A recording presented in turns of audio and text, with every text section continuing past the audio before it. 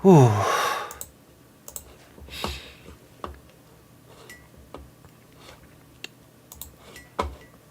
Oh. Oh.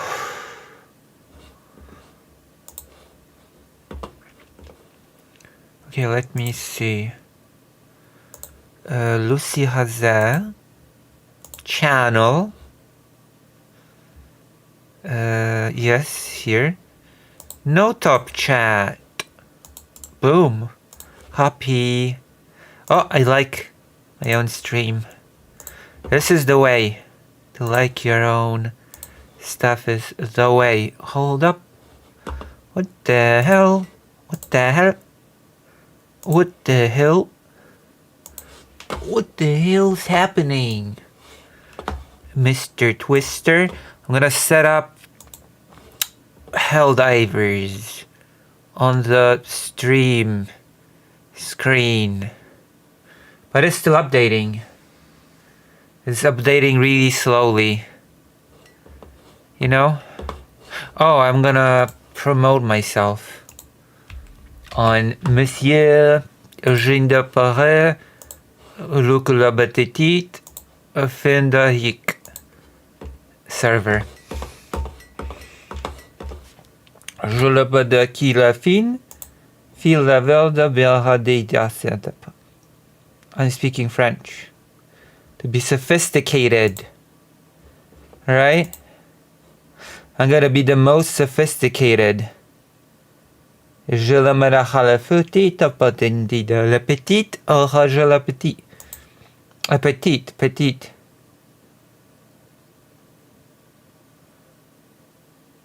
A petite, je ne maraha la petite. Fin de si. Let me see. Oh, cathédrale.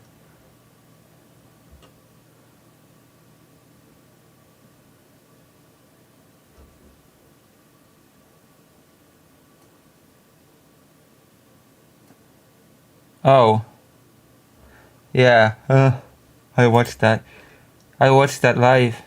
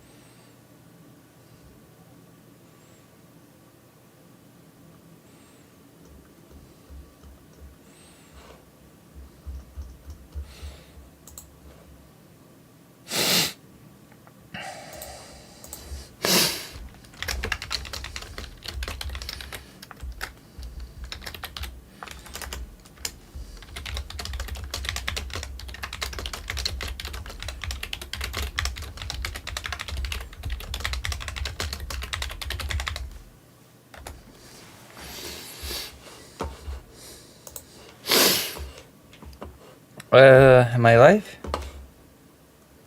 Oh, yeah. Hold. I have to.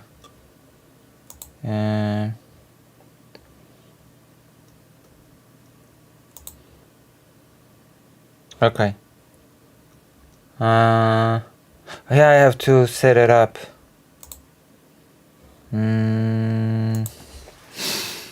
Oof. Gigglers.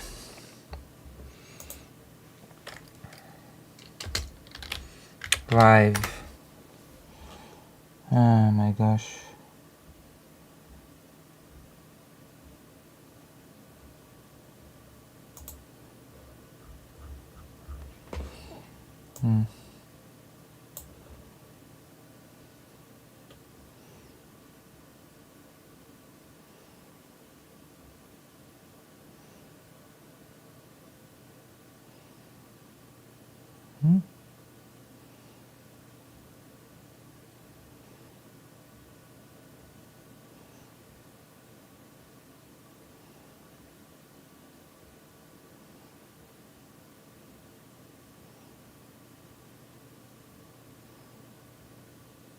The hell?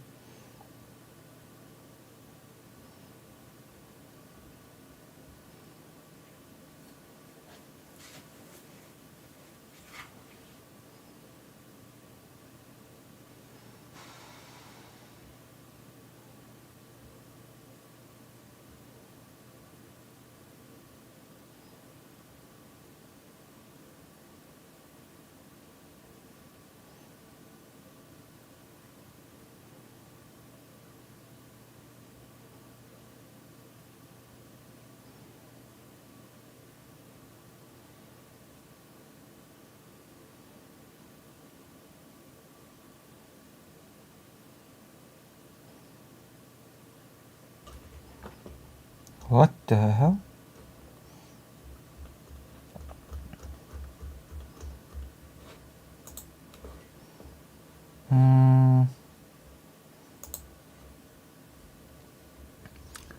Let me see.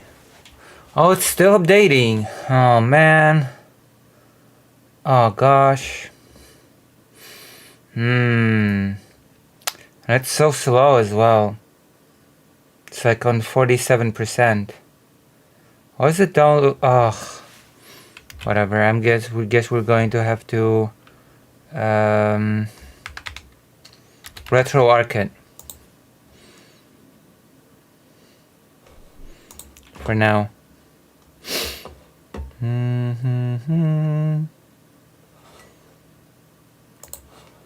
We're gonna see if we're gonna hit the algorithmic heights with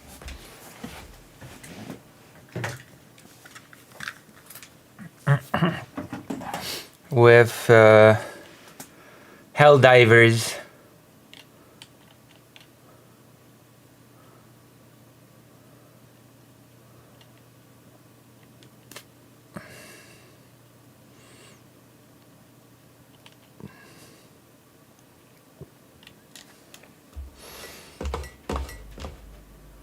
For now, it's still like, you know.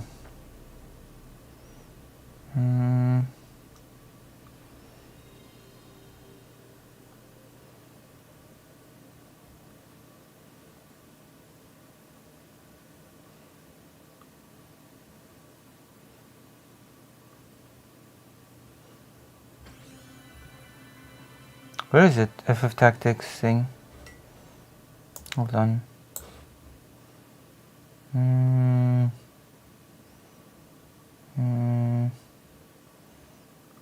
Oh.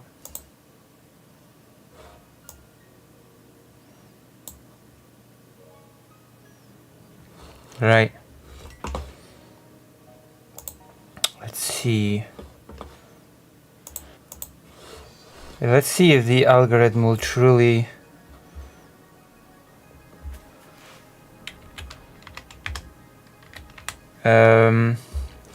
will it truly favor me?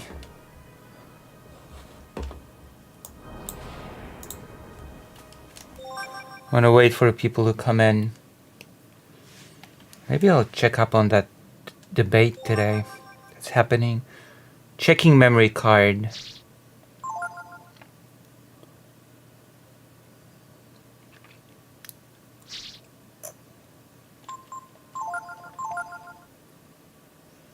Damn.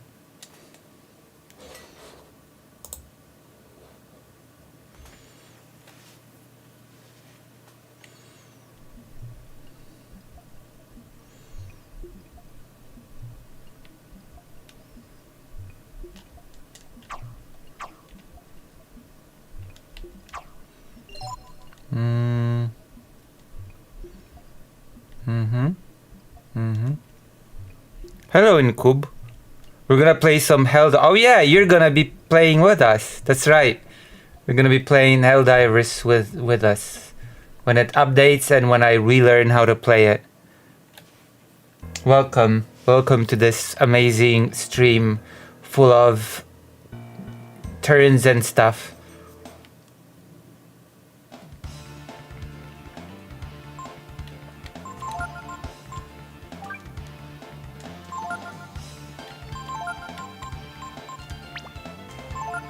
Look, the animation will change now.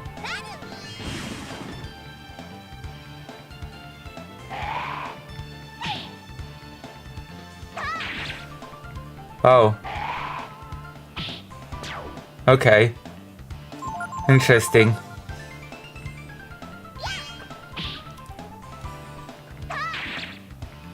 See, the animation changed. Of the protagonist. He no longer is afraid to strike.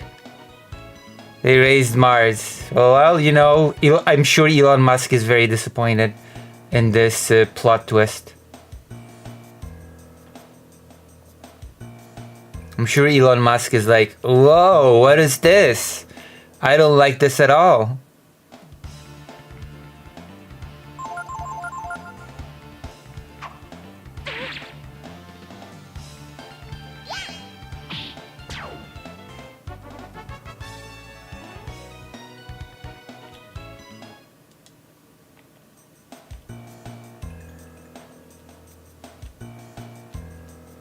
A treasure to he who pushes the 7 words. The path opens to he who learns the 7 words. 7 is sticking out and looks like it can be pushed. Do you want to push it?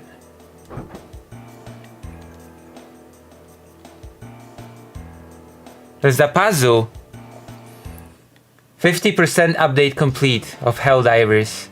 Heart of Democracy. Control democracy.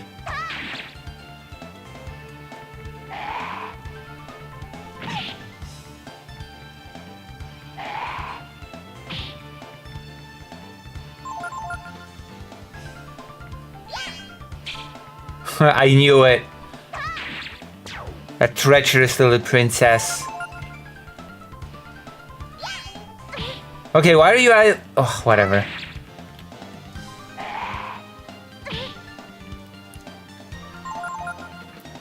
My equipment is too good.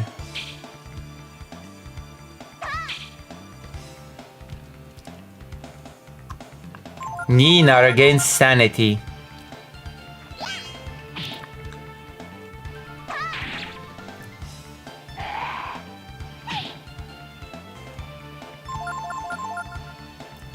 This is actually easier than I thought. Nina is only like level 7.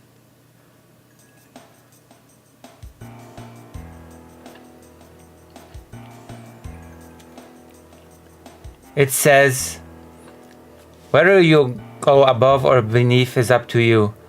Above and beneath are raised and look like they could be pushed. Do you want to push them?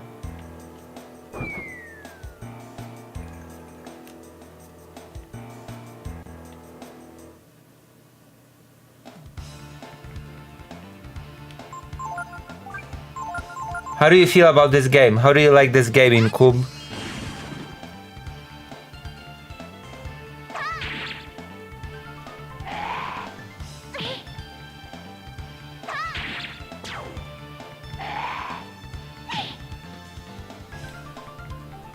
It's great? Ah, thank you. Rejuvenate. Apurifu.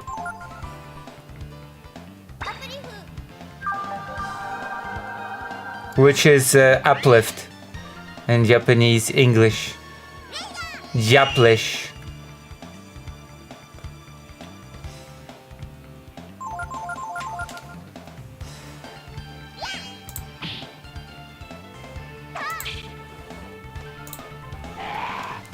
Oh my gosh.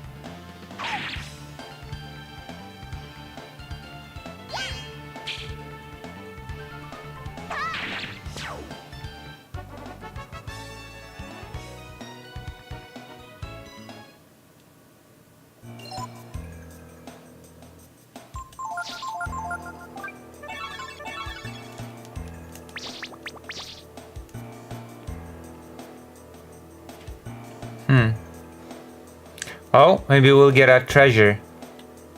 Yes. You found glass domino, which I have no clue what that is. Let's see. Glass domino. Follow eye, shard. Ooh. Oh, a helmet, I think. Hold on. Equip glass domino. Ooh.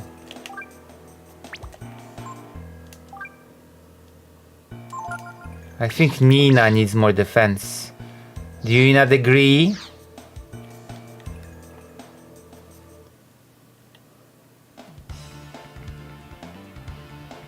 Nina. Jolt.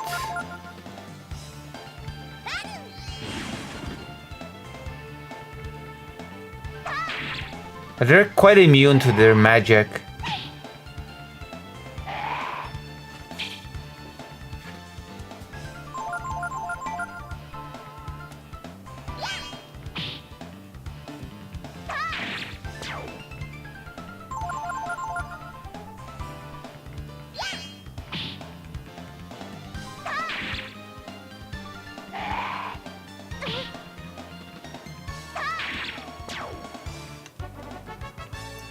Experience.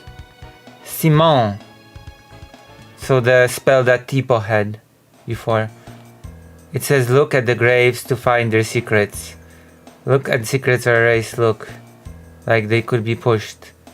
Do you want to push them? Secrets. Yeah. It says after climbing the tall grave you'll fall outside.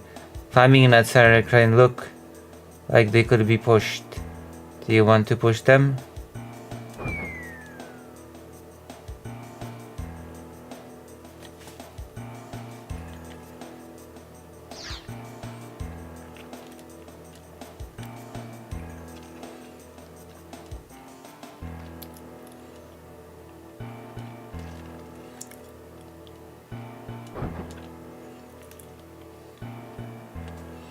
All right.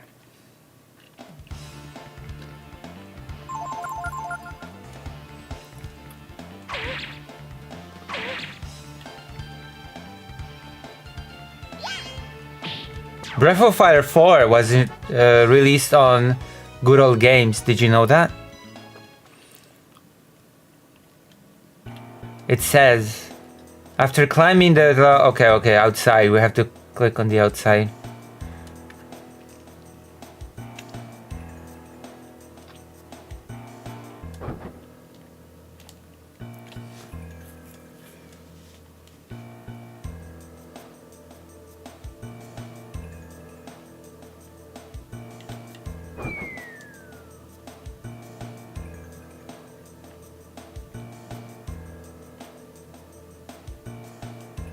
I don't remember what this puzzle was all about, to be honest.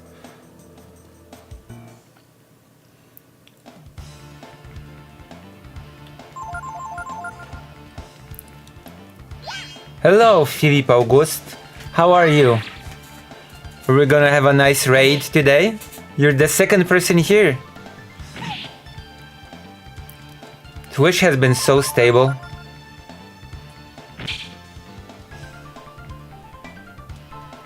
Charge.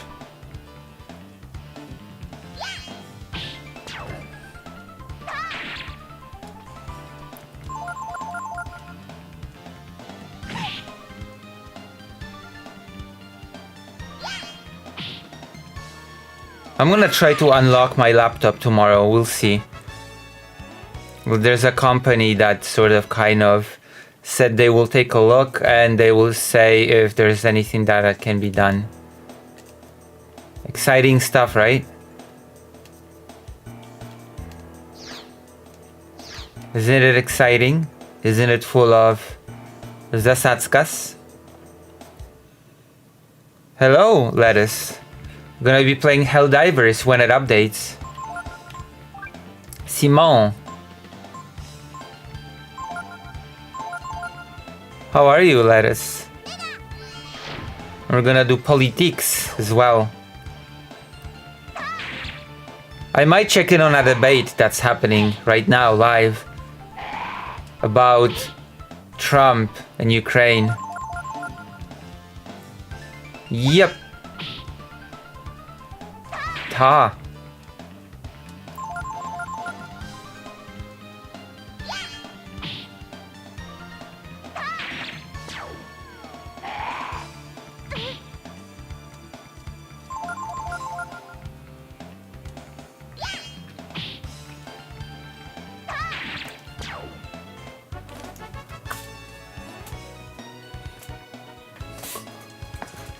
$19 experience points. We're gonna get a wonderful character soon in this game. It says, what is the meaning of green and red? Green and red are raised and look like they could be pushed. Do you want to push them? Green. Green. Green, green. You found panacea. Or panacea. But I don't know. Looks like it says it is a high place but not here. It is not erased. Okay, like could be pushed. Do you want to push them? Lots of words carved into the stone. Remember the red words not to go green. Wait. There are lots of words carved into the stone. Remember the red words, not the green. The words are actually switches. What order do you want to push? How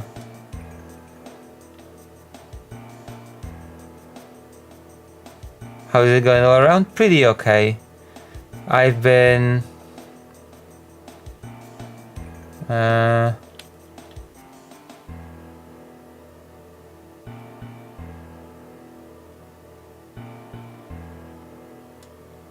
I've been taking care of Fido today. I've been eating grapes and reading a lot.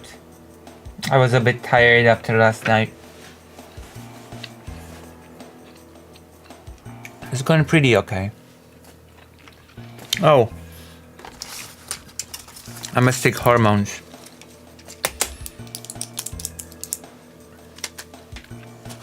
And of course I'm trying to unlock my laptop. BitLocker thing. We'll see. We'll see if it's possible to save my data during interviews.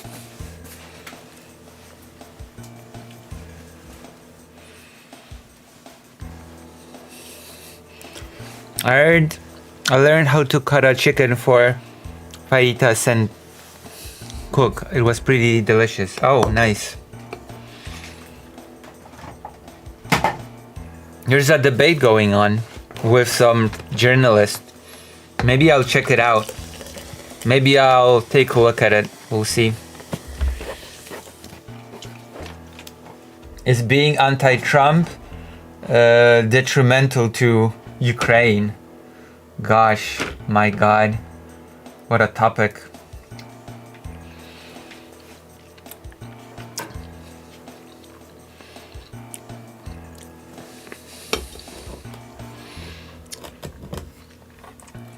Can't even believe. Oh. I ate lasagna. Homemade lasagna sauce, which is basically just bolognese, is pretty okay.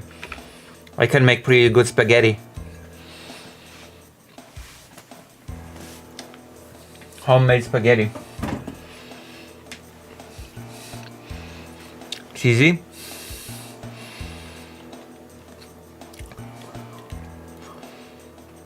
Oh my God, do I have to go around and memorize all the red words?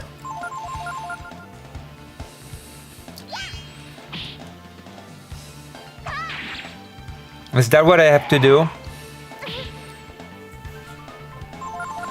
Okay, I'm gonna take a piece of paper because my memory is not what it used to be, and by that I mean my memory was never good to begin with, so I'm gonna take a piece of paper and we're gonna do this thing. You excited for Helldivers? I bought some croquette, but it turns but burnt it on one side as hell. How? What's the filling of the croquette? Meat?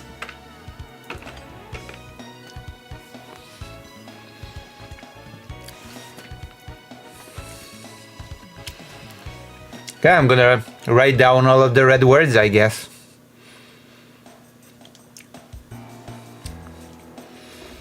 Is.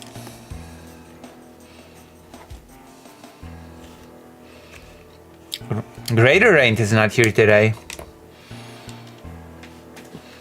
Kapusta z grzybami was made, but not that bad at least. Yeah. I usually go for meat. I've always preferred meat to kapusta z grzybami, but you know. You know? I've always been a meat supremacist. A meathead.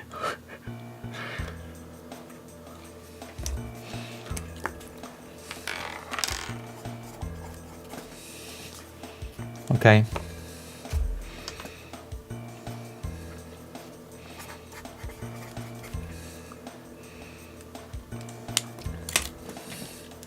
I'm writing down all the red words.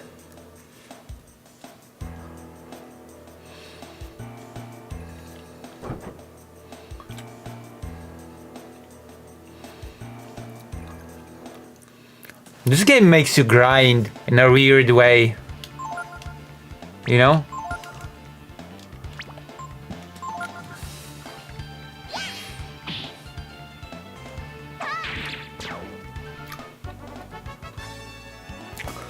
I'm not usually trusting with meat in ready-made meals. Oh. I mean, it depends when you buy it. Technically speaking, some places sell those things handmade, right? It says whether you go above or beneath is up to you. Actually, I don't think I've. I feel like I should. I feel like I should repeat this anecdote. There's this independent movie maker that's been my brother's classmate in primary school, and as an adult he invited me to his birthday party, and at that birthday party there was a food inspector, and he told us about his job, and he told me that in those big supermarkets like Auchan or Lidl or all those bigger stores, when you have bread, the bread is made with spoiled wheat, and the amount of the spoiled wheat is just so that passes barely quality control, but there's always a mixture of spoiled grain in the bread, so you probably should avoid buying bread in those big markets, you know? Or so the food inspector advised me to do, to just avoid bread from those, yeah. Since his job was literally a food inspector, I sort of I decided to trust him. Does Żabka and Spoem count? I think Żabka is a bit smaller, so maybe it doesn't count actually. Like he was talking about things like Auchan, Tesco, I think, although Tesco's I think went bust, and all those sort of like big stores, like the Walmart type stores.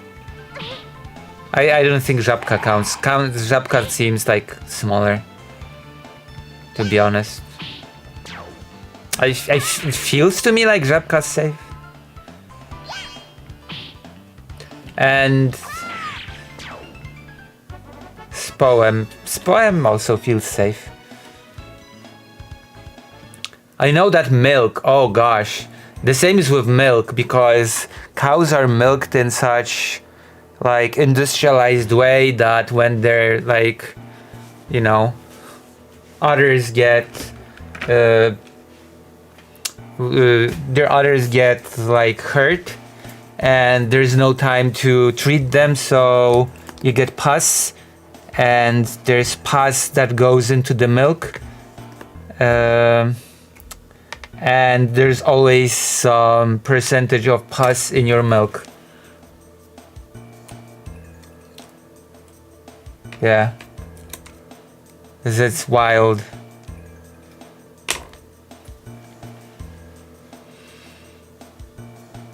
You know, that's basically the cost of having stuff mass produced, right?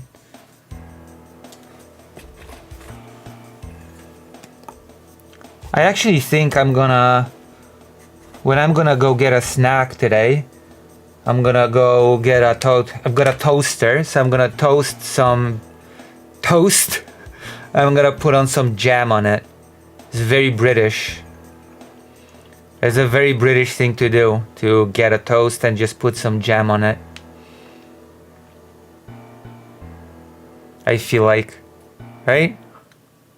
I just drink like this coffee milk. Oh, okay. There's this... there's this very dense milk that... There was a time when I lived for over a year with a Vietnamese couple in a small little house on the countryside. That was a good time. I enjoyed that a lot. They used to call me for meals in Vietnamese, and I felt like I lived in a Vietnamese family.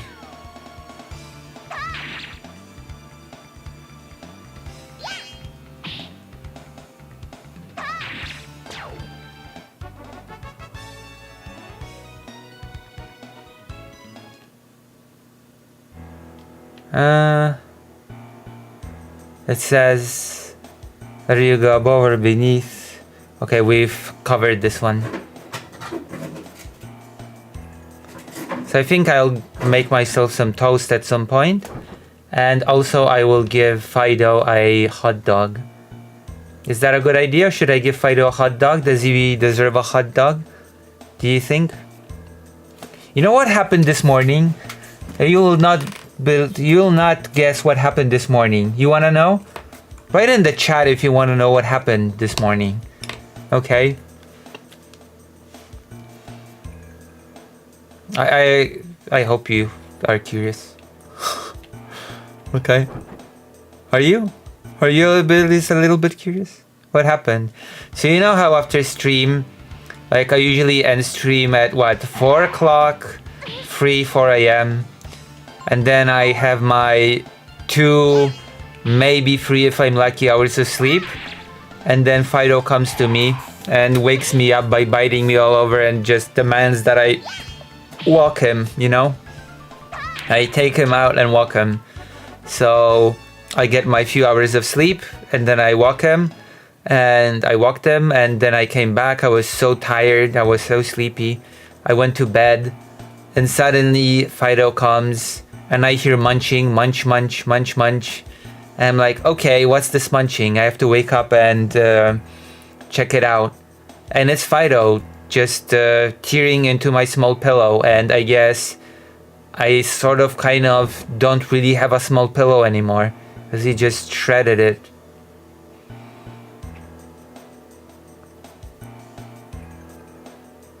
You know? Now he is calm. Now he is sleeping.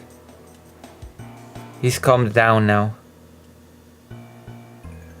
You know?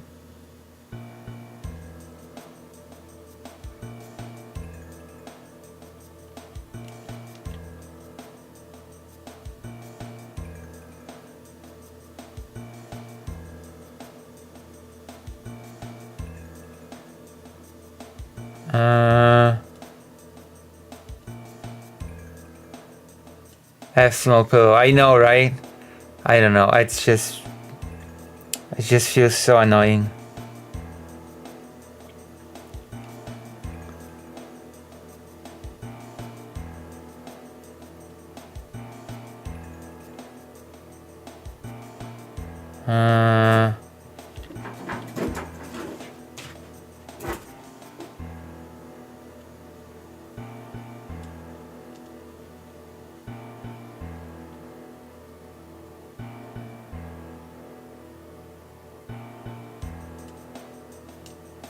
This. Oh wow, okay. We did it. Did we? Did we do it? Wait, where? What the hell?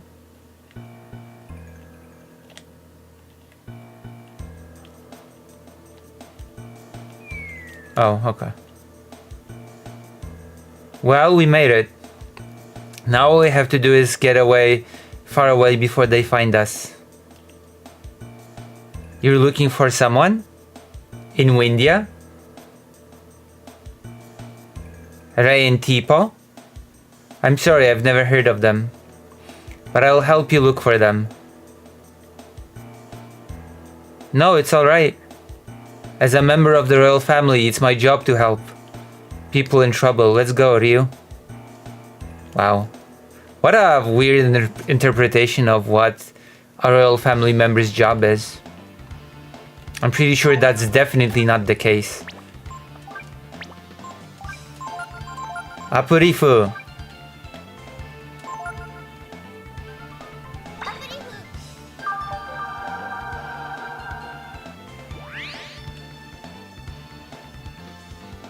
Simon.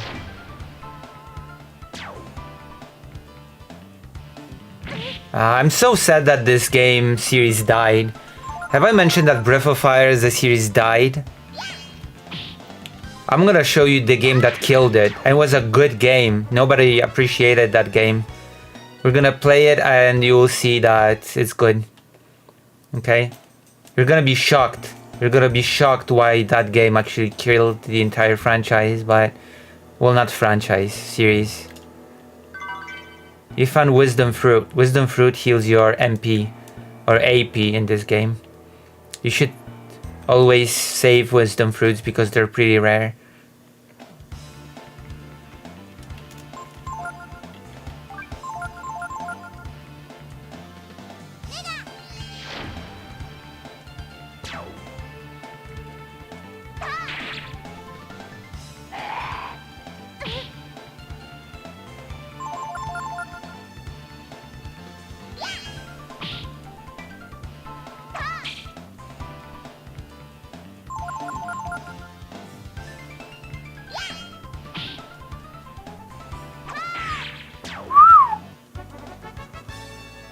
%65% completion on Helldivers 2 update.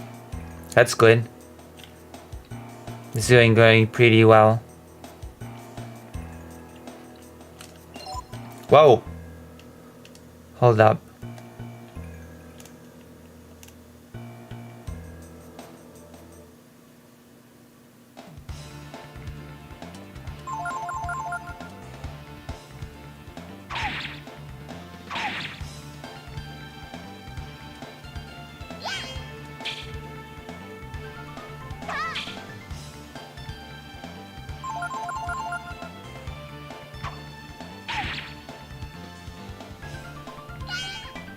Okay. You...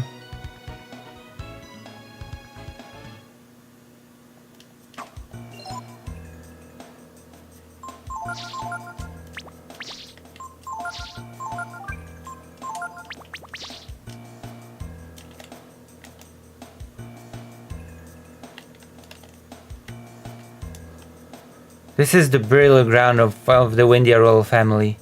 You know, a cemetery. Okay. And you just let me in here. That's cool. This is Windia. Windia is a city that has been in all first 3 games. Maybe I should show you Breath of Fire 1 on the Super Nintendo. Should I?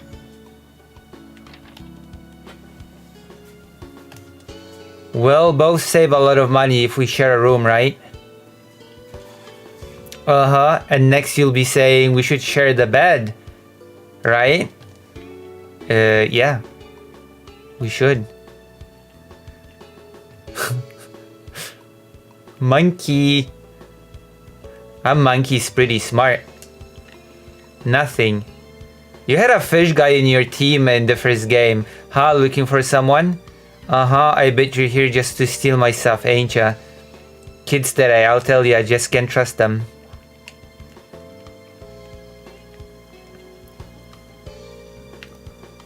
I should actually show you the first game. How it all began. Because this is the last entry in a trilogy. Okay, I'm gonna show you the first game. Behold. I'm gonna show you how this trilogy started. What do you want to do? I wanna save the game. I'm gonna show you how this whole thing started. The Breath of Fire series. Okay? Are you excited? I bet you're excited. You're just not showing it. Hold on, I'm gonna turn this off for a bit. And I'm gonna show you, okay? Ready? Are you ready? I feel like I'm the only one actually excited, but whatever. Breath of Fire USA. Alright. Run. SNES. It was done by Squaresoft.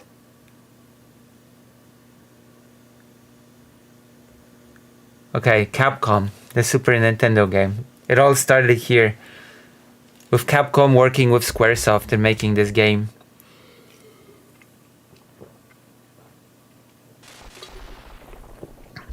The first of a trilogy.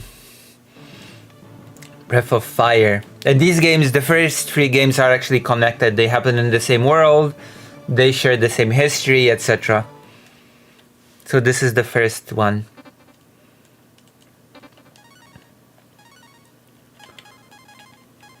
All the protagonists are called Ryu, which means dragon.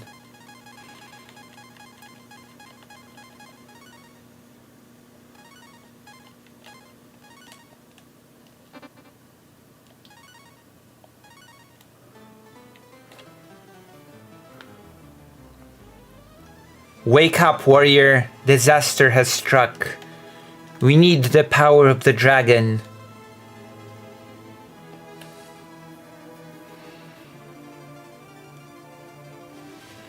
Those were the times before the dragon genocide that happened in the third game. You'll perish if you don't wake up.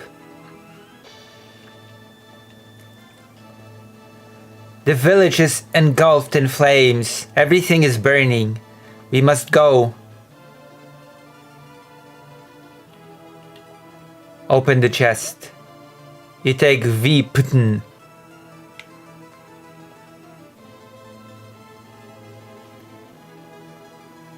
I'll stop this fire. Rada de Cabra. Cochus Cuspo.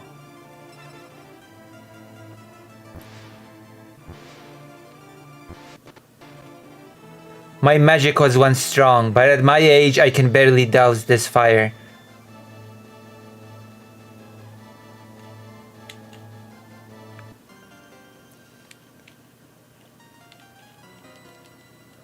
This building is safe from the flames for the time being. The fire is so intense, it doesn't seem natural. Let's go. Esma's magic will hold the flames long enough for us to escape. We don't know what caused the fire. Luckily, the people here are safe. We woke up surrounded by flames. What have we done to deserve this? This building is safe from the flames, but for how long? I don't know. We woke up surrounded by flames. Our faith is in Sarah. Her magic will keep us safe. Oh, the humanity! This is horrible.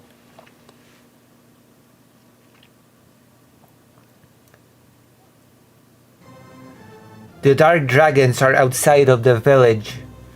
We're surrounded. The dark dragon family is scheming against the other dragon families.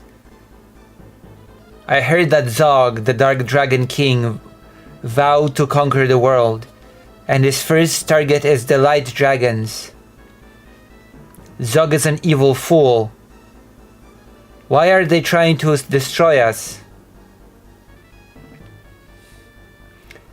Zog fears us. He doesn't know that we've lost the power of the dragon.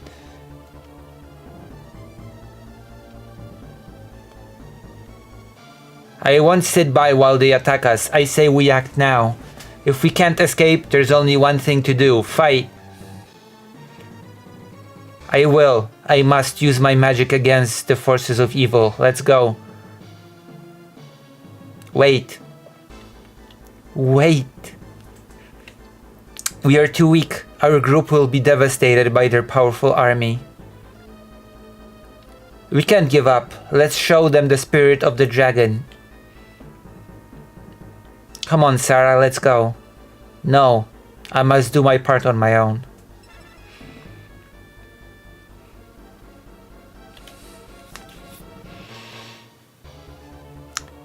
What have you done? I've turned him into stone so that the fire will not affect him. Remember our mission as members of the Light Dragon. Stone or not, they'll still find us.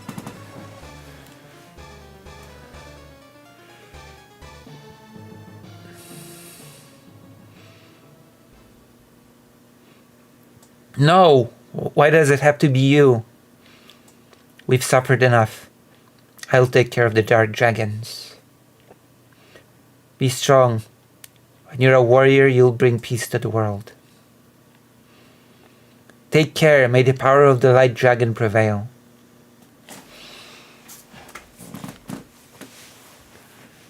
I'll try to distract the dark dragons. Hey, someone's there. She has the power of the dragon. Take her to the commander.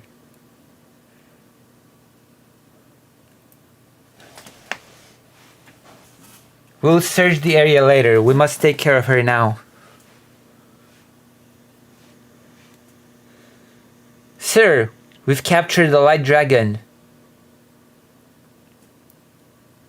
You set fire to our peaceful community. What do you gain from this? She has a point. My orders were to eliminate all light dragons. I always follow orders. I'm just doing my job. Please don't blame me.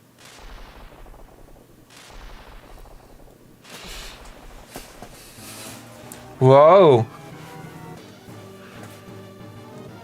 Our village has been destroyed. Wow, you're strong. Come on.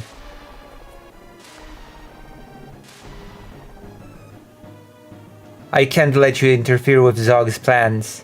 Nothing personal. We will stop you. I don't think so. We have the goddess keys. The goddess keys?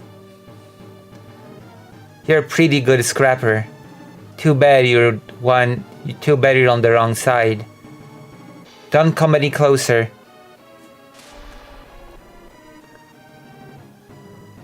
What will you do with Miria, the goddess? Yeah, I'm gonna say Miria because they've changed it from Terra to Miria later.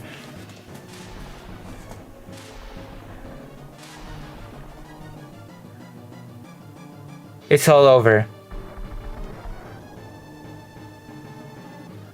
Take this, slime.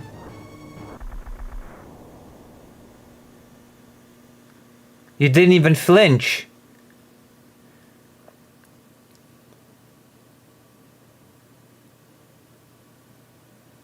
Come on. Is that all you've got? Ha ha ha. Ha ha ha. 71% on not Helldivers. When the dragon family was at the peak of its power, a goddess of desire appeared. The goddess Miria granted wishes. The dragons fought each other for her power.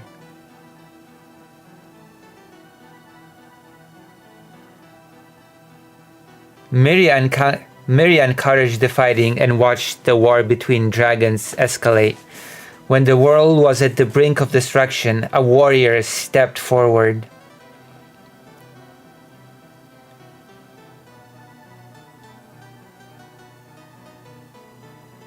The warrior battled Miria with his 7 companions and locked her up using 6 keys. These goddess keys are scattered through the world and hidden away.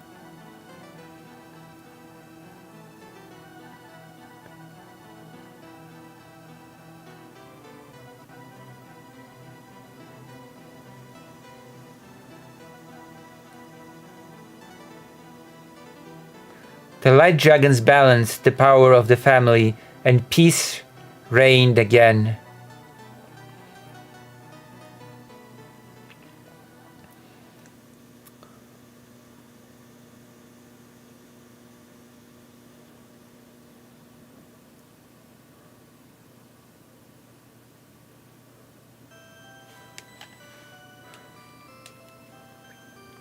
What's going on? What happened to Sarah? Sarah saved us. Chief, don't you think that we should fight for Sarah? We renounce the dragons. Their battles aren't ours. We must fight for Sarah and the pride of the light dragons. We must think of survival. Soon this place will be in ruins. No.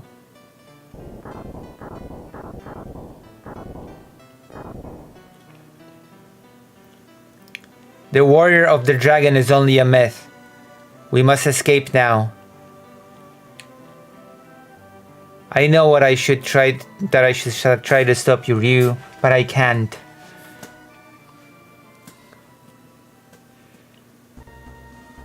Take this. It's not much, but you can use it for equipment. Zog will be brought to justice soon. Good luck, warrior. We'll stay here. Come back if you need a rest.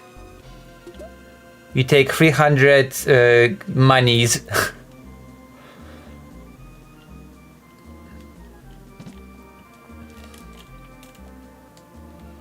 How do I enter the menu? Oh.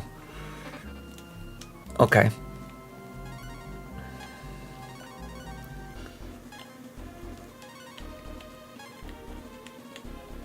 Dirk Woodstracht robe. Oh my gosh. There was a limit there was a character limit on the Super Nintendo. That's why the whole saber.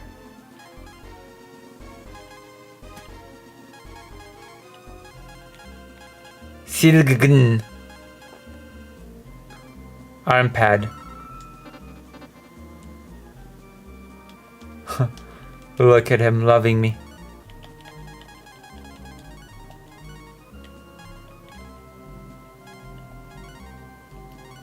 Okay, I'm pretty good now. We can save the game now in the Dragon Shrine.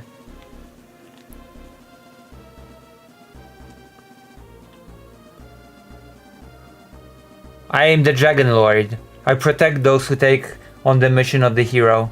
I'm here to record your journey. Your journey has been recorded. Good luck.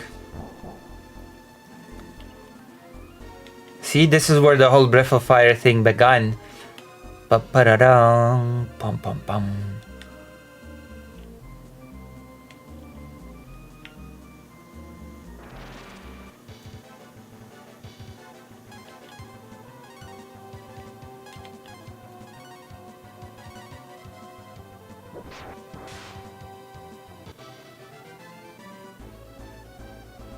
The monster left Herb.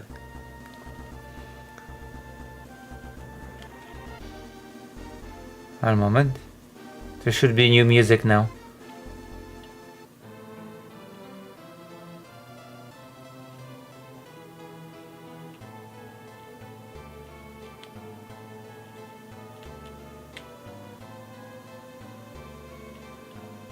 Only those items remain.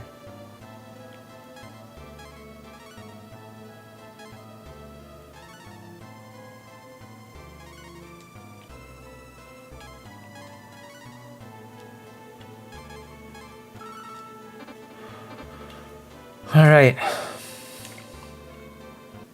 So how do you like Breath of Fire 1 on the Super Nintendo?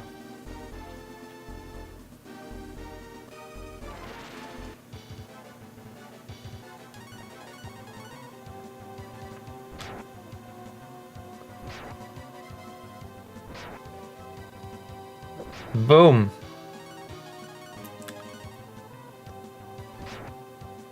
Oh yeah, it's a lot lushful hair.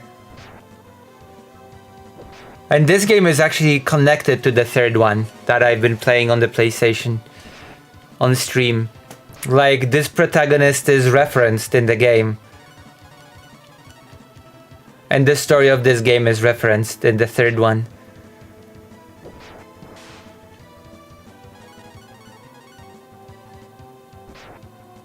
It's connected to the Dragon Genocide.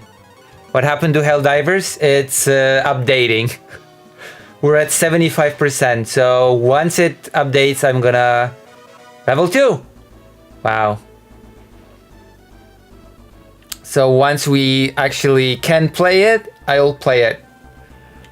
As I promised, 70% updated. Excellent, excellent! We're gonna be playing with Inkub and Faye... oh, Faye Cal Parker, do you have Helldivers? Do you wish to tell me your story? Yes. Nope? Oh. So we're gonna be playing with Inkub and Dr. Johns. And we need a fourth person to have a fixed team. Because I think this game you can have 4 members total.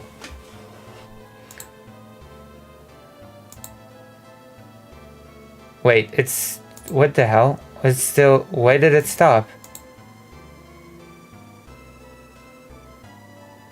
Oh no, it's still going. Really slowly. It's updating just really slowly.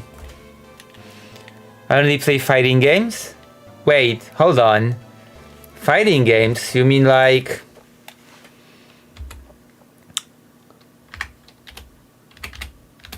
Like this? Let me show you. If you play fighting games, then you should maybe want me to play the new Bleach game on stream. I heard it's very popular. Do you know about the new Bleach game?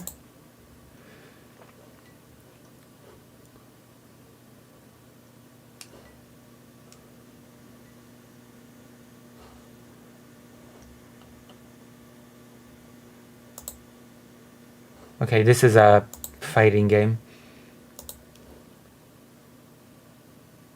I've heard of it. Yeah, it's apparently pretty good. Bleach is having a revival.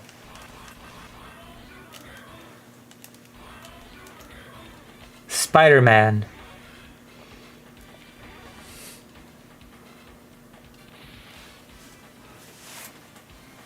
I'm still cooking dinner. I'll be there in 20 minutes. Oh, it won't. Don't worry. It's still updating. And Dr. Johns is not here yet. How do you think of this fighting game?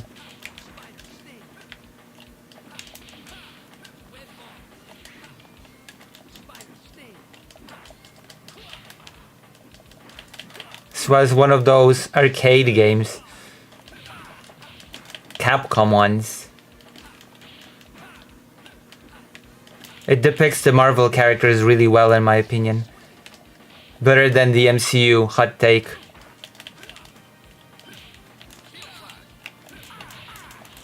Especially Spider-Man. This is well depicted here. Let's make the game louder.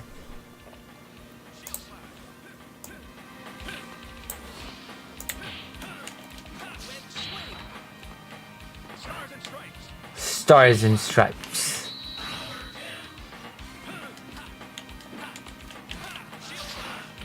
I like how Spider-Man's fighting style is depicted.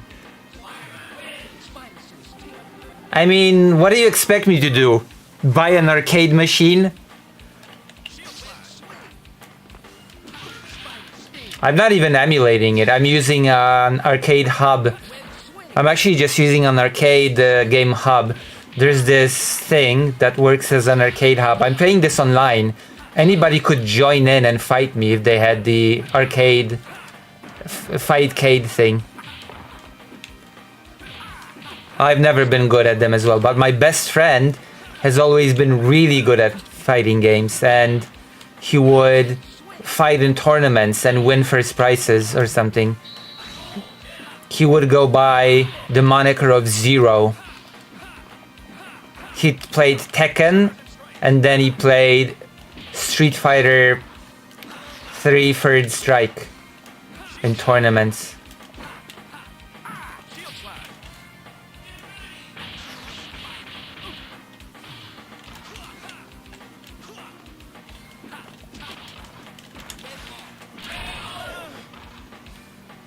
You could buy it at Steam. Marvel Superheroes is on Steam? I didn't even know. I didn't even know. I know Marvel vs. Capcom is on Steam, but I didn't know Marvel Superheroes was on Steam. I mean, if I were to buy a game on Steam right now, it would have to be Expedition.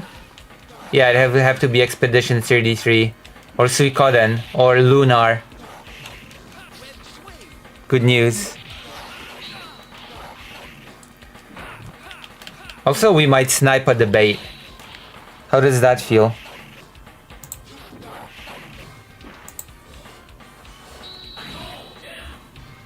Hello, Greater Rain. How are you? I've been wondering what were you up to. Greater Rain, have a dilemma. I have a dilemma, and I need your advice. Oh. What's the dilemma? Should I eat toast? Should I go get toast right now? With jam and stuff?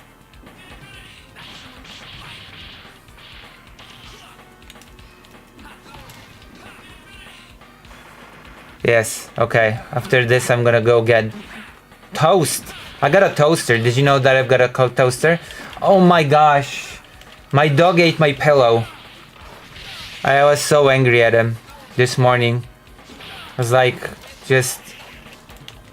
Like, it's bad enough already that I don't get much sleep, because when I finish stream at 4 a.m., like, I sleep just a few hours, and then Fido just wakes me up and tells me, just goes, you have to walk me now. I don't care about your sleep nonsense. And then I walk him, and then I returned, and then I just went to bed and was like, oh my god, I have to sleep, I'm dying. And then he just came to me to bed and just ate my small pillow, tore it to shreds.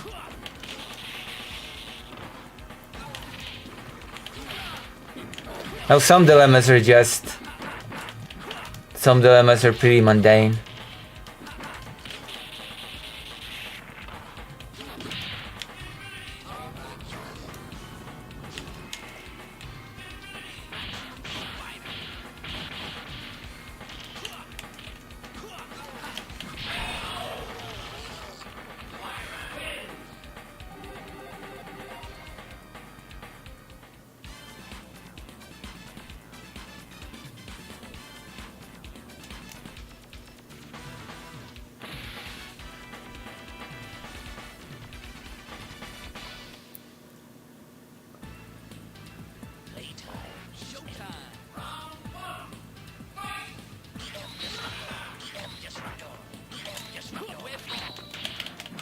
Magneto is well depicted in this game, by the way, and has a cool voice.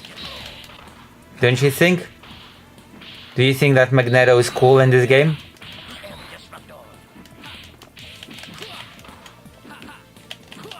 The Holocaust survivor.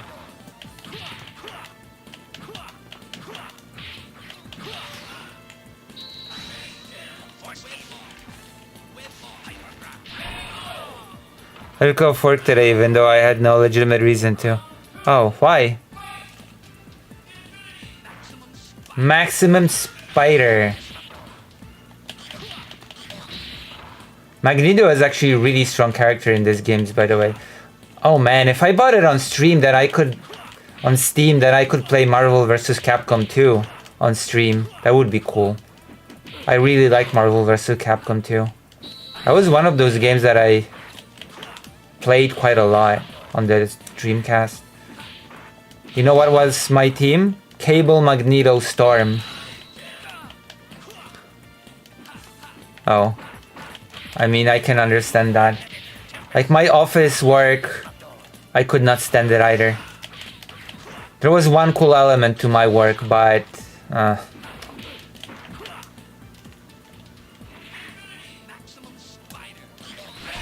Okay, I lost. I'm supreme. I'm gonna go get the toast. 80% upload, 80% update ready. I'm gonna go get toast and gonna go to the toilet. Invite your friends, family, and colleagues and everything. You know? I'm gonna, invite everybody for us to have a nice big audience.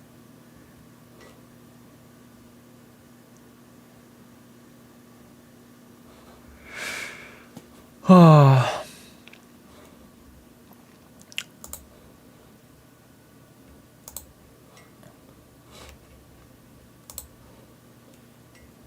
I'm gonna be right back.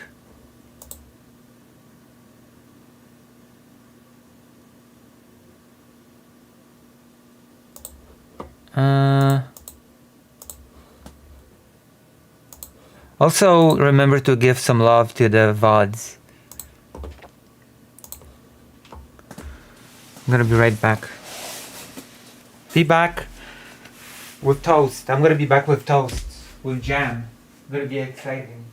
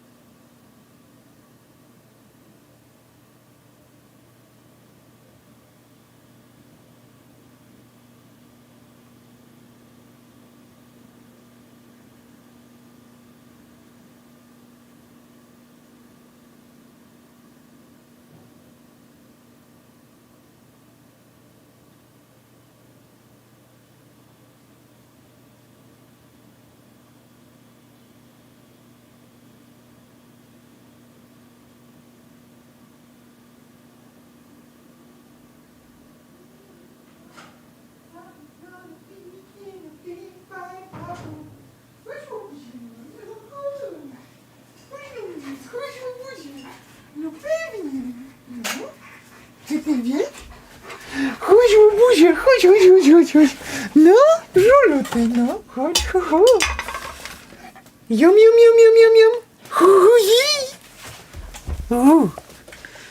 Alright, I'm ready to... What am I ready to? I'm ready to eat the toast. It has jam. How is everybody? Oh, baby boy, you.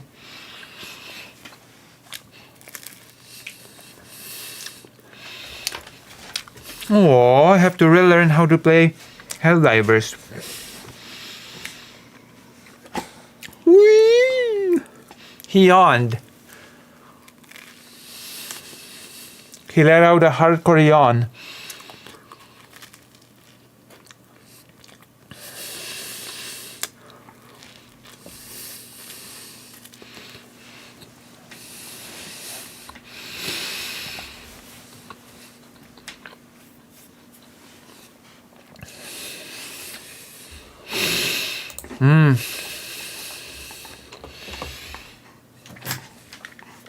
Let's see what's happening on YouTube.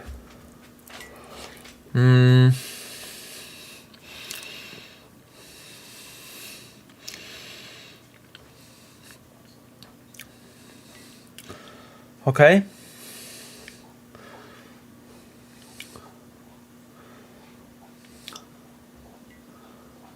Bait.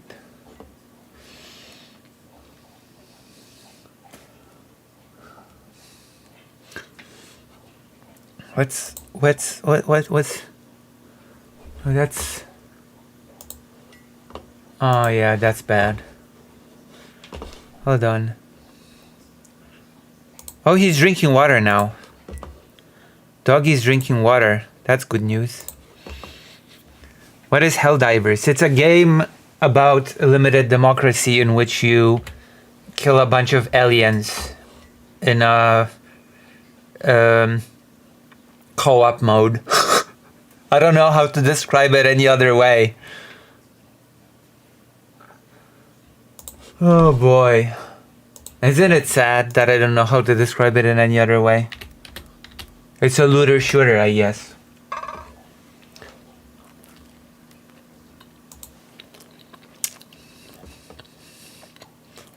It's about managed democracy.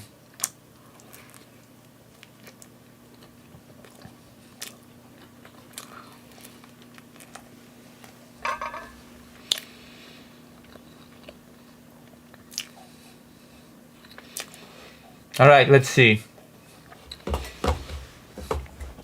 While we wait for the update to finish. Where's Kotor,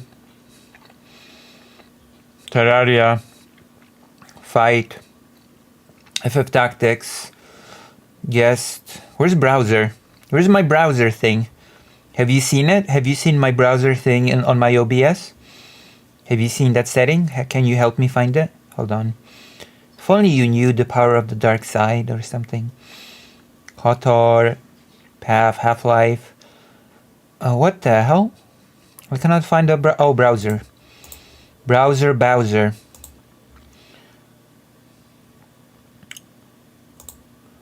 There you go.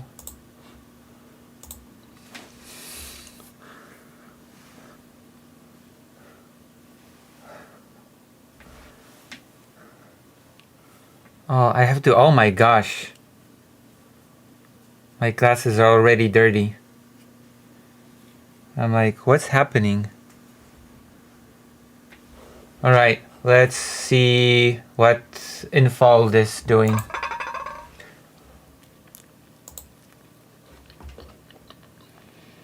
Let's snipe. Hold up for a second. What the hell is happening to him? Again? No, we're having issues, and I don't know what it is because I am having no drop frames or issues on my side. Full connection. The health of the stream is good. I don't think we're having issues. I think we're fine. I'm watching this right now.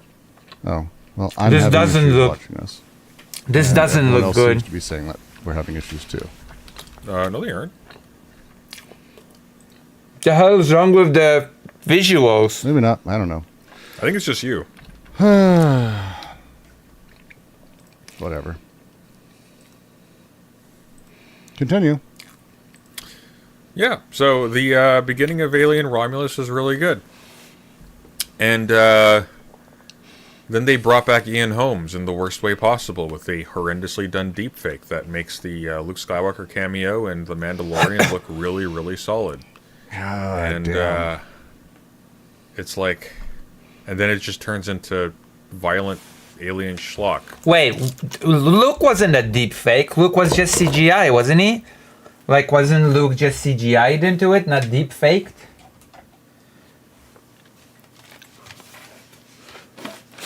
I'm pretty sure. No?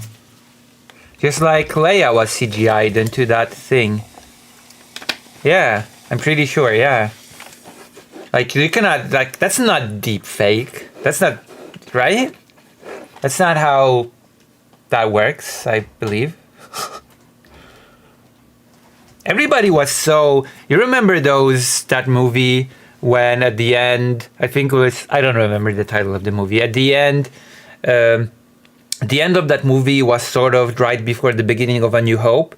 And Leia shows up in it and she's CGI and everybody super complain about it bad. I don't know. I thought it was not that bad, actually. I thought it served its purpose. Corridor Digital did a deep fake version of it. Oh.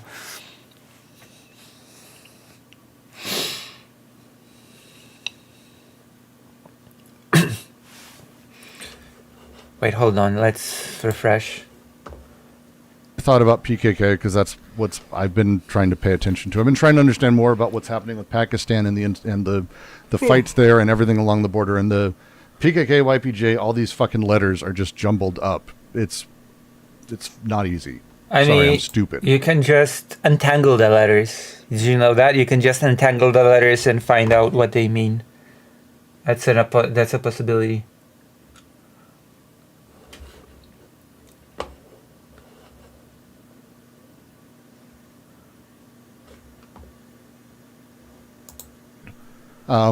Anyways, long story short. Yeah? Alien Romulus is good for the first 40 minutes. You can just turn it off at that point. Unless you really like... What happened to casting other actors? I don't like casting other actors as the same character, you know? Like, I don't like the idea of changing Luke's actor to some totally different guy.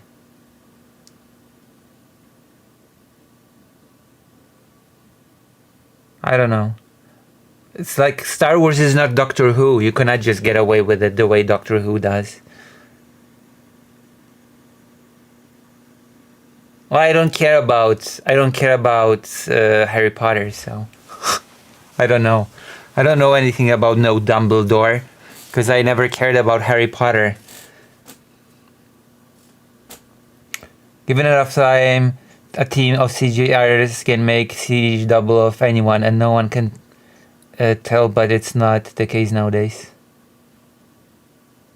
I think casting new actors is important for new blood to come into the industry. I mean, well then just don't keep making stories about the old characters. Just create new characters and cast new actors as them, you know? Make new stories. That's like a wild concept, I know, but like we don't have to keep having nostalgia bait, you know? About, oh, do you know how Han Solo got his name Han Solo? Or do you know how exactly the Death Star plans got into the hands of the rebels? Do I need to know? Can we have a new story with new people in it?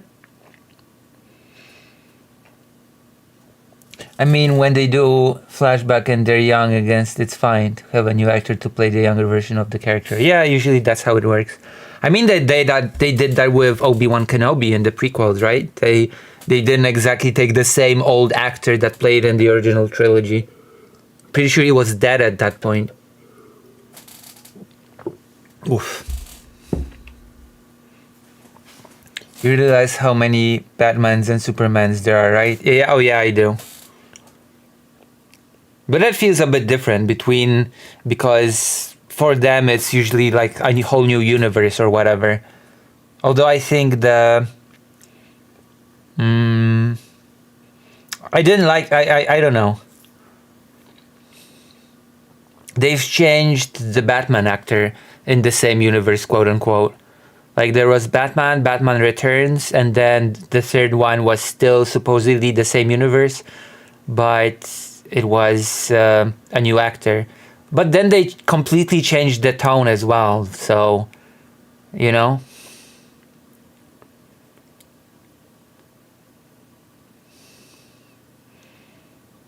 James Bond is just strange in that regard.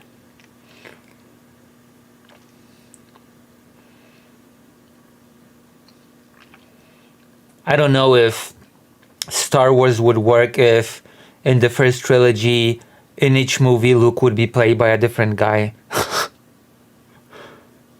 You know?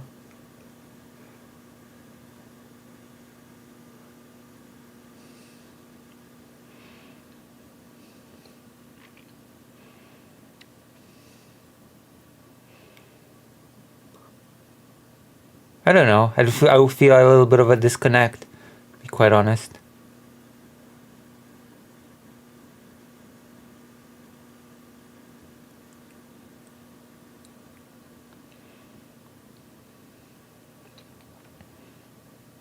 It's a movie.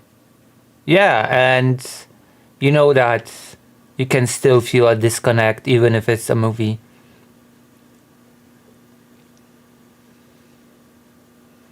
I'm not sure what you're trying to say by saying it's a movie.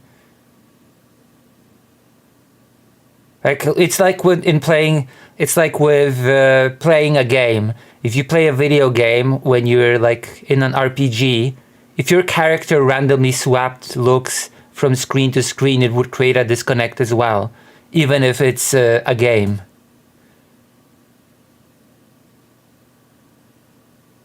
Like if you watch something, you realize it's a game.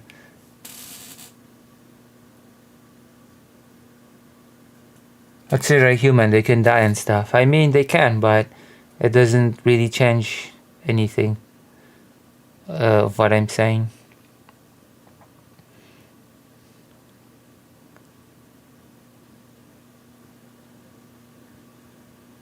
They've changed the actor for Iron Man's friend, War Machine guy.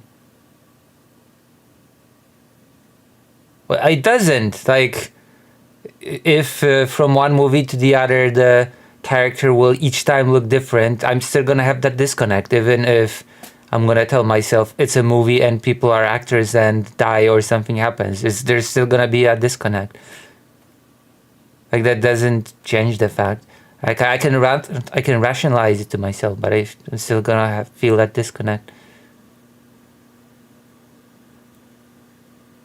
Like, if someone voices a character for 15 years and the voice actor dies, and they're just gonna swap the voice actor for the character, I'm still gonna feel that change.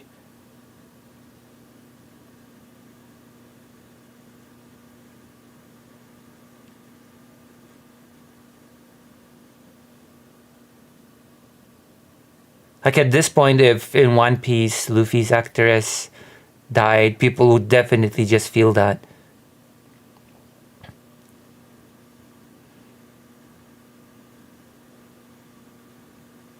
But every time you don't feel disconnected, it's different somehow. Yeah.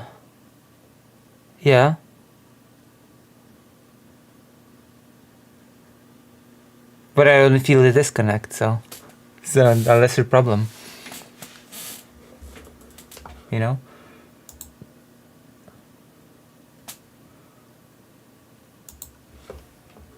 It's like with Dragon Sakura. It feels like excuses. Well, it's not excuses. It's like with Dragon Sakura, where Dragon Sakura is like about a Japanese TV series about a guy that tries to get students in a school to get into a prestigious university, and like 10 years later they did a sequel series, and they shown the students that he taught to go to that university, and they took the same actors that were young then, and 10 years later they took the same actors to show them sort of what happened to them.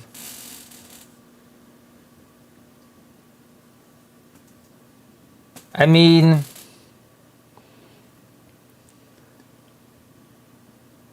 also CGI is not deepfake. I don't know. Like, what's the point of showing scenes with old characters if you're just gonna get people that look different? Like, then what? Then at that point, what's even the point of making new movies with the same old characters? To just make a new movie with new characters and then cast someone else.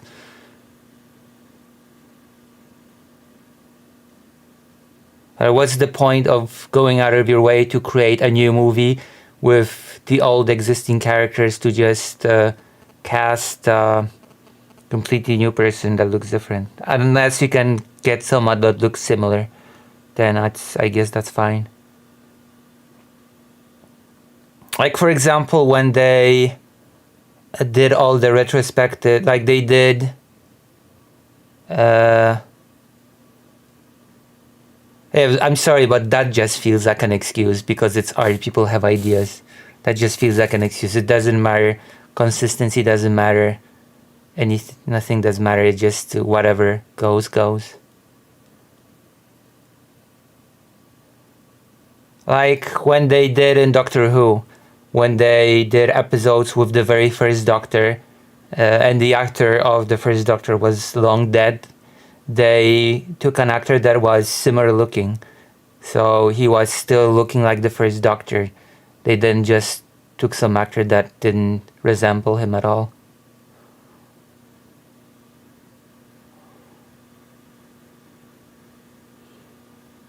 Like, I'm sure they could find a person that looks like Mark Hamill, or I don't remember Leia's actress's name.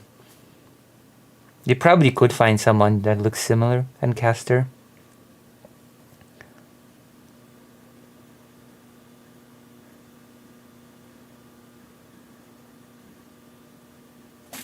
No, that's how people start their art careers.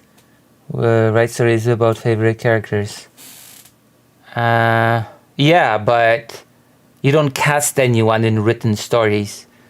Use your imagination.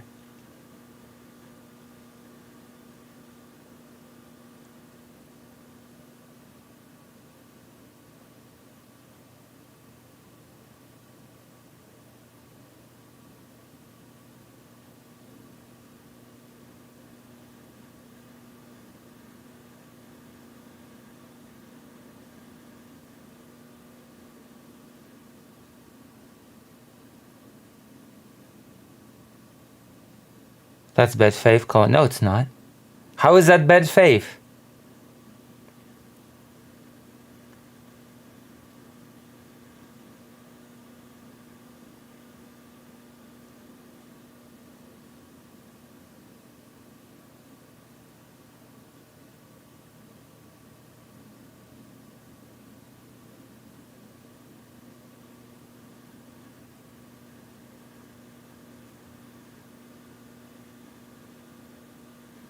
You need to write a script for a movie, obviously. People don't start their movie making careers by making movies about existing properties. That's not, no. Usually people start their movie making careers by making their own stuff, their own indie projects.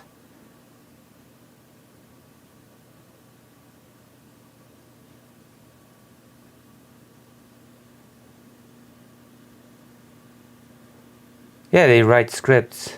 What do you mean, what am I talking about? What are you talking about?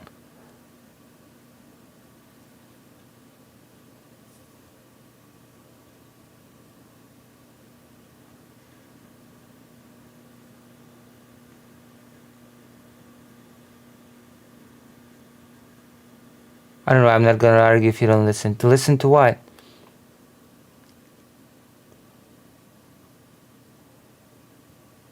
Like, what? You don't really care about casting, for one, when you write a script, so that's I don't even know how that's related to what we were talking about. The fact that people write scripts as start of their artistic endeavors. Are we getting a Lettuce Lucy debate? Yes.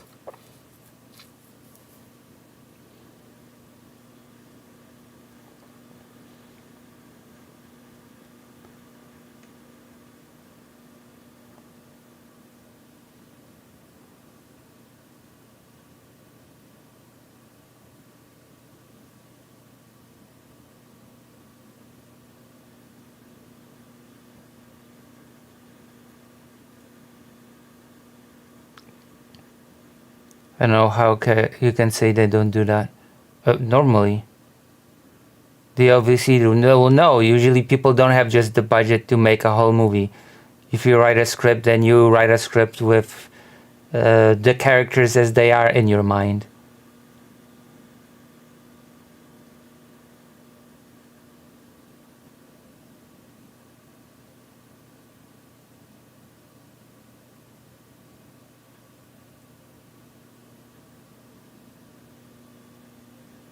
For yourself. What do you mean? Not for the big screen. What are you on about? I have no clue what you're talking about.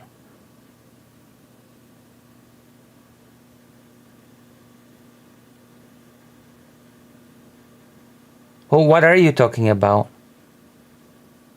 Indie production?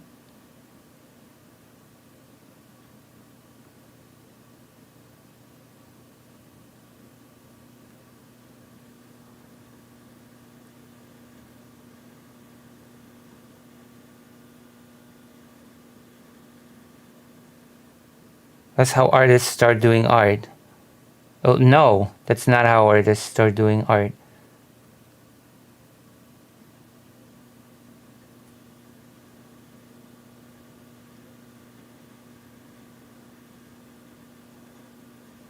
Oh yeah, well, okay, I still have no idea. Like, yeah, some people do, but I still have no idea what does that have to do with anything?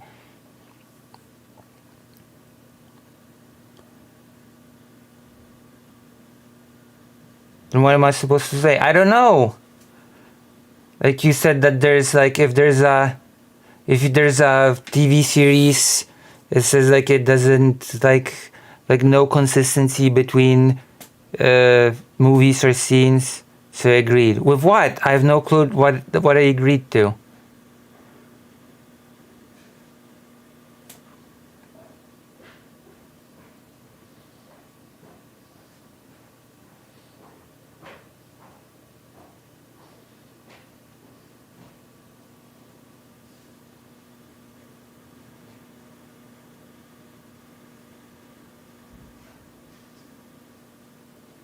I just wrote.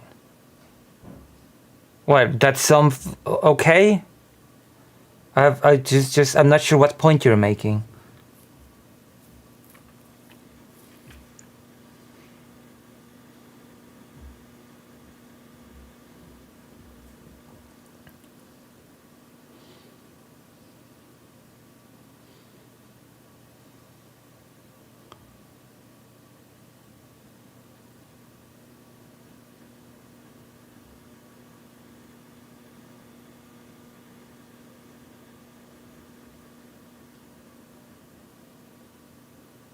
Great. See? Whatever.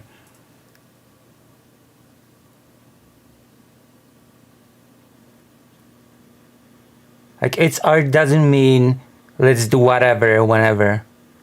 Like, if you're trying to create a consistent world, then some things do matter, even if it's art.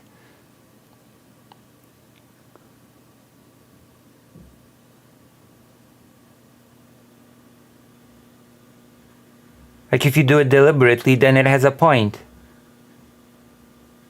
But art doesn't mean random.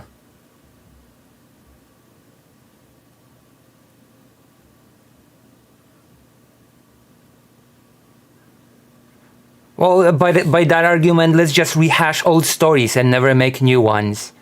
Because I guess nobody will like new stories. Everybody just likes old characters with new brush of paint. Because you can never tell any new story, God forbid. You'll just have to return to old ones endlessly, forever.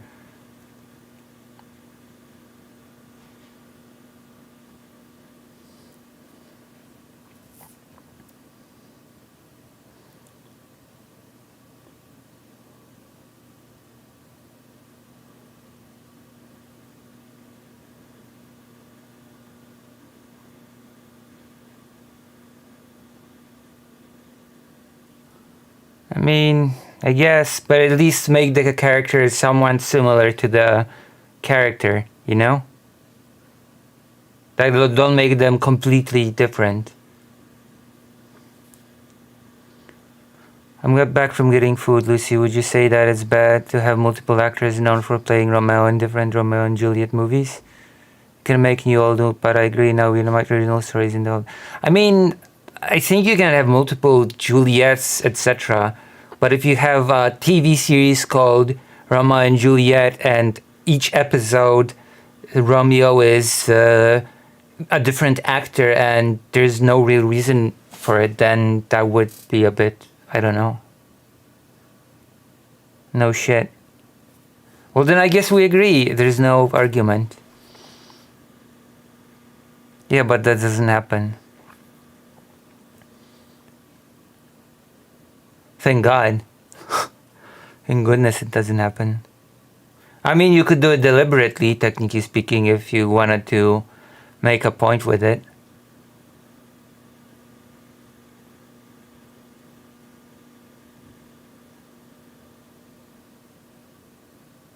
So a show where there's a different actor, but deepfake would be better? No? Why would that be better? Deepfake it into the same guy for consistency. No, I wouldn't really like that either. When I just keep the same actor, you know?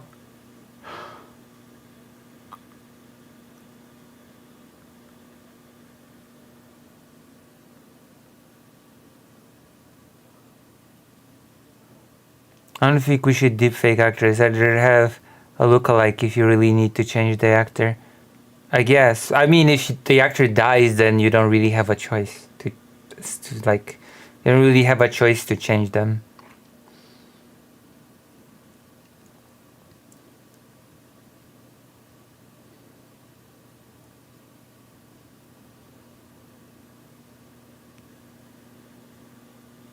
Okay, how do you feel about actors being aged up and down then?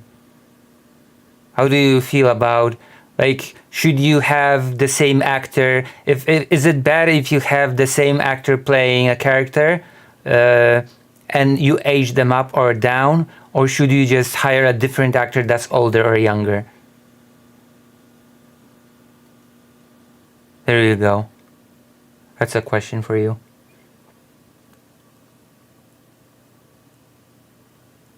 Well, they chose with Leia. Well, with Leia, they did CGI, I think. It wasn't even deepfake, but I guess the general principle is the same.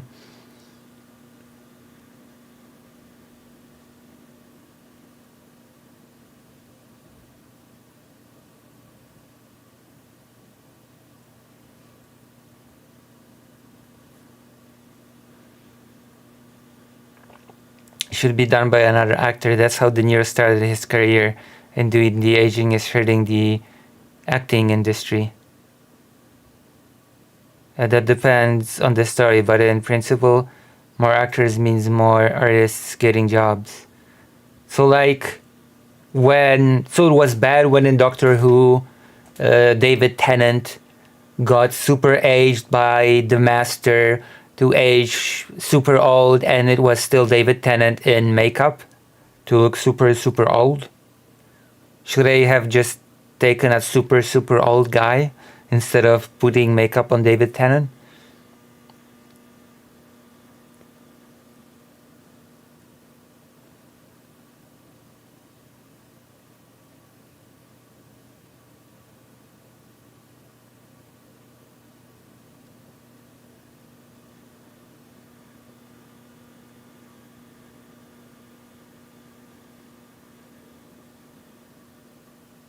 It depends. Maybe. I'm not...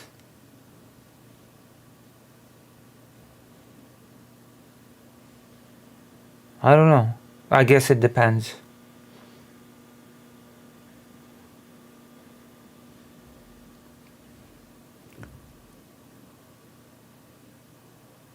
Huh. Yes, it does depend.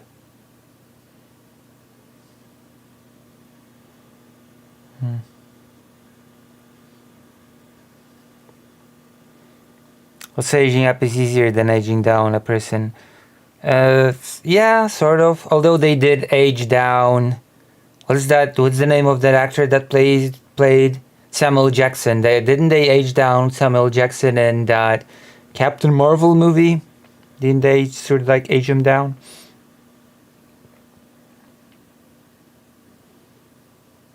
His name is Samuel Jackson, right? I'm getting the actor's name right?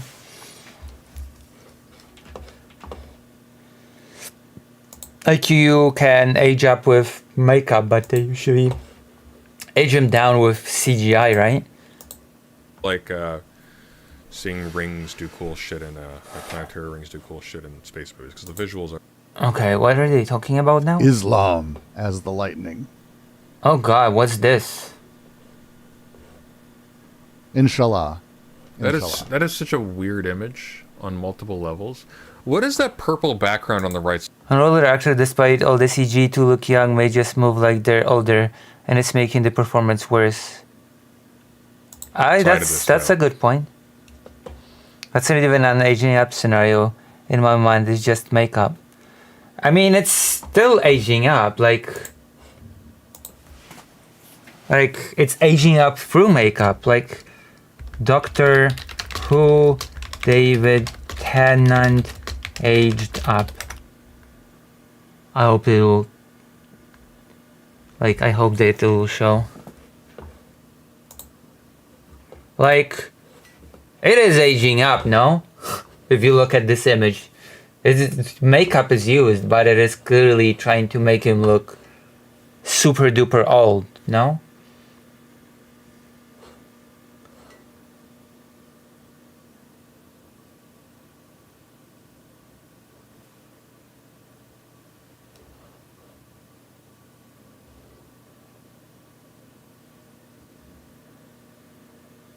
But it's not future him in this story, right? It's him being artificially turned old via a magic screwdriver.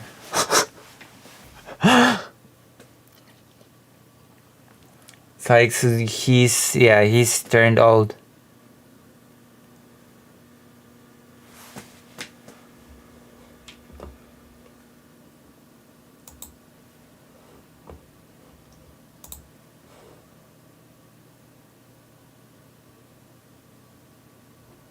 He looks thinner here.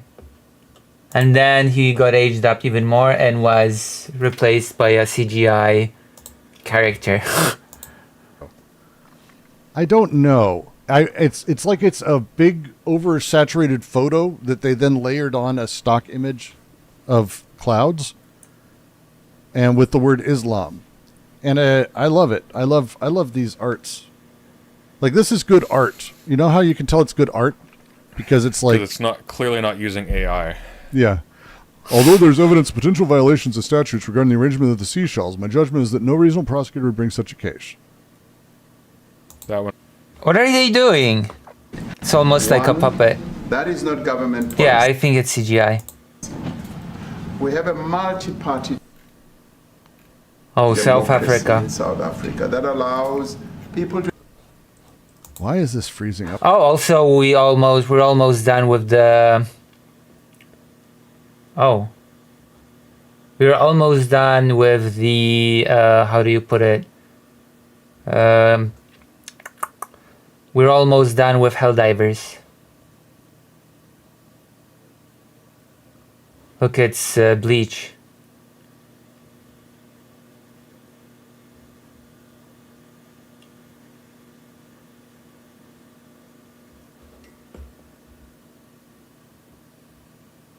Oh, the owner box was streaming for a while.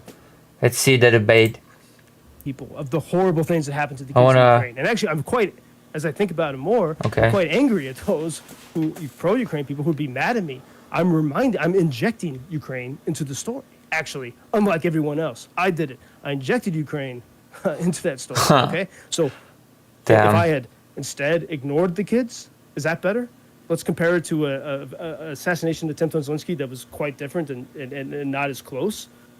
And keep the kids out of it? No, I'm precisely trying to get MAGA to understand what is happening here, to understand what happens to the kids here. Like, I don't understand why this is so. This is what we have to do. You have to find the hook and find a way to connect it. And so, but the kids if were we like never a hook. mention the. So the use of the kids was like for like a hook for them. You put it that way, and you mix it. I mean, listen, many people try find hooks and it just ends up not mattering at all. You make it sound like shit, but that's no. Well, I mean, the it kid- can sound like Maybe it's just, if it sounds like shit, if it feels like shit, then maybe it's just shit. shit and still be the right thing to do. I'm not No, putting a no, moral I'm not using aspersion the on kids. it. I'm just Actually, like a hook. actually, no. I was using, if you want to put it this way, if it'd make you guys happy, I'm using Trump's. I'm using the attempted assassination on Trump to get them to understand Ukraine and to care for Ukrainians. Okay, that's what I was using. Okay, now Guts? it's dangerous. For I me don't to know say that even. because then I'm going to get all MAGA pissed off at me. See, this is the problem, and this is why we have to really. If you really care, you have to really examine every day when you wake up and when you speak about Ukraine. What is your main motive? Is it to win? Is it to win over hearts and minds, or is it to feel good about arguing with people? Okay. Yeah, but that's bullshit. That just assumes that Trump is this tabula rasa character that can be just persuaded, that he doesn't have an interest of his own. Okay, what if he's not interested in helping Ukraine, as he's demonstrated all this time? Like, what if he's just more interested in normalizing relations with Russia? How exactly are you gonna win his heart and mind if you do that? Like, if that's the case, it's just let's wake up to my reality mission for a is to bit. find the points of connection, and so I used, you could fairly say, the attempted assassination of Trump to try to get people to understand Ukraine. That's it. That's the only way you can see that. That's stupid. I wasn't using the kids to understand the Trump That's thing. stupid. I'm only just trying to reach MAGA. in yeah, that you're situation. trying to like bring what happened to people who wouldn't have otherwise seen it. I understand the stated intention. One second, let me see if there's any other people in chat who have questions because I want to make sure you can get out of here because I kept you a little bit longer than I said I'd keep you. No, that's a great conversation. I appreciate it. And the day that Putin took Crimea, Hunter Biden's business partner was meeting with the CEO of Burisma. And he says this in congressional. Let's see if I can being a see pop- anything. In Ukraine, I put myself through the thought exercise of like, if I had never been to Ukraine, what would I believe about it? And it was not a nice place to go in my mind. It was very dark. The Democrats and the Republicans as I try to push these points. Sure. I don't know where we should start because there was a lot there. I think we could probably start with Burisma. When you say that Hunter worked for the Russians, you don't mean to say that Russian was working as an agent of Moscow, as in pushing their agenda, working on their dime when you say they're an agent of the Russians. You mean to say that he worked with a company that had Russian-aligned or Russian-associated oligarchs in it and investing in it, right? Yeah, I mean, the Russians, going back to the days of the KGB, have been very. The idea was to be able to plunder from Ukraine. I mean, Maidan was kicking out the corrupt, oligarchs as best they could. That was the key step. So, Burisma was interested in getting control back. Burisma, with oil and gas fields in Crimea, and its CEO in Moscow, hires the son of True. the sitting United States Vice President. I think we're done with Who's in charge Helldivers. of Obama's foreign policy, and so starts paying him lots of money, and then Joe Biden 99% does nothing. complete. And Jake Sullivan, who was Joe We have to wait Biden's a national moment. security advisor in 2014, they do absolutely nothing to help Ukraine. At the very least, there's two things here. One, we should ask a lot of questions. Yeah. And two, you cannot call that Burisma a Ukrainian company. But even 2 days ago, I saw Okay, a I video wanna of watch the beginning. Indeed. Thanks, Dylan. I'm Joe Lindsley. I'm talking to you right now from Lviv, Ukraine, and I have been in Ukraine reporting every single day of the full-scale invasion. It's a crazy story how I'm going to be Okay. here in 2020. 2020. I flew from Stockholm to Lviv at the end of February 2020. I came here to give a lecture on journalism at the Catholic University in Lviv, and I was going to stay for 2 weeks, and my flight was canceled to leave the country. And obviously, there were plenty of chances to leave, but Ukraine was a great place to be during the pandemic. I thought, compared to a lot of the craziness around the world. And then by January of 2022, Oh, it was no. easier to travel again. I was going to go back I to know the what he's US. referring to. And at that point, it was clear to a lot Oh, of no. us that Russia was going to launch this full-scale invasion. And personally, I thought, I had a great time during the pandemic. I think I developed a lot as a person during the pandemic. Oh no, is he gonna say that he thought he'd have a great time during the war? Here, serious now. News. I got away from that world. Roger Ailes. And I sort of had rejected Roger Ailes. Yeah. He was my mentor for a while. But I escaped in a car what did he chase. mentor you in? He was teaching me the dark arts of power, and the goal was that I would take over, that I would one day run Fox or News Corp. I was 22 when that process started. That's a whole other story, man. We can go into it if you wish, but Jesus. there was part of the reason why I was traveling the world before the pandemic. I sold my story to a Hollywood studio, and some other guy played me, portrayed on the screen. So and before the pandemic, and so I stayed here. And then when the company Okay. before day off, almost, for 10 minutes a day, I spoke during the morning commute to the people of the third biggest city in America about Ukraine. And I had to fight for it. I realized after a Oh few my months, god, I don't have enough disk space. What the hell? I hate this when it's like, oh, it's updating. Oh wait, you don't have enough disk space. Oh, okay, that's cool. That's great.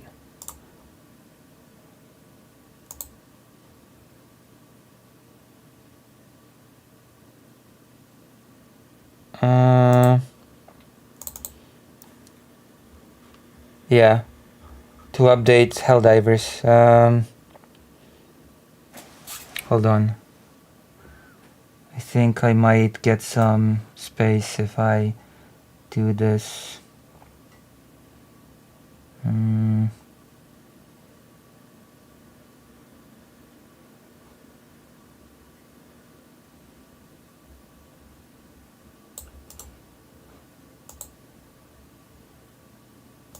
Holy crap. Okay, I'm gonna get some space now.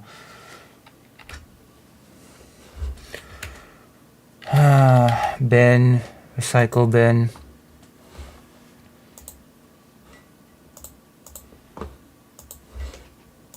I had to change my storytelling to keep people hooked, and somehow we did that for 3 years, and then sadly, after Okay, it's patching. Trump's election, and right before Christmas, my show was inexplicably canceled. I had done it for free. I had volunteered. It was the most popular segment on Chicago radio, by all accounts, and it was canceled right when things were getting super interesting once again. And so we can speculate about that. And so, since the cancellation, I decided not to leave, to stick around, to continue reporting. But I think actually I've seen my mission has changed Now these past independently, months. now with no publication, or are you working with a different publication? Yeah, well, I did. For the past couple months, every week, until a few weeks ago, I was making a report from Ukraine. I was basically the Ukraine correspondent for the new show on X, created by Elon. The 69 funded by minutes, Elon is it? Musk. 69 X minutes, yeah. Okay, And, that just makes me skeptical. Any show on Ukraine created by Elon Musk, I'm gonna be. I was able to share the reality from Ukraine on Elon's show, which for me was very important to Elon's share show, the huh? reality that I know people in the White House are not hearing, and I was Elon able to show. find a way to get my voice and Ukrainian stories on that platform. So yeah, I'm still doing that when I can. Yes. Very difficult audience to engage with on the issue of Ukraine, though. When we're talking about Elon's audience, I imagine that engaging with any large grouping of those people, you're going to run into a lot of Steam. bullet points that we're kind of a little tired of hearing at this point. What was it like engaging with those audiences that might be predisposed not to support Ukraine off the bat?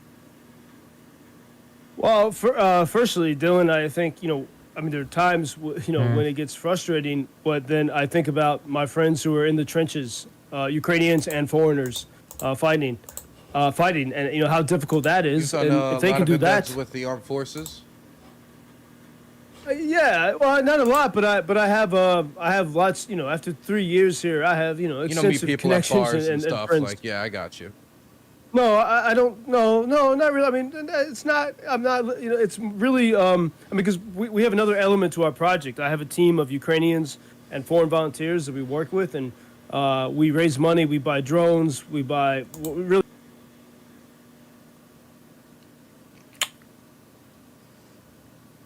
Okay. Whatever they need, we help bring in, connect people to bring investments here, all as volunteers. But really committed to victory on every different level that we can, whether from the information front to helping the guys with what they need. And it was a car chase at the edge of the free world of their hatred of Washington, their disgust of Washington. And so, because I realized when you talk to people, you realize that, on the outset, they might say, oh, we're tired of Ukraine, and you push them on it. And you see that, no, actually, a lot of it really goes back to, what? We're angry because we believed George W. about the WMDs in Iraq. Oh, now it's downloading faster. We did all that stuff. And now we see that it was BS. And you know what? We're not going to be fooled again. We're sick of that. And it's actually it's really that simple very often. That leads to the skepticism. And here in Ukraine, I put myself through the thought exercise of like, if I had never been to Ukraine, what would I believe about finding the Ukrainian cause? Because there's no way, what are we going to do? We're going to wait for 4 years, maybe, and hope that there's, another Biden type of administration, which, by the way, will not, and we can go into the details of the Biden stuff, which I think matters a lot. But I mean, from the perspective of Europe, it's just important to wake up and not really depend on the United States as much as Europe has all this Biden time. was not setting Ukraine up for victory. I mean, if we have to really remember how painful it was last year. The slow bleed, the continual restrictions upon Ukraine. So that was not a pretty situation to begin with. And to me, it does not seem to be an effective strategy to say, well, there's no hope with Trump. Let's wait 4 years and let's go back to a slow bleed to death. Instead, let's be strategic, and which I think very often President Zelensky is. Interestingly, he doesn't condemn Trump. We had the one blow up in the Oval Office, but besides that, I think Zelensky, you saw that moment at the Vatican together. He does, he is actually working extraordinarily hard to make the case for Ukraine to Trump. Yeah, of you course. look at people like Sir Keir Starmer, who I think has done phenomenal work communicating with Trump. I would say as long as we see indicators like that. Again, problem is that maybe Trump just doesn't care to be communicated to. Like, all the European leaders tried to communicate to Trump, and what? He just made a phone call with Vladimir Putin 2 hours, and when he told them what happened, how great it was, the leaders of Europe were just stunned by what they have heard. So there's hope, and so we should work for that. And you're never going to that's persuade just someone silly. by saying F that person. It's not going to work, especially with Trump. And so I think. Yeah, but endlessly ass-licking him will also not get the results. So what exactly will get the results? That's my question, I guess. That's just... the reality seems to contradict the theory. We're still in this... We have this great window of opportunity. A No, very we necessary don't. Opportunity. And I can say I know it because I know people in the White House, and I know who they are as people, and how they want to be perceived. The what they want results to speak for achieve, themselves. and how and they want to do good, and we simply have to show them that. And Oh my god. I'll close this part with it, maybe, which we can lead to further Oh my conversations on God. this topic. But I would say, even including for people like JD Vance, the reasons why they oppose Ukraine are not because of Ukraine. It's because of their disgust, or because of how they know that the American people who voted for them are disgusted by the neocon military war industrial complex. And Ukraine has been so tied up with that. And removing Ukraine from that is much more difficult than simply saying, being a populist and saying we're not going to support Ukraine. But my project, Pursuing the Truth, is to show that Ukraine is actually the story Pursuing the of free truth. people. Everything that MAGA wants, everything that most people actually in the world want, Ukrainians are gosh. actually standing for and fighting for. And, we look at, Ukraine has been, for MAGA, and the Russians have I'm pushed so this tired. very smartly. Ukraine has so been tired. so tied up with Joe Biden. So they say Joe Biden's son, Hunter, worked for the energy company Burisma, and we're told that that's a Ukrainian company. And so the knee-jerk 52. reaction of hardworking, tired Americans, and Okay. whether he was supporting This guy talks a lot. Yanukovych regime that Ukrainian Burisma hired working for the Russians. When I said this, when Biden was president, Democrats thought it, and Burisma working to. Wasn't he supposed to end? Washington Post, because now about the state of Biden, to say to Americans, Ukraine is not associated with Joe Biden, Washington, Ukraine from being free. Project, but Democrats. I don't know where we should start because there was Okay. a lot there. Yeah. I think we could probably Too start much. with Burisma. When you say that Hunter worked for the Russians, you don't mean to spend marks. The Russians, going back to the days of the KGB, have been very 20.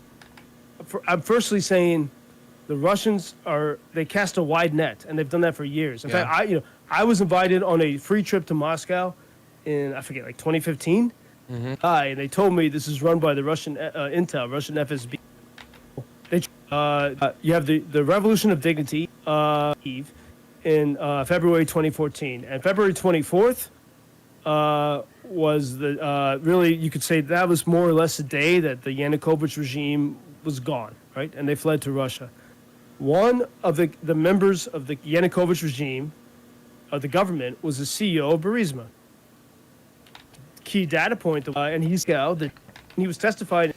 He's like, "Oh wow, that was weird." Between March and Burisma, what he was to be able to oligarchs back in Moscow, money, and then 2014. Two things here: one, we should ask a lot of questions, and two, 2 days ago, to say Jake Tapper 2 days saying, "Oh, no, from Moscow," and they just burst of the. This wasn't like Zelensky Corp. This wasn't some company that was here trying to recruit Hunter Biden into Azov so he could defend Mariupol tooth and nail. This was a gas company trying to peddle influence, and it doesn't even have ties that are clearly quote unquote pro-Western. Right. This is what I think that this can more clearly establish. Anything that goes further into the idea that Hunter Biden was an agent of the Russians, or therefore Okay. this affected American policy, I see it as nothing more than mostly pointless speculation.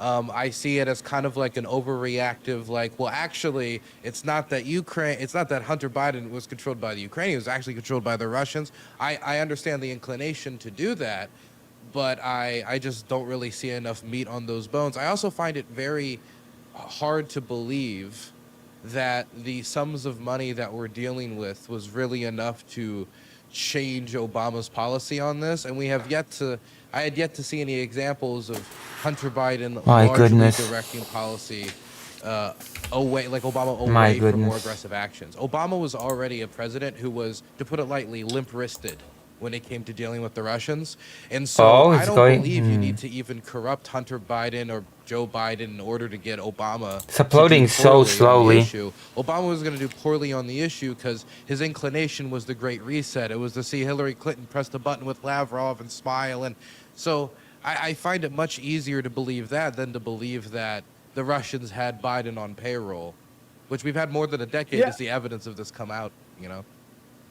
Well, and I mean, I think a large part of the Russian, I mean, the skill set of the Russians and the information warfare is convincing people that they're much more influential than they are.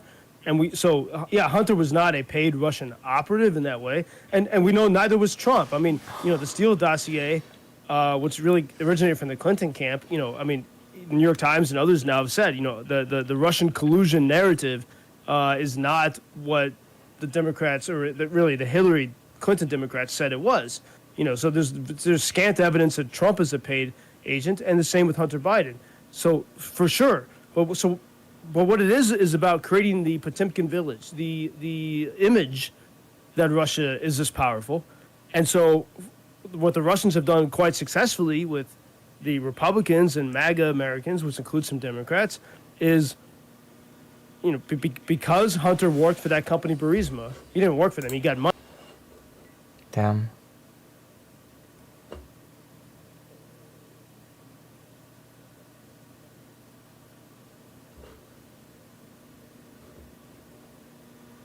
Money for them.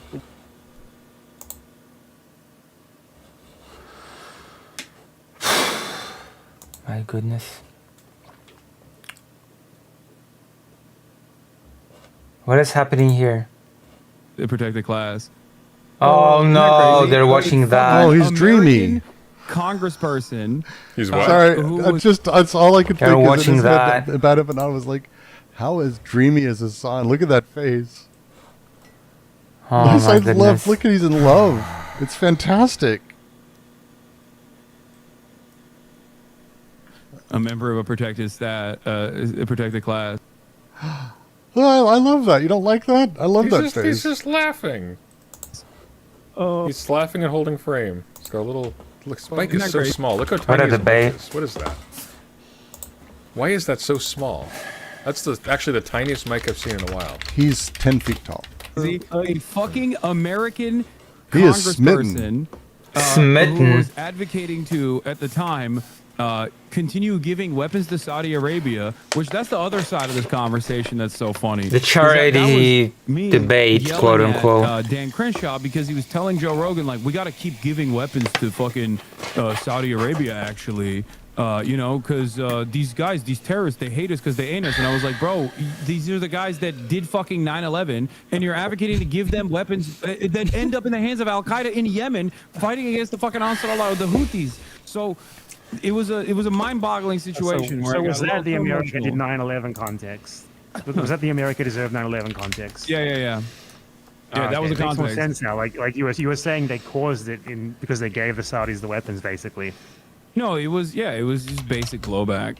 Like, that's what I was saying. Not that Americans deserve to die in the Who fucking. do you think Twin did Towers. 9/11? What? Who do you think did 9/11? Oh God. A little bit here, a little bit there.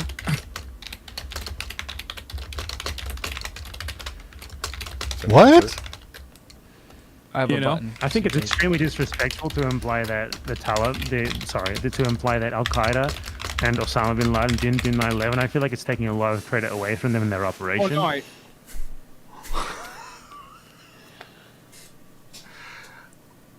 Were you expecting that answer? Yeah. Honestly. Damn. It's taking credit from them. That's fantastic. That's fantastic. Wait, what day is it today? I think. Oh, that, Thursday. Well, I think it's a joint partnership. I don't think you get the fucking work in. I hope I can fix the laptop at some point. Hold up. Blah blah blah. Blah blah blah blah.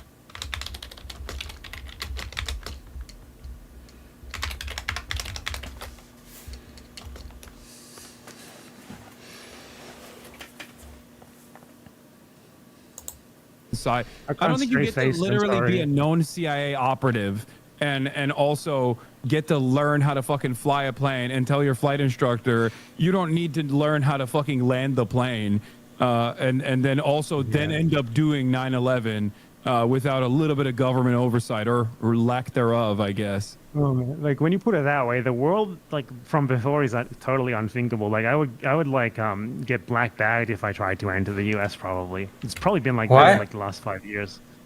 No, I mean, not that I want to. That's the best thing about it. Is like Jesus. no, you would get I think you'd destroyed. get arrested if you tried to enter the U.S. It's like, why would I want to enter the U.S.? Do you guys think you're like Bad the place that empanada. every single person wants I to mean, go I to? live Why here, would I want to go and there? so does my A extraordinary number of people like visiting the U.S. Just to mention, like, there's a lot of stuff to see here and things to do. I mean, family now, so it's a little. What? It's accurate, Sunday. I didn't say anything. You- it is Yeah. nice to. It would be nice to visit the U.S., the best state, especially in the United States, wouldn't it? Is anybody still here?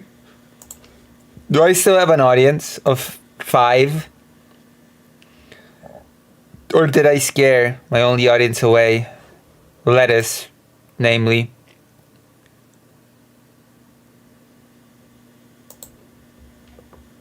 I'm here. Welcome, Greater Rain.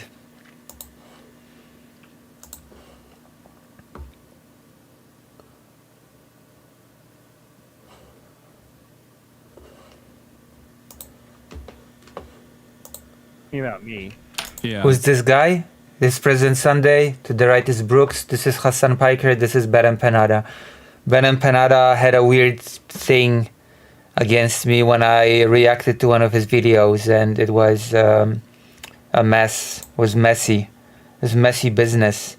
Ben Empanada did a whole video about me. It would be nice to visit, but I don't want to be detained at the border because of my Twitter post. Wait, what? Twitter? What was your Twitter post? Is that a long time ago? Listen, better late than never. I am answering now.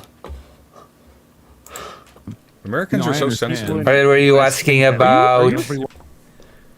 What are you top, asking by the way? about this?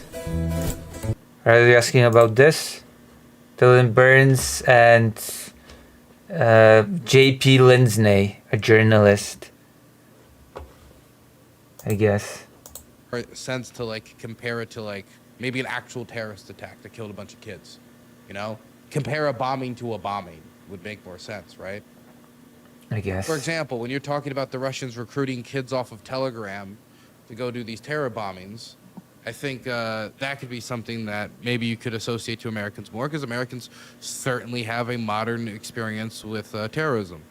51st state now, and we need to talk about that meeting. That was a twist I didn't expect, but it truly was incredible.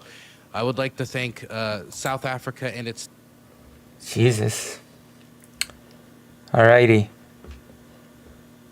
They detain people for being anti-Trump online. Wait, really? Was that why they detained Hassan? I need to go to the toilet, I guess.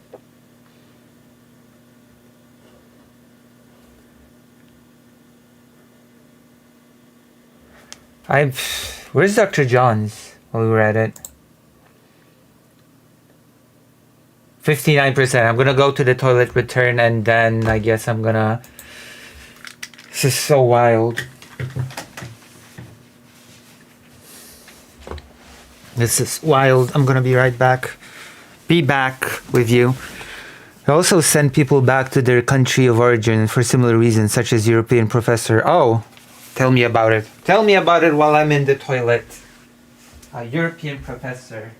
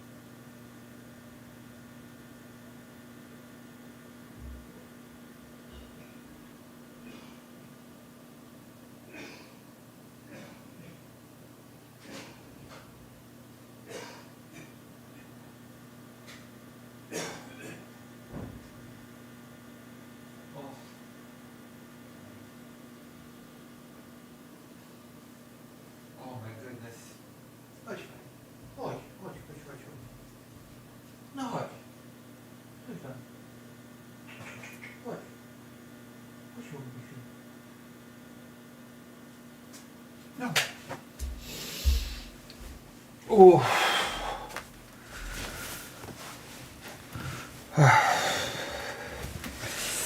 Ay, ay, ay.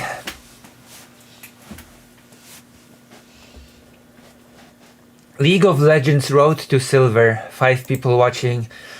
CTG Gaming. You gotta brag about that level of people. Oh, what is this? Okay, right, nice. We got a link. We got ourselves a link. I'm gonna check it out. Let me see.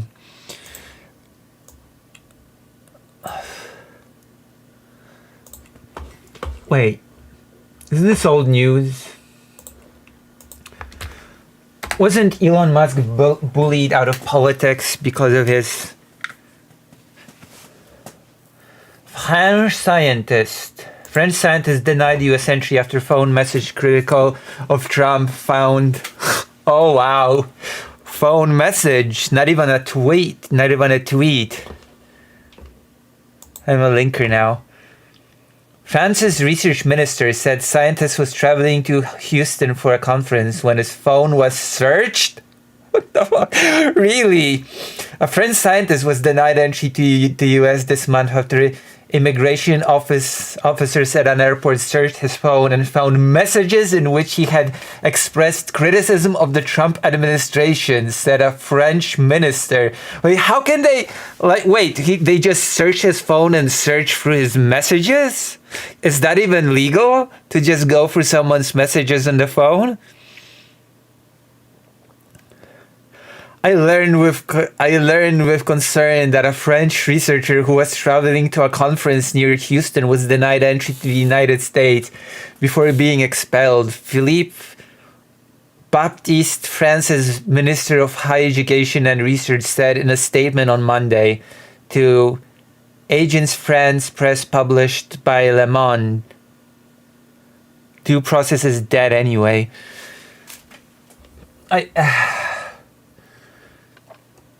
This measure was apparently taken by the American authorities because the researcher's phone contained exchanges with colleagues and friends in which he expressed a personal opinion on the Trump administration's research policy, the minister added. So any criticism is forbidden. Criticism of policy is forbidden. If you criticize the policy, you get rejected from being able to enter the country. Freedom of opinion, free research, and academic freedom are values that we will continue to proudly uphold. I will defend the right of all French researchers to be faithful to them while respecting the law, Baptiste said.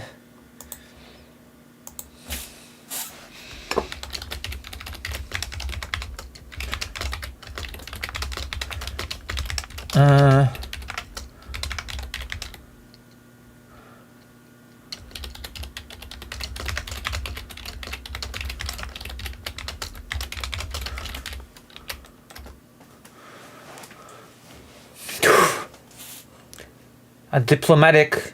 What a giant male mosquito. I think there's a giant male mosquito in my room. Male mosquitoes don't drink blood, so it's like whatever, right?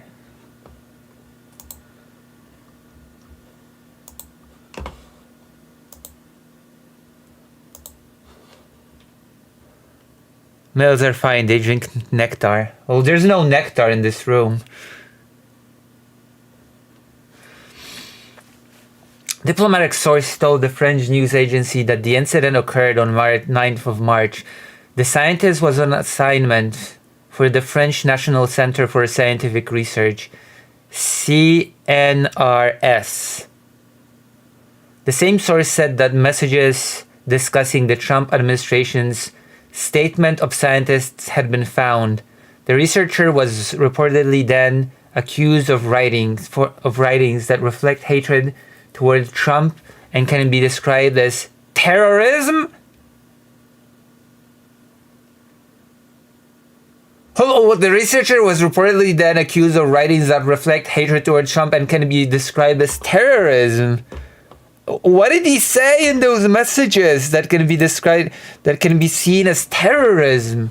Another AFP source said that US authorities accused the French researcher of hateful and conspirational messages. He was reportedly also informed of an FBI investigation, but told that charges were dropped before being expelled. Words are terrorism. I mean, they can be. Like, if a couple of people like exchange messages like, oh yeah, I've got a bomb here and we meet at this and this place at this time and we plant it in this location, then I think that's part of terrorism, right?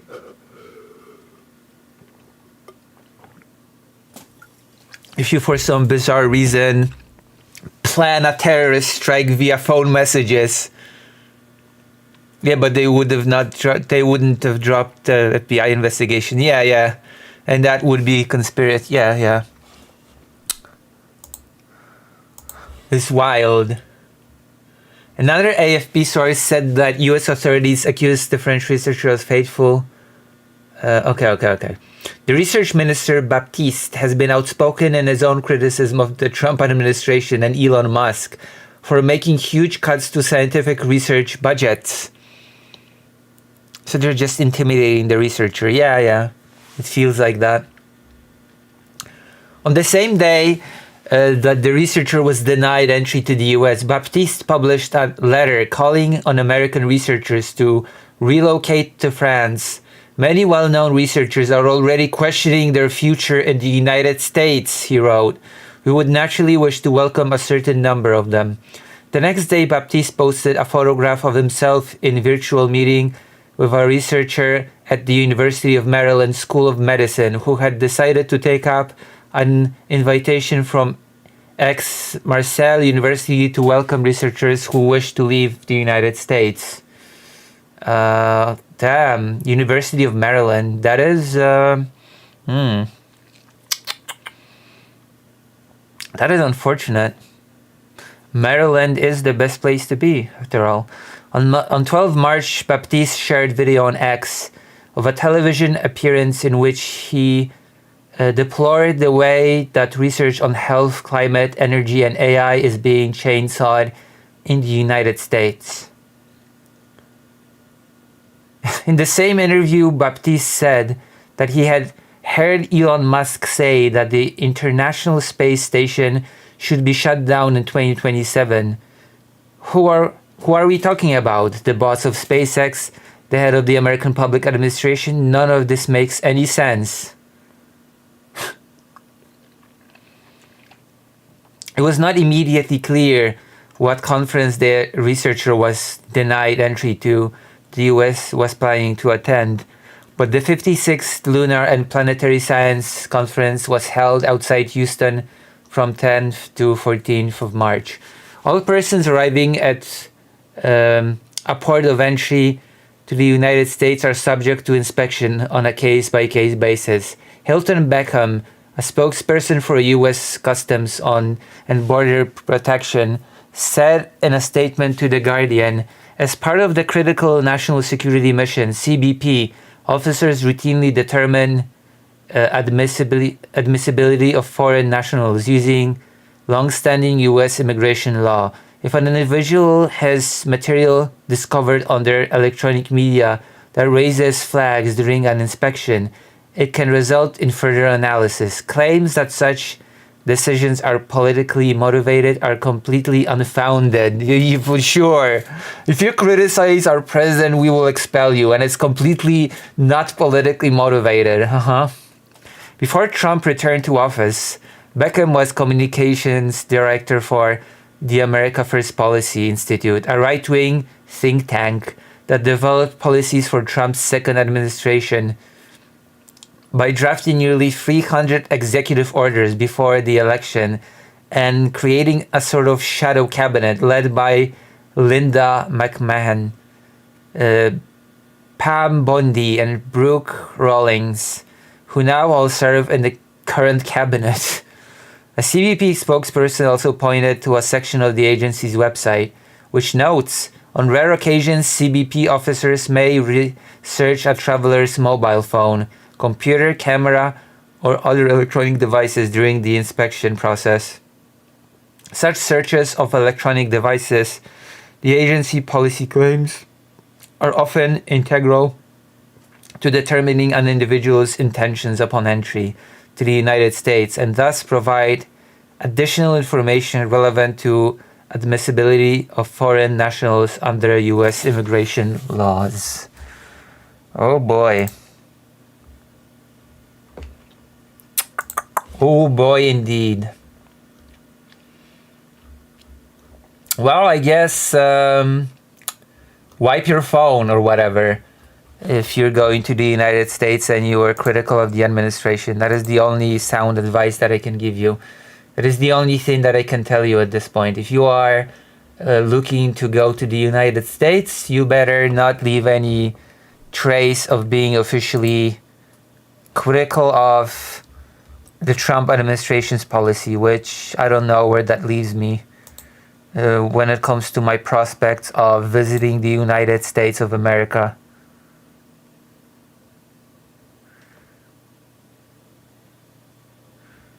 Alright, it's I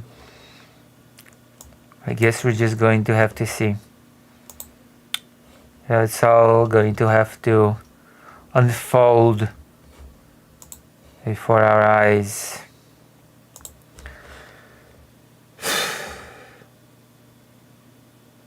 Oh, live. Trump's meeting with tax bill holdouts moved ball in right direction, says White House.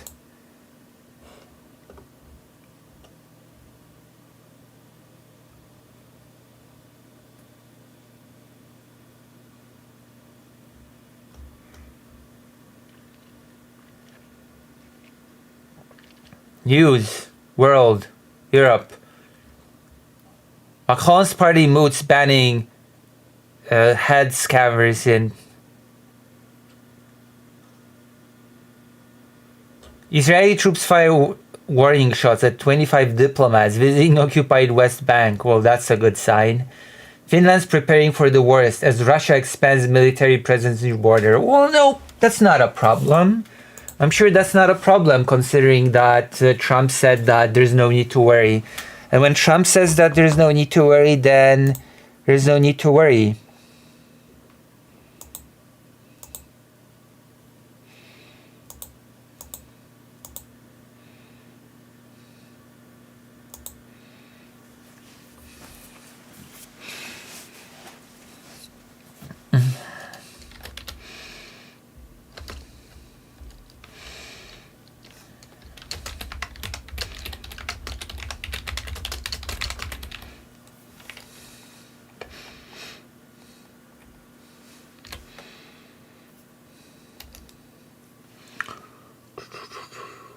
Very wild.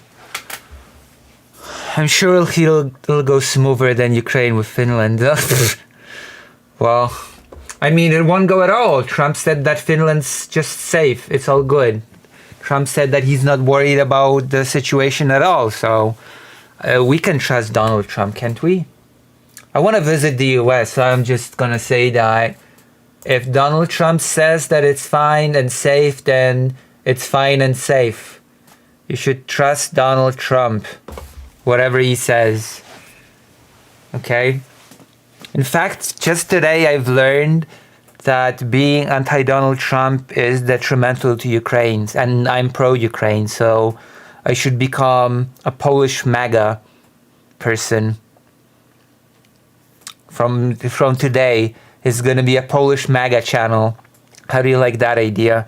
I'm rebranding. I'm rebranding to being a Polish MAGA channel in order to support the efforts of making things better.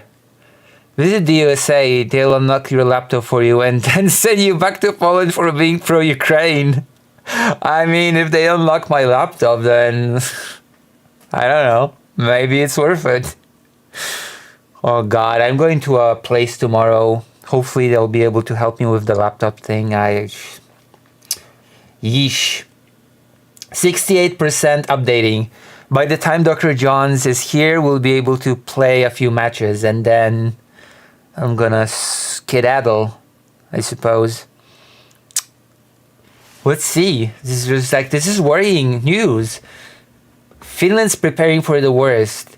Head of strategy of Finnish defense forces say that they're monitoring Moscow's maneuvering very closely.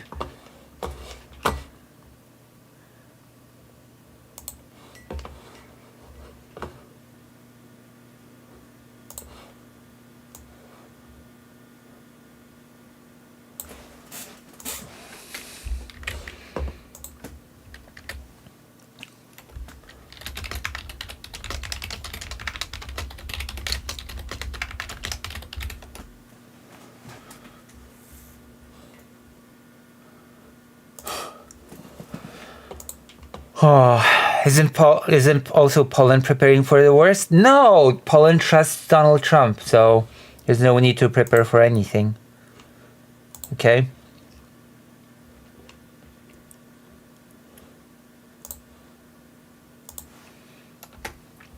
Should prepare.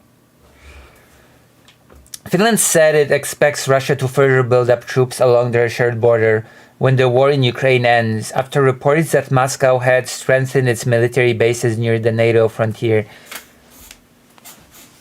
Mai Sami Nurmi, the head of strategy of the Finnish Defense Forces, said that the military is following Moscow's maneuvering very closely, and that it was their job as part of the NATO alliance to prepare for the worst. Wow. That is so negative. Why can't you be like Donald Trump and say that it's all okay? There's no need to worry, actually, and that the worst. What a slip. The best sentence that I ever heard from Donald Trump in recent days is, "I trust Putin. I trust him. He wants what's best, so there's no need to be alarmed."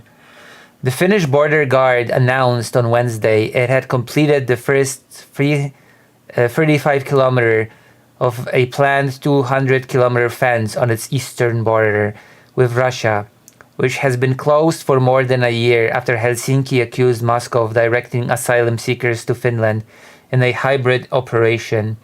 The fence also uses cameras and sensors to distinguish between people and animal crossings. Satellite images published in the New York Times appear to show an expansion of military infrastructure near the Finnish border, including rows of tents, military vehicles, renovations to fighter jet shelters, and construction on a previously unused helicopter base. Narumi said, "They are changing structures and we are seeing moderate preparations when it comes to building infrastructure close to our borders, meaning that they will, once the war in Ukraine hopefully ends, start to bring back the forces that have been fighting in Ukraine, especially land forces." While this was not unexpected since Finland joined NATO at record speed in 2023 after Russia's full-scale invasion of Ukraine, Nurmi said they were following the preparations very closely. They are doing it in phases. I would say it is still moderate numbers. It's not big construction, but in certain places building new infrastructure and bringing new equipment in. They also have to evaluate. They also have to evaluate whether they are preparing to send more troops to Ukraine or preparing to build up their forces too close to our border. But I guess they are doing both. Responding to Russia's changing activities, Donald Trump told reporters on Tuesday he was not worried about it at all, adding that Finland and Norway were going to be very safe. This is just I trust Trump. I sure trust, because he trusts Putin, and if he trusts Putin, then I have nothing to worry about, do I? Echoing the president's sentiment, Nurmi said there was no immediate military threat towards Finland or NATO from this direction. Wait, that's not echoing the president's sentiment. Trump said, "I'm not worried about it at all." And and Finland seemingly is preparing for the worst. So if Finland was not worried about it at all, it would not be preparing for the worst, now would it? He added, what happened right after the Ukrainian attack was we applied for NATO membership and then we were accepted. Russia announced they would start to change their military posture across the border. Finnish citizens have become accustomed to the looming threat from its eastern neighbor, but hundreds are still signing up for training courses to prepare for emergency situations. So it's basically not echoing Trump's sentiment at all. The opposite is actually true.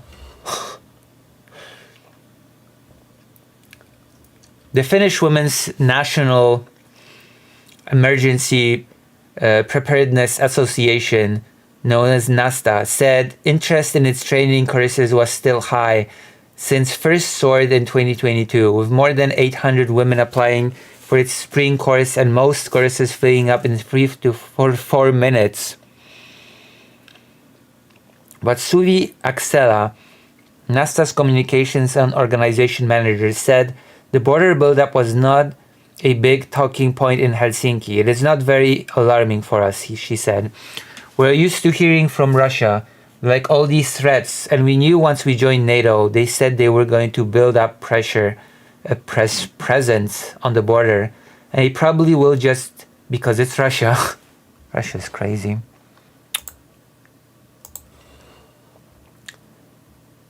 Under pressure, undeterred. For 204 years, The Guardian has pursued independent journalism. Oh, perfect.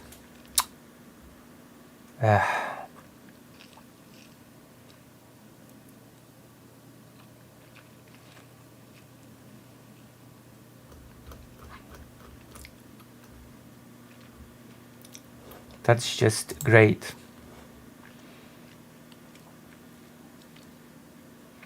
Trump makes baseless claims about white genocide in chaotic meeting with South Africa's president.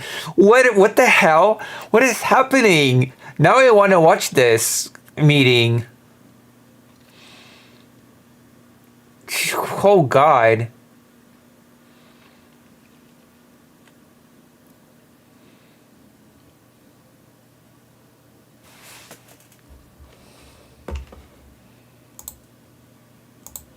Oh my God. You know what? Let's go.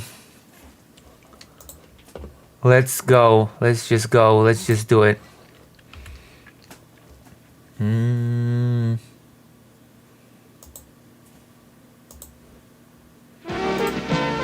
What the hell? No, we're not that's Donald Trump South Africa meeting. White genocide. Life.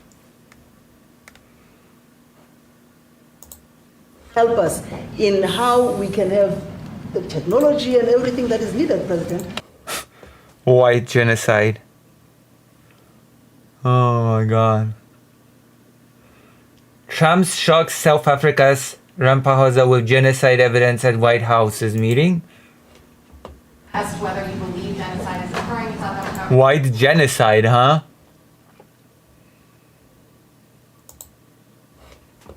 No, when you look at the videos, I mean, how does it get worse? And these are people that are officials, and they're saying that kill the white farmer and take their land. That's what it was. And I have other friends in South Africa, I have people that left, one in particular that says you can't go there. He said they want to take your land, Isn't Elon Musk? and they kill you. It's okay, and they say it's okay to do. Now, we're going to talk about it, but this is a tremendous, look, this is a story recently. Oh my God. These are all people that recently got killed. Yeah.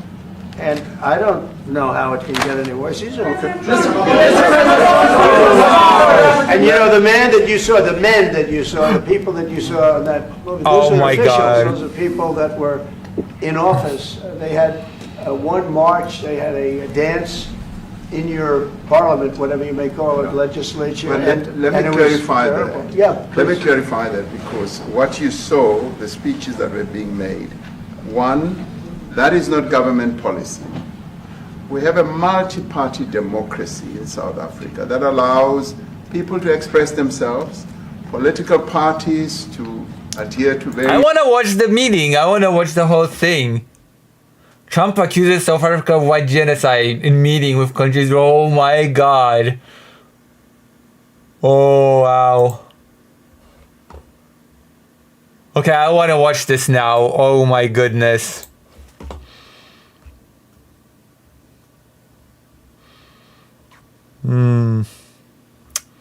Oof. Yeah,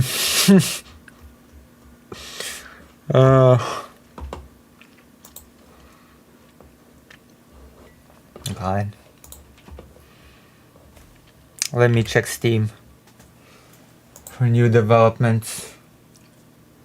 78% complete. I sure hope that I have enough memory on my hard drive this time, because, you know, it seems like I do. Seems like I do.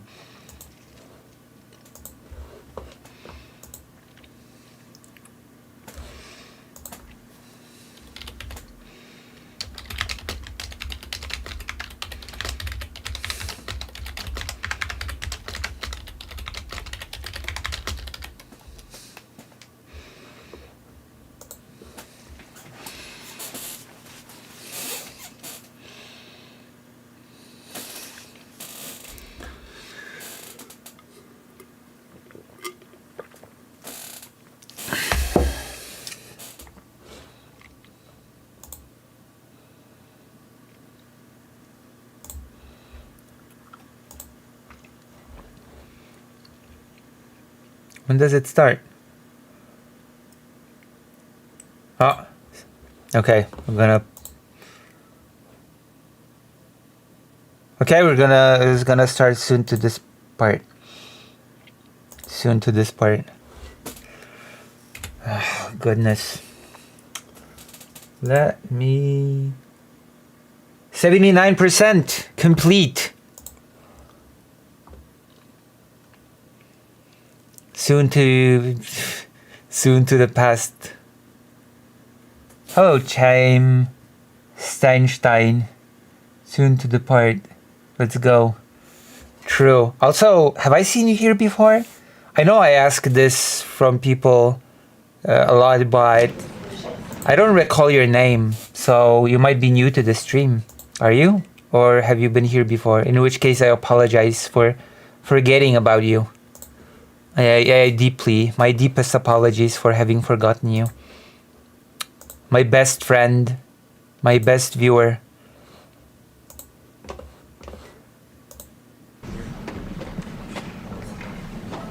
White genocide. I've seen you. Don't apologize. Oh, okay. I hope I have earned you as a viewer. Can you tell me how you found this stream? If it's okay. I always ask viewers that I perceive to be new how they found me, and what other streamers you watch, if it's also okay to ask. I'm gonna adjust my blanket as we enter this accusation of white genocide that is gonna be levied against South Africa. What is even happening? And there I just saw a fragment of a debate in which a case was made that being anti-Trump will lead to the detriment of Ukraine. Thank you very much, everyone. It's a great honor to be with the President of South Africa, President Ramaphosa. And he is a man who is certainly in some circles really respected, other circles a little bit less respected, like all of us, in all fairness, like all of us. We all like that.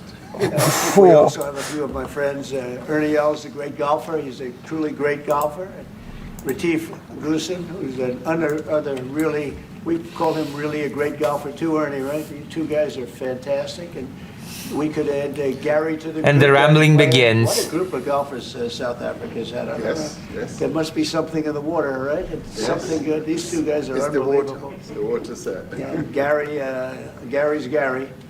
And David Frost, also another one that I Yes. know is such a great one. Indeed. Was he as good a putter as they say, David?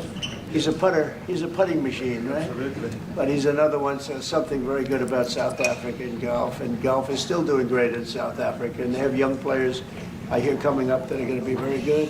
But it's an honor to have you here. And, my friend, it's an honor to have you, one of the greatest businessmen in South Africa and long beyond. Thank you for being here. It's very, very great honor. Appreciate it. So we're going to be discussing certain things. As you know, we have Genocide, G20 apparently. is going to South Africa. When is that going to be? In November, In November? and thereafter, I hand over to you.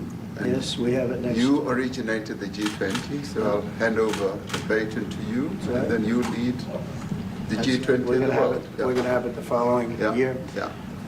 So we'll be discussing many things, and some of the things you've been reading about in the papers and Yes. the media. And I would say that, look, the president is a truly respected man in many, many circles, and in some circles he's considered a little controversial. But Why did we're he gonna be repeat that? discussing, some of the things that are Controversial. taking place in South Africa and see if we can help. And we want to help. And we've had a long relationship with South Africa. Oh, boy. I have, because indirectly I have so many friends that live there. I have a lot of friends. I mean, these are famous guys, but I have a lot of friends that live there that are tremendous people. And we'll be discussing that. We'll have a nice conversation. And I really appreciate that you guys came along. It really helps us in our thought process. But it is a great honor to have you, and I appreciate you. What a long, I don't long know where we got the intro. number, but I picked That up. He said, I want to come over and see you. That was my honor, and thank you very much for being here. You're most welcome. Most welcome. Well, thank you very much for welcoming us to this reformed White House. I've been here before, and it looks really fantastic. I must congratulate you. Thank you.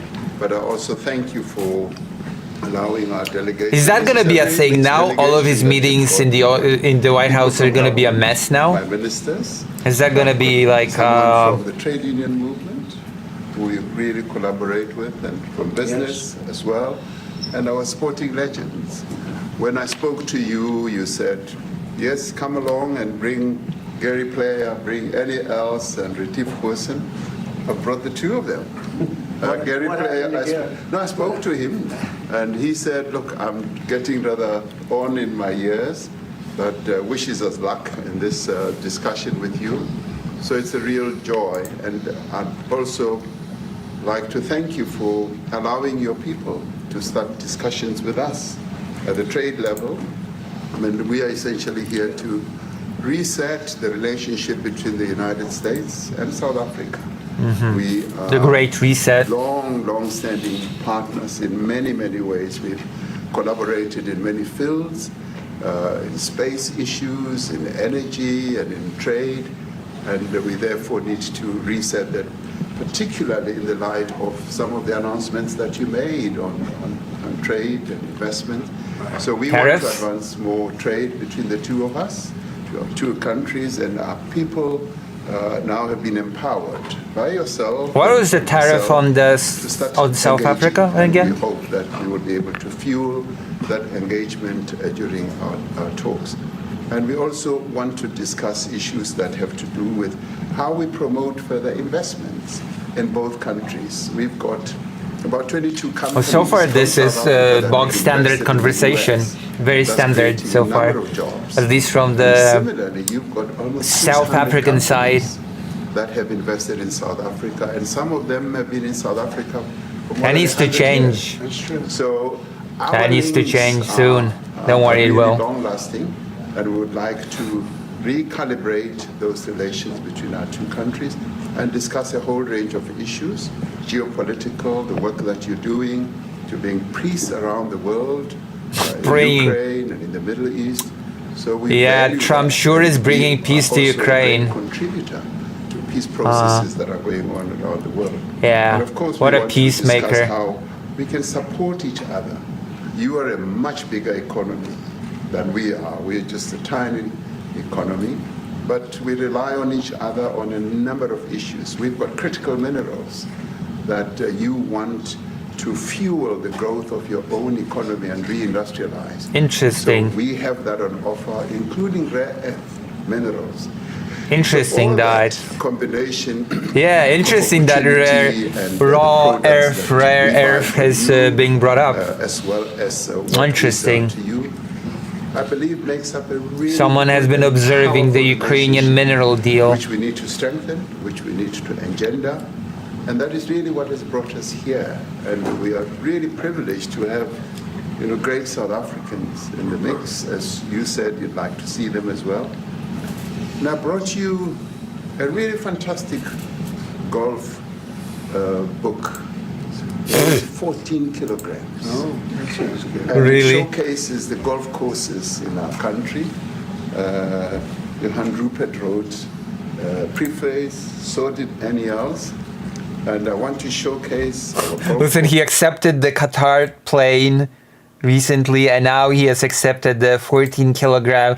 Did he actually say 14 kilogram? So did Annie else. And it showcases weighs 14 kilograms. Yes, the 14 kilogram And it book about showcases golfing. The golf courses in our country. Beautiful.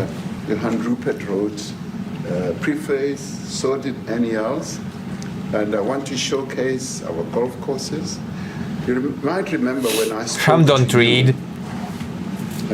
I mean, the guy did just say that the book showcases mainly pictures of golf courses, so there's no, he doesn't need to read. He can just just look at the pictures in the 14 kilogram book about golf. spoke about golf, you said I should start practicing. What the I've hell? started practicing, President, so I'm ready. But let me end just the introductory remarks by thanking you. Will Trump be able to lift the book? It's 14 kilograms. Trump is Trump is an elderly gentleman. Will he be able to use? Oh my God! 5 years ago, I spoke to you during the COVID period. Right. And it was at a time when the whole world was going through a really cathartic moment. Right. And we asked for assistance, and you were able to assist us with respirators.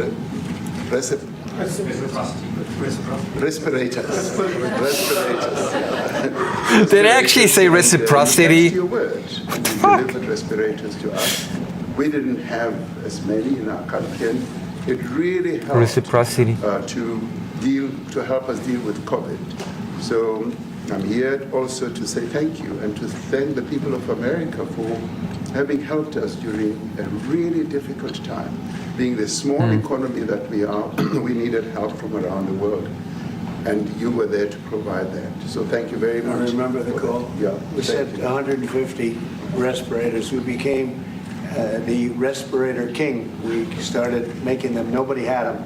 We had very few of them. That's right. But they were very helpful. But we sent 150, and I appreciated the letter you wrote me, a letter. That's right. Yeah. Thank you. Yeah. I appreciate that very much. Thank you very much for that. It really touched my heart after I spoke to you and you delivered. So, Great honor. Thank you very much. Yeah. It's a great honor. We've helped you with respirators. Now, can you please tell me about the genocide in South Africa? Explain yourself, President of South Africa. How can you let poor white folk die on your soil? I'm gonna bring out this evidence. My friend that's fled South Africa told me all about it. Hello, Jordan. Questions, please? Mr. President, you welcome white Afrikaner refugees here. Can you explain to Americans why it's appropriate to welcome white Afrikaners here when other refugees like Afghans, Venezuelans, Haitians have all had their protected status revoked? Well, this is a group, NBC, that is truly fake news. They ask a lot of questions in a very pointed way. They're not questions, they're statements. We've had tremendous complaints about Africa, about other countries too, from people. They say there's a lot of bad things going on in Africa, and that's what we're going to be discussing today. When you say we don't take others, all you have to do is take a look at the southern border. We let 21 million people come through our border, totally unchecked, totally unvetted. They came from all over the world. In many cases, they're criminals. They come from prisons. They come from mental institutions. They come from street gangs. They're drug dealers. Yeah, that's all immigration is, okay? Mental asylum criminals that want to change their sex in America. So don't say that we didn't take them. We're trying to get them out as fast as we can. And we're doing record business on that. And we just won a big case where we're allowed to send back hundreds of criminals to Venezuela. Just won that today in the Supreme Court. I'm happy to hear. But we do have a lot of people are very concerned with regard to South Africa. And that's really the purpose of the meeting, and we'll see how that turns out. But we have many the genocide. people that feel they're being persecuted, and they're coming to the United States. So we take from many locations if we feel there's persecution or genocide going on. Oh my God! And, we had a lot of people. I must tell you, Mr. President, we have had a tremendous number of people, especially since. How many Palestinians have you accepted? Generally, they're white farmers, and they're fleeing South Africa, and it's it's a very sad thing to see. But I hope we can have an explanation. Wow. Of that, because I know you don't want that. Genocide. It's a kind of a different meeting. Normally we have meetings. What about the fact that the United States government sent out a letter to Ukrainian refugees that they have to leave? We talk about trade, and we'll be talking about trade and other things, but that certainly will be a subject that comes up. Yeah. Yes, please. Wait, is that Elon Musk in the audience? Is that Elon Musk standing here? Thoughts on Letitia James, Director Polte.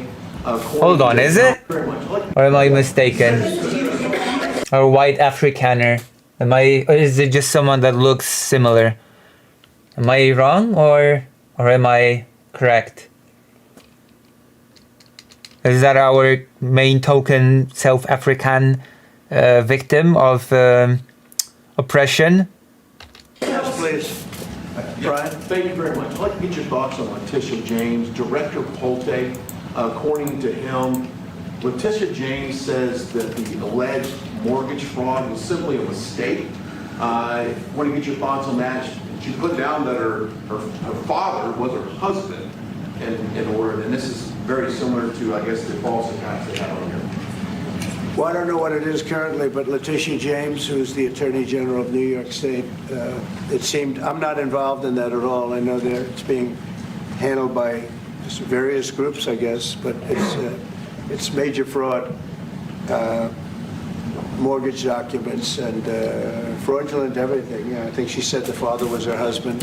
Fraudulent everything. She had to have a husband, so she chose her father, and she put it down, and she had didn't she sign in Virginia, yet she said she lived in Virginia, yet she's the New York State Attorney General, and she did that for tax reasons. We're going to watch this a little bit. We're going to watch this till the allegations of genocide up here.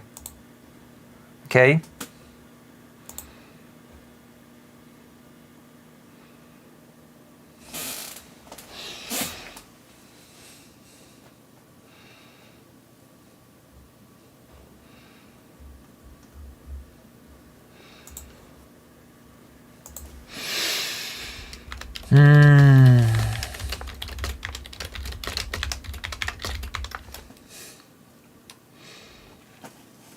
I'll be right back. I'm going to the toilet now.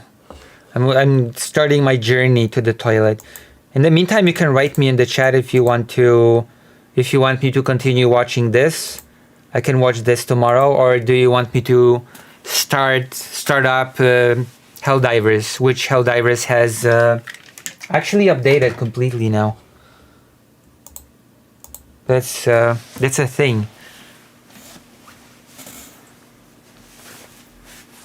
This, okay, I'll be back. Be back.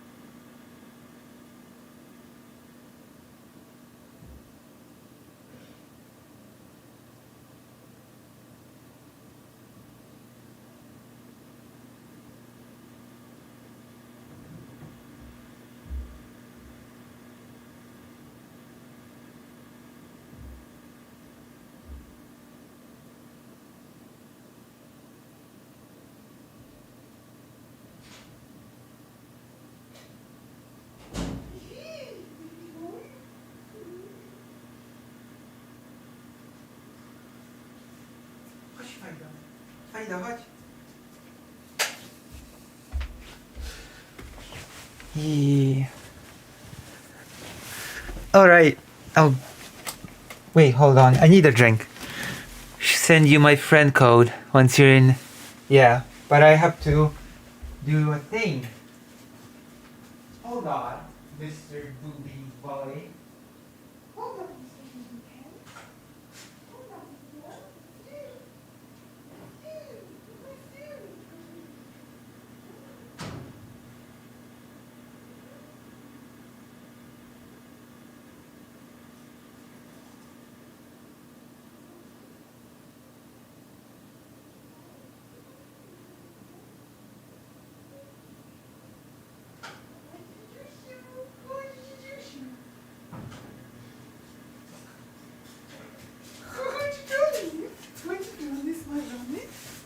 Marlony Johnny? Who did you shoot? Bam! Alright. Let us... Whoa. Mister. Mr. Twister, Tornister, ouch. My back is blown off. So she could take advantage of taxes, and she had the wrong number of units. She had a much different number, which wouldn't have allowed her to qualify and scam the government. So I don't know. I think she's very bad for New York, but I really don't know too much about that it, case. I appreciate the question. I don't know anything about that. Oh, Thank you, Mr. President. genocide. So May 25th will be the celebration of Africa Day. Okay, genocide. Let's go. My main topic of expertise. I'm a genocide expert.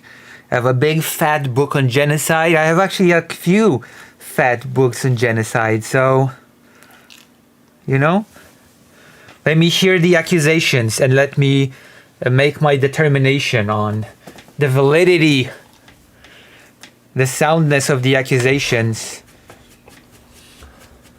Does Trump even know what genocide is? What the Genocide Convention is? Which pretty much a lot of celebration will be taking place around the world, including here in the United States. What is your message to the entire African continent, African people in this important occasion? Well, I want to see peace, and I want to see happiness. I want to see health, and you have incredible land. There's tremendous value. A lot of countries don't have that value in the land. The value you have. We have a situation. I think you probably heard about it. We've done through some very talented people help settle a war that's been raging for years, Rwanda and the Congo, and I think we've done it. Believe it or not, we'll I think see. We've done it, and we'll see. Could you just say a few words about that, my friend? Yes. A couple of weeks ago, the two parties signed a declaration of principle in which they agreed on the way forward. And we'll see how that will go. Both submitted draft peace agreements, and we have put together one that incorporates both of their suggestion, and we've given it to them. So we're in the process of finalizing Looking this. good, right? Looking very good. No, we have to thank you for even those efforts because the African continent, particularly SADC, our Southern African Development Community, has for years been seeking to foster peace in the Democratic Republic of the Congo. So all efforts, including those from outside. Unfortunately, I do not know enough about this to comment. I have to read up on Africa. It's so that peace can then prevail. Definitely in something that that I whole need area. to brush And, up on. We hope that with the support of the international community, we will really have peace in that area. It's so vital, it's so important for the whole region. Well, we sent our people there, and I think we did a very good job. I said it by my friend, and that was great. That was great. I mean, I'm just hearing phenomenal reports because all I'm hearing is death, and they're chopping heads off, and it's horrible over there. And it was really brave of you to go there, and I really appreciate it. And it looks like we have something very, very substantial. We also talked about trade with them in terms of rare earth and all, but really more for the. It's like if you take a look at what we just did with Pakistan and India, we settled that whole thing, and I think I settled it through trade. We're doing a big deal with India. We're doing a big deal with Pakistan, and I said, "What are you guys doing?" You know, somebody had to be the last one to shoot. But the shooting was getting worse and worse, bigger and bigger, deeper and deeper into the countries. And we spoke to them, and I think I hate to say we got it settled, and then 2 days later, something happens, and they say it's Trump's fault. But Pakistan has got some excellent people and some really good, a great leader. And India is my friend, Modi. And he's a mutual friend. Yeah, he's a great guy. And I called them both, and we just did something good. We're trying to settle Russia, Ukraine. We spoke with President Putin for 2.5 hours the day before yesterday. I think we made a lot of progress, but that's.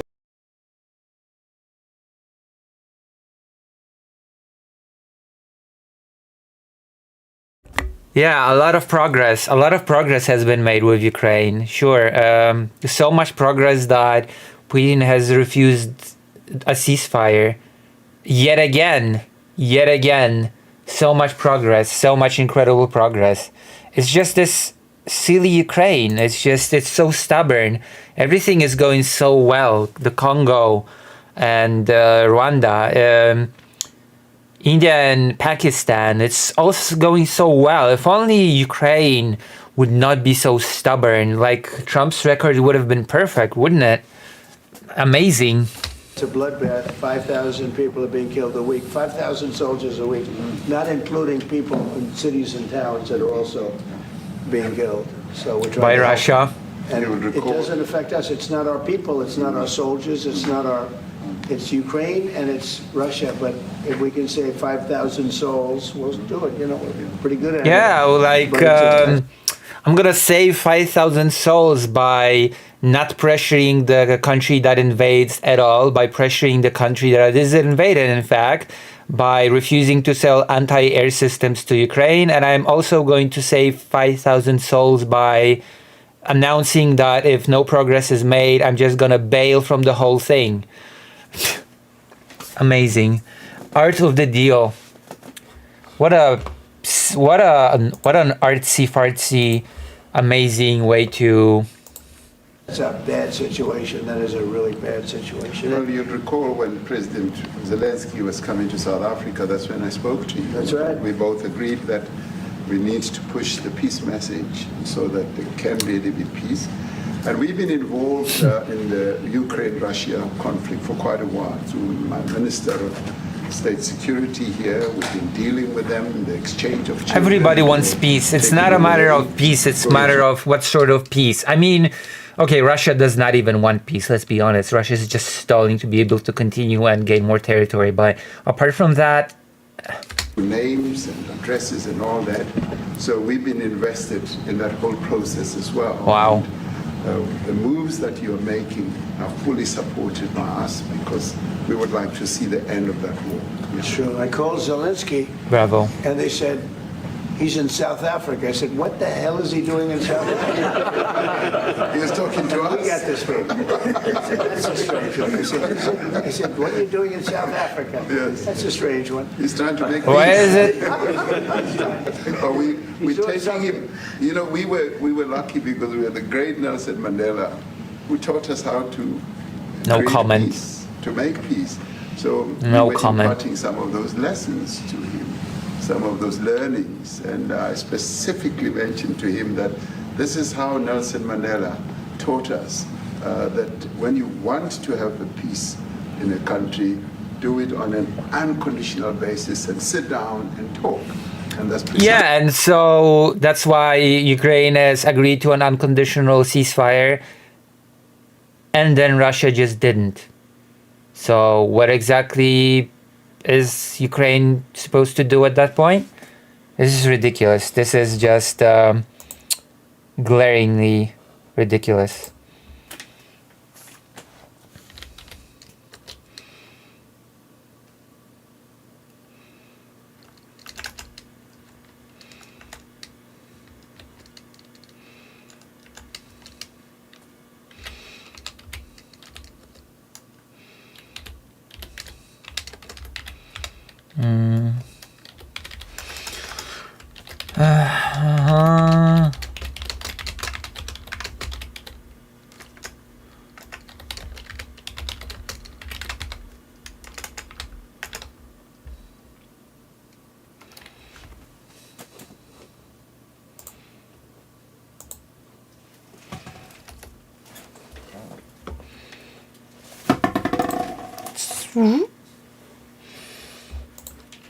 what I'm sure. Where's Dr. Johns? Well, we're going to see what happens with that one. It's a lot of there's a lot of hatred. There's a lot of death. It's a bloodbath. It is. I get the unfortunately. I get the satellite pictures of that field, of that killing field. You never saw anything like it in your life. It's horrible. It's a horrible thing that goes on. But Yeah, and yet we're just not gonna push for any significant concessions from Russia. We're just gonna allow Russia to stall forever, and we're gonna deprive Ukraine from any ability to defend its citizens. It's great. That's the way to end the killing. That's the way to, end this bloodbath. Brilliant, I guess. I think we've made big progress. Yeah, please go ahead. Thank you, Mr. President. No, not you. Right here. Not you. South Africa. Go ahead, please. What are you expecting on the ICJ case? Are you expecting South Africa to drop that? Is that what you're trying to do? On which case? The ICJ The International case is Criminal Justice. International Criminal Court. I don't expect anything, to be honest. I really don't. I don't know. It's they've got a case. There's a lot of anger there, tremendous anger. I don't expect anything. We'll see what happens. We'll have a ruling, and who knows what the ruling is going to mean.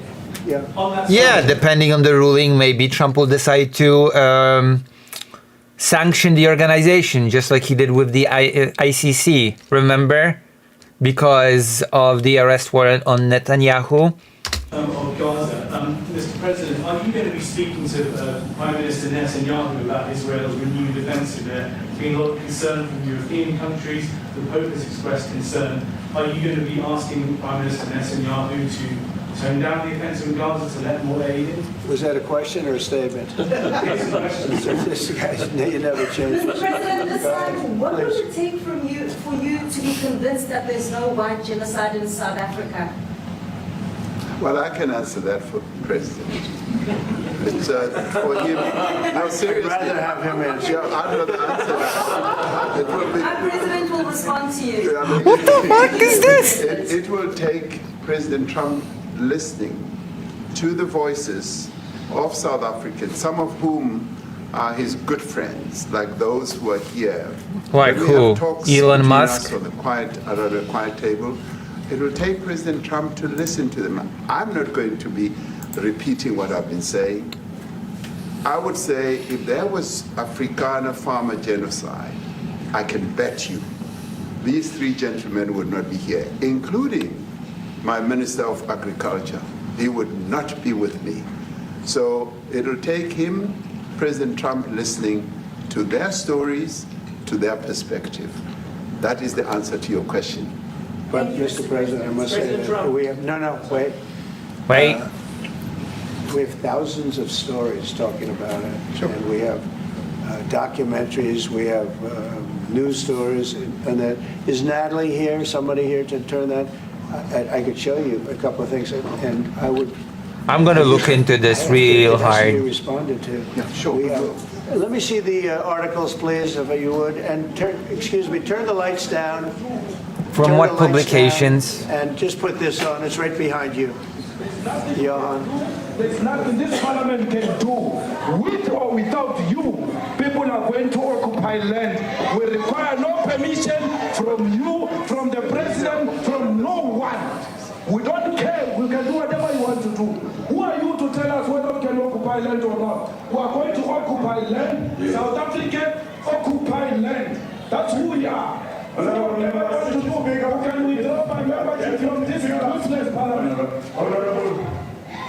Yes, honorable member. Must never be scared to kill. A revolution demands that at some point there must be killing, because the killing is part of a revolutionary act. Shoot to kill. Namaza. Kill the poor, the farmer. Kill the poor, the farmer. Pa, pa.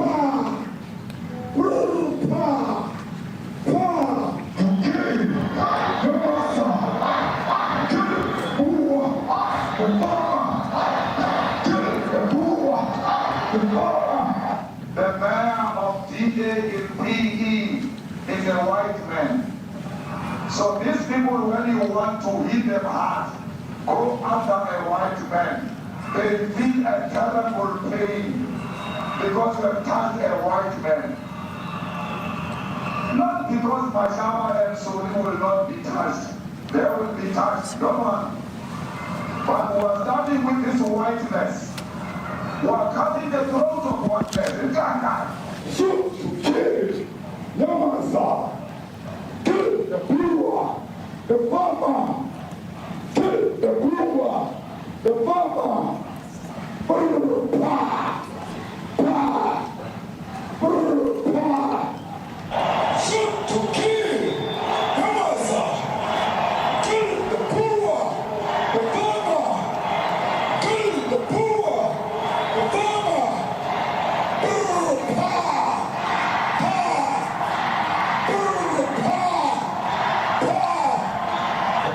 I don't know what's going to happen in the future. I'm saying to you, we have not called for the killing of white people, at least for now. I can't guarantee the future. Yeah, but, I mean, do you understand somebody watching that, especially as it gets shared on Twitter, they freak out. It sounds like a genocide over I can't take it. I'm Aaron Gilchrist in Washington. You're watching an Oval Office meeting between President Trump and the President of South Africa visiting the White House today, Cyril Ramaphosa.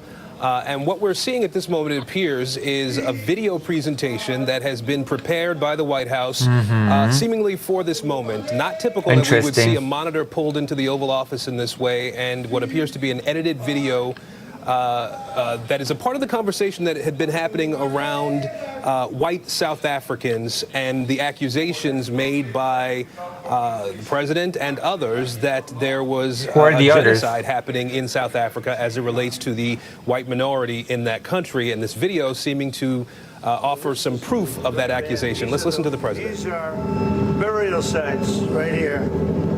Burial sites. Over 1,000 of white farmers, and those cars are lined up to pay love on a Sunday morning. Each one of those white things you see is a cross, and there's approximately 1,000 of them. They're all white farmers, the family of white farmers. And those cars aren't driving, they're stopped there to pay respects to their family member who was killed. You sure the video of the crosses has been debunked as AI generated? I mean, Both sides I wouldn't even be surprised if it turned out that Trump once again believed some sort of like, I remember the tattoos thing? Yeah, I remember. the road you have crosses. My God.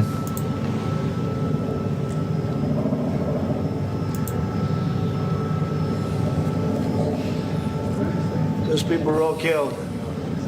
Have they told you where that is, Mr. President? No, I'd like to know where that is, because this I've never seen. Okay, I mean, it's in South Africa. let's see. Let's see. Debunk Trump South Africa genocide accusation. Let's see if anybody wrote about this already. BBC. Is there a genocide of white South Africans as Trump claims? Trump's South Africa's genocide spin. Factcheck.org. Ooh, factcheck.org. Let's go. Let us go. Asked by a reporter why he was welcoming white South Africans to the US as refugees, President Donald Trump said there was a genocide that's taking place against white farmers. In the country, experts say the president is misapplying that term. Because they're being killed and we don't want to see people be killed, Trump also said at the May 12th press conference. There's a real issue with South African farmers being killed or violently attacked, experts told us, but most of the violent acts are committed during robberies in a country where most of the wealth and land post-apartheid is still owned by a relatively small white minority. Yes, white farmers are being killed in South Africa. Political scientist Jean-Ves Camus, co-director of the Observatory of Political Radicalism at the Jean Jaurès Foundation in Paris, told us via email. However, there is nothing like a white genocide, and the issue needs to be seen in the broader context of a country plagued by crime and gang activity. Okay. So that's that's bullshit. Basically, it's basically bullshit. Although police statistics are imprecise on the issue, there have been about 50 farm murders per year over the last several years. That's less than 1% of all murders in the country. Murder victimization is far more correlated to class, gender, and location than race. Lizette Lancaster of the Institute for Security Studies in South Africa told us via email. Farm attacks, including murders, do occur in South Africa, and many are undeniably brutal. Anthony Kaziboni, a political and critical sociologist at the University of Johannesburg's Center for Social Development in Africa, told us via email. However, South Africa must be understood in its broader socio-economic and historical context. South Africa has extreme inequality, with approximately 10% of the population, largely white, owning 80% of the wealth. It has also deeply violent past, and the country's structural violence persists today alongside physical violence, economic violence, and many other forms of violence. Violent crime affects all sectors of society, not just farmers. Trump's genocide claim. Definition of genocide. There we go. We need to find out.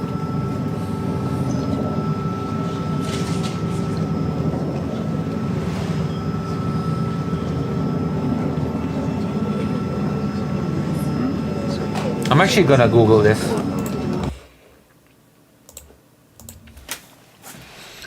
Trump.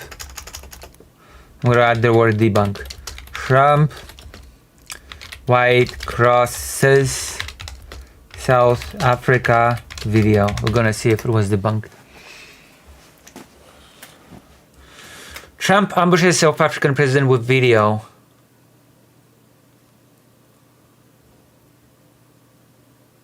Fact check. Trump's false suggesting of a genocide.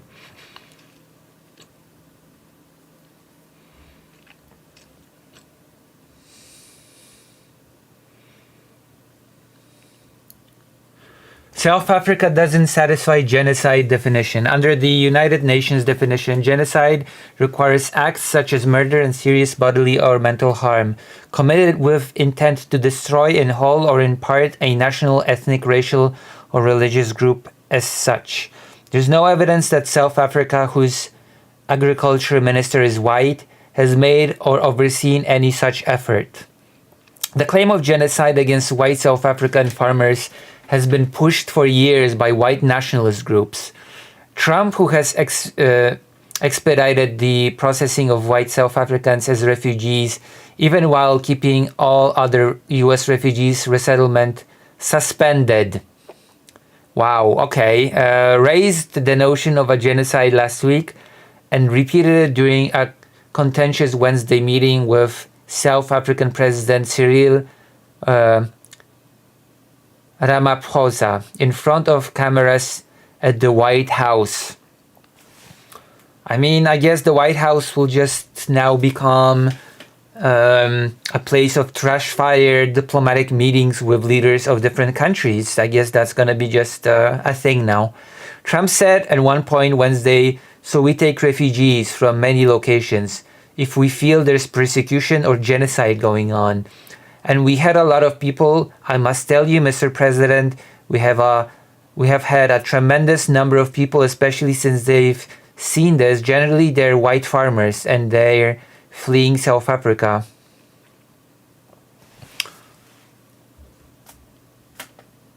Trump wrongly identified these. Oh, okay. During the meeting, Trump brandished printouts of what he said were reports about white South Africans being killed. He also had Ramaphosa sit through a video montage that included a clip of a demonstration featuring white crosses symbolizing South African farmers who were killed. Trump wrongly identified these as burial sites, evoking the image of mass graves rather than symbols. And while Trump did tell a reporter that "I haven't made up my mind" about whether genocide is occurring, he didn't explain that murders of white farmers are a minuscule percentage of overall murders in South Africa. Robbery is seen as motive for many attacks on farmers. I assume not just white.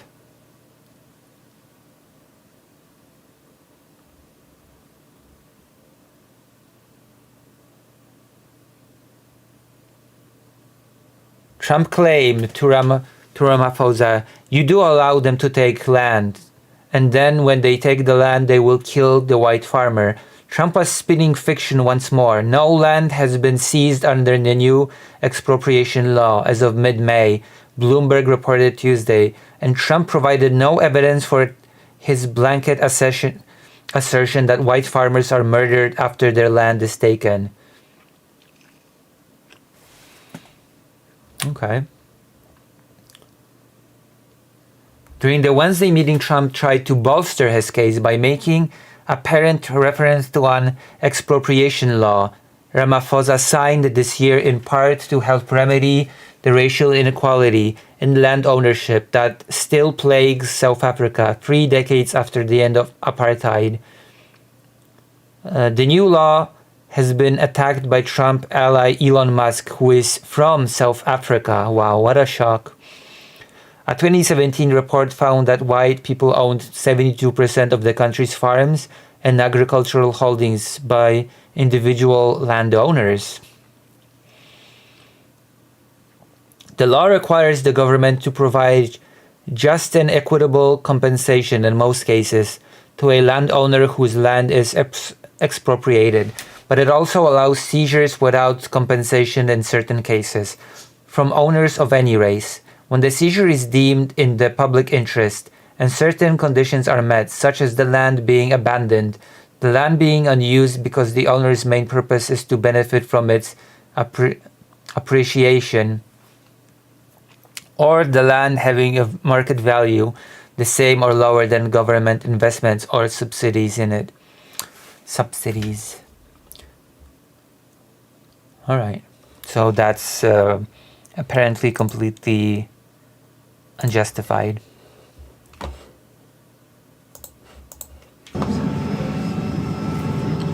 So these are not burial sites, these are symbolic crosses. Okay. So this is fabrication. The Pentagon announced that it would be accepting a Qatari jet to be used as Air Force One. What are you talking about? What are you talking about? You know, you to get out of here. What does this have to do with the Qatari jet? They're giving the United States Air Force a jet, okay? And it's a great thing. We're talking about a lot of other things. Nice gift from Trying to Qatar. get off the subject of what you just saw. You are a real, you're a terrible reporter. Number one, you don't have what it takes to be a reporter. You're not smart enough. But for you to go into a subject about a jet that was given to the United States Air Force, which To is a Trump, very nice thing. not to the They United also States, gave to Trump. $5.1 trillion worth of investment in addition to the jet. Go back. You ought to go back to your studio at NBC because Brian Roberts and the people that run that place, they ought to be investigated. They are so terrible the way you run that network, and you're a disgrace. Wow. No more questions from you. Go ahead. Okay. Go ahead. Talk about that. His name is Peter something. He's a terrible reporter. Quiet. That's my question now. Let's go. Thank you so much. President Trump and a disaster from ENCA in South Africa. Thank you very much. Thank you very much, Steve. What would you like President Ramaphosa to do about the situation that we've just seen on the screen? I don't know. Look, these are articles over the last few days. From where? The death of people. Death. Horrible death. Death. I don't know. To pick anyone, white South Africans are fleeing because of the violence and racist laws. Racist And laws. this is all. I mean, I'll give these to you. So when you say what would I like to do, I don't know what to do. Look at this. White South African couple say that they were attacked violently. And, President Trump, when will you go and see for yourself if it isn't? well, I could do that. Look, here's burial sites all over the place. These are Burial all white farmers sites. that are being buried. And he asks about a jet that was given. You ought to be ashamed of yourself. You know, you are so bad. You're such a bad reporter.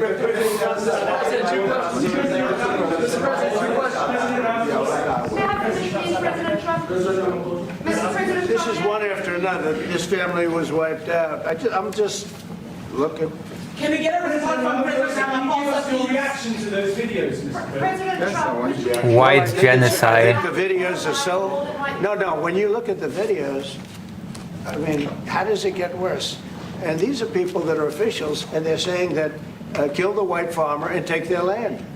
That's what. And I have other friends in South Africa. I have Friends. People that I've got friends. And one in particular that says you can't go there. He said they want to take your land. They take your land and they kill you. Is it Elon It's Musk? okay, and they say it's okay to do. Now we're going to talk about it.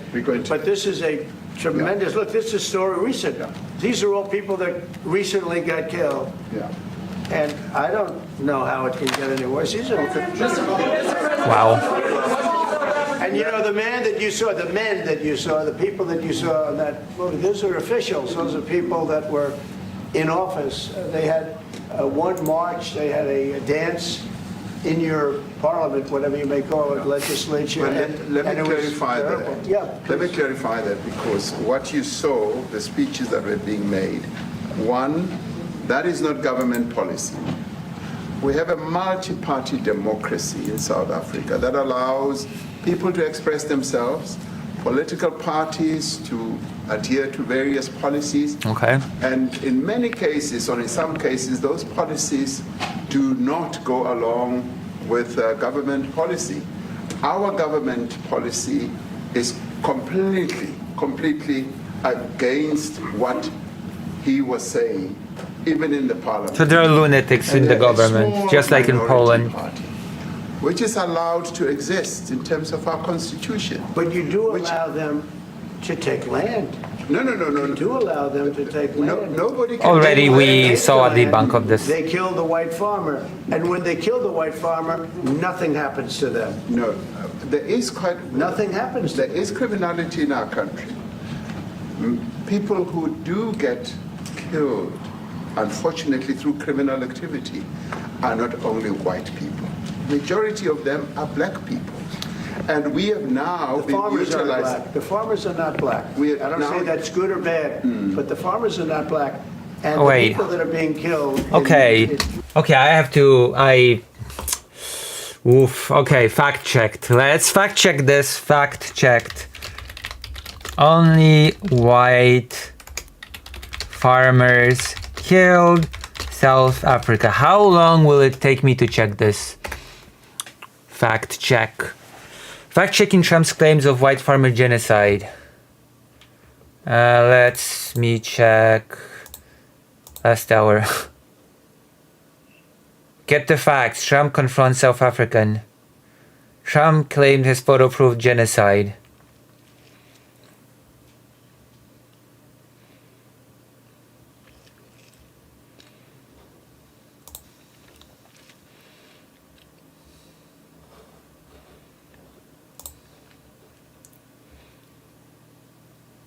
Let's see. Trump claimed this photo proved genocide of white South Africans, but there's one big problem. Okay, let's see what the problem is. Let us investigate the problem. I'm going to investigate the problem.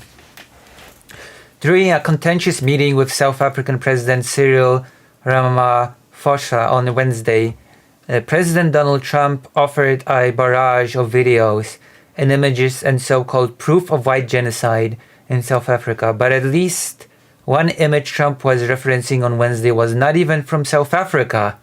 Oh my God, this one, when he was talking about people being burned, I think.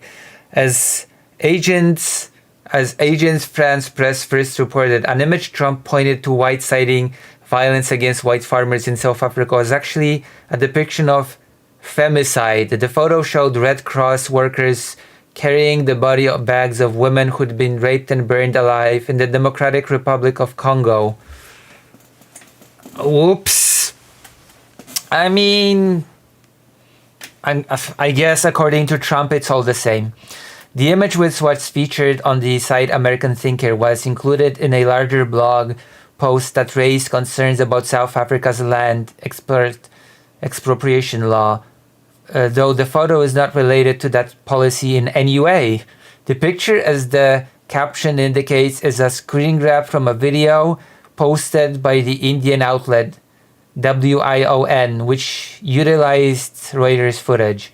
Trump had pointed to the photo while riffling through multiple articles, which he said were evidence of death and violence that white South Africans were eager to flee. Look, here's burial sites all over the place, he said, in reference to the photo. These are all white farmers that are being buried. Ramaphosa, meanwhile, has firmly dismissed Trump's genocide claims as part of a false narrative. South African officials have emphasized that there's scant evidence that white farmers have faced more violence than black farmers in the country, and Ramaphosa noted in February that no land has been confiscated from anyone as the result of a new 2024 law. The White House did not immediately respond to a request for comment. Just no comment, right? Large numbers. And you saw all those grave sites. And those are people that loved ones going, I guess on a Sunday morning, they told me, to pay respect to their loved ones. These are not graves. Their heads chopped off. They died violently. And, you know, I mean, we're here to talk about it. Thank you. And I didn't know we'd get involved here. But I will say this, that if the news wasn't fake, like NBC, which is fake news, totally, one of the worst, ABC, NBC, My God. CBS, horrible. But if they weren't fake news like this jerk that we have here, if we had real reporters, they'd be covering it. But the fake news in this country doesn't talk about that. They don't want to talk about it, but now they have to talk about it. But they won't. Oh, yeah. This won't even be a subject. Oh, no. This story definitely became a subject of ridicule of Trump's incompetence. Trump has been debunked on this on several different outlets. So, you know what? It definitely did, in fact, become a topic. Him talking about why did a country give a free, think of this, why did a country give an airplane to the United States Air Force? Okay. To Trump, not to Air me, Force. to the Trump United decided States to Air Force, use it as his Air Force, so they but could help us it was out given to because Trump. We need an Air Force One until that's Air Force One, it's being built. 2 of them being built. But Boeing's a little bit late, unfortunately. So why did they give us a plane to the United Why States is Air he- Force? That's what that idiot talks about. Why is he babbling to the president of South Africa about this? His ego was so hurt by this. After viewing a thing where thousands of people are dead. I'm sorry, I don't have a plane to give you. I wish you did. Okay. Wow. If your country offered the United Oof. Wow. That was so shameless. That was so blatant and shameless. I'm sorry I don't have a plane to give you. Oh, I wish you did. States Air Force a plane, I would take it. Okay. But coming back to That is so shameless. Well, if you did, then maybe things would be different. this issue, which I really would like us to talk about, and talk about it very calmly. We were taught by Nelson Mandela that whenever there are problems, people need to sit down around a table and talk about them. Well, there are and this is precisely what we would also like to talk about, including, of course, trade matters, investment matters. So the issues that concern you as the United States. Those are all recent. Those are all deaths. Yeah, in many ways. They're all deaths. One should say you are a partner of South Africa, and you are raising concerns.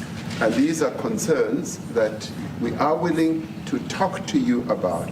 Let me just add quickly, the criminality that we are experiencing in our country needs quite a lot of technological capability. And in one of our areas in South Africa, we're using US technology, which is able to, in many ways, identify where shootings are happening and all that. And I'd like to talk about that because there is support that we can get from you as the United States to help us deal with all these acts of criminality. And that is what I believe partnership is all about. And we are here as a partner so that we can help each other whenever there are challenges. So I'd like us to discuss it, and of course outside of the media, so that we sit down and have a really good discussion that will lead to good outcomes. So I got friends in South Africa. I've got a bunch of articles of people being killed, and that's basically all the evidence that I need. Oh, and there's a video of crosses across the, along the road. That's my evidence that a genocide is happening. Okay, that sounds legit.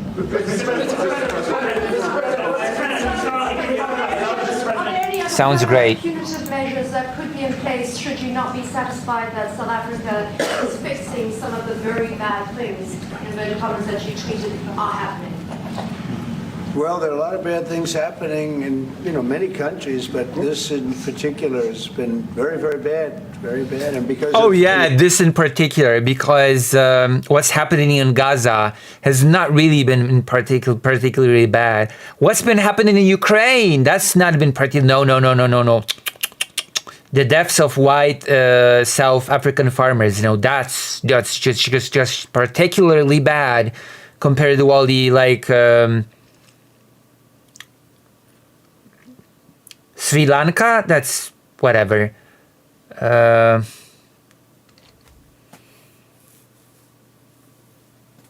Okay.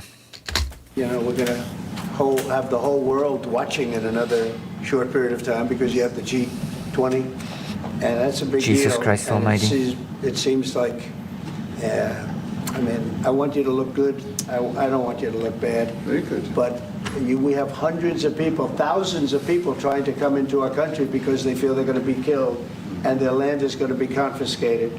And you do have laws that were passed that gives you the right to confiscate land for no payment. You can take away land for no payment. I want to clarify that because we have a constitution. Our constitution guarantees and protects the sanctity of tenure of land ownership. And that constitution protects all South Africans with regard to land ownership. However, we do say, because we've got to deal with the past, the government, and as your government also has the right to expropriate land for public use. And you're doing that. And we've never really gotten underway with that. And we are going to be doing so. You're taking people's land away we have not. from them. And those people, in many cases, are being executed. They're being executed. We read a debunk to this. And most of them happen to be farmers. And that's a tough situation. I don't know how you explain that. How do you explain that? Many outlets have explained it. We read them. And in many cases, those people are being executed. And in many cases, it's not the government that's doing it. It's people that kill them and then take their land, and nothing happens to them.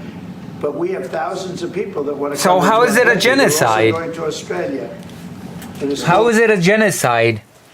We're doing the president of the United States doing white supremacy conspiracy, are we? Yes, we are, unfortunately. But we have thousands of people that want to come into our country, and they're white farmers, and they feel that they're going to die in South Africa. And yes, this is especially bad.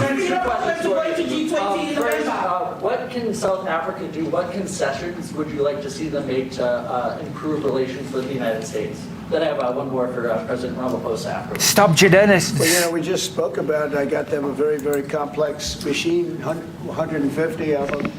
I was asked by the president if it could help, and I did that. And I have great feeling for all countries. I deal with all countries. I've noticed. I have a great feeling for South Africa because I have friends. I have a couple of friends, a few friends here today.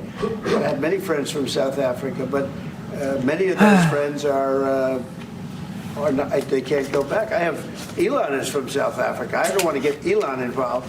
That's all I have to do, get him into another thing. But oh my God, happens to be from South Africa. This is what Elon wanted.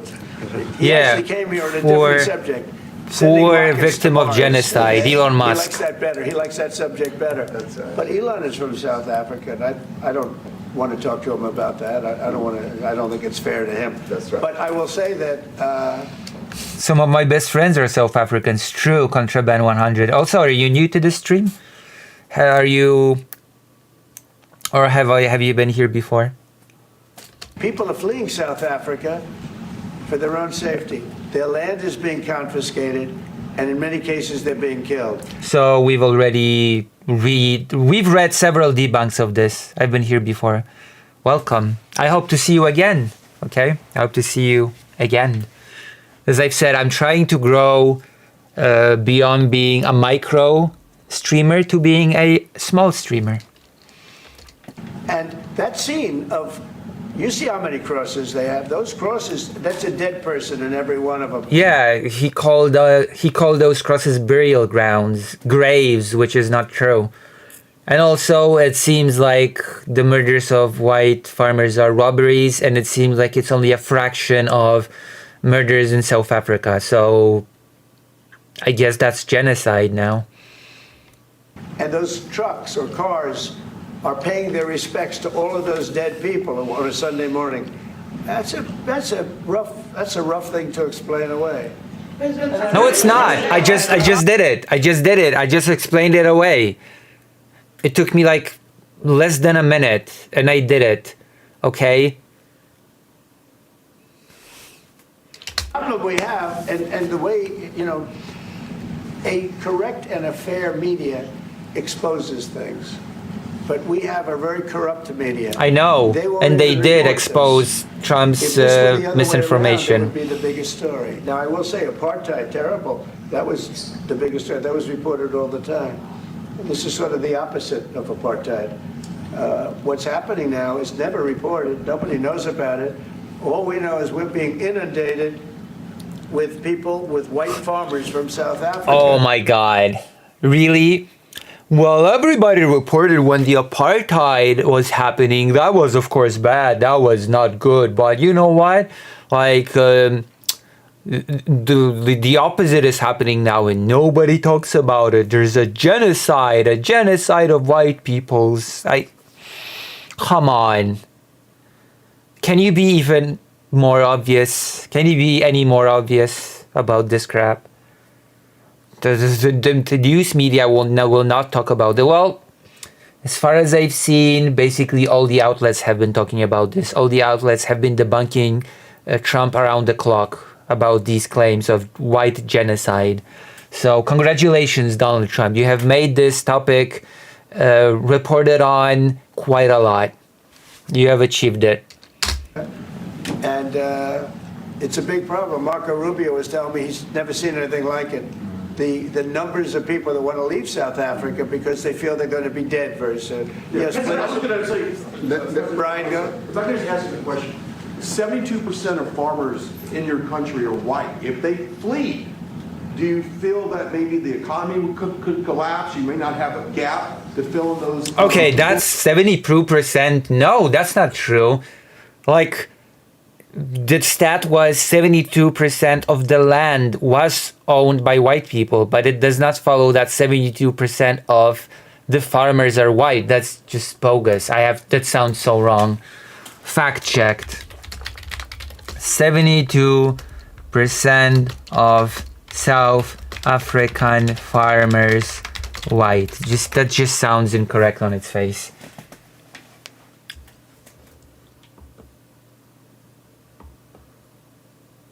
Oh, Reuters. Trump makes false claims of genocide in South Africa.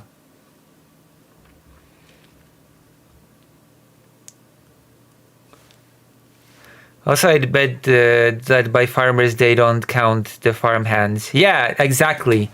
That's what I mean. Like, that just sounds incorrect on its face, saying that 72% of farmers in South Africa are white. It's just, what? White farmers will leave and take the farmland with them. True. Like, owning and working the land are two different things. Exactly. That is what I mean. Like, 72% of land is owned by white people, or was at least. But that doesn't follow that 72% of farmers in South Africa are white. That's just silly. That need to replace those farmers. You know, I'd like my Minister of Agriculture, who is white, who comes from an opposition party to mine, who's joined my government at my invitation to address this very issue, including the question that you've just raised. John? Thank you very much, Mr. President. Yeah. Mr. President, thank you for welcoming us to the White House. I would say we have a rural safety problem in South Africa. I don't think anyone wants to candy coat that. And it requires a lot of effort to get on top of it. It's going to require more policing resources. It's going to require a different strategy to be able to deal with it. So what he is saying that people are being killed, there's a big problem of criminality in South Africa.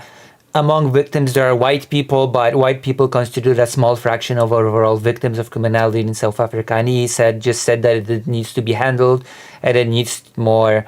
it needs to be taken care of, but there's no genocide. There's no white genocide.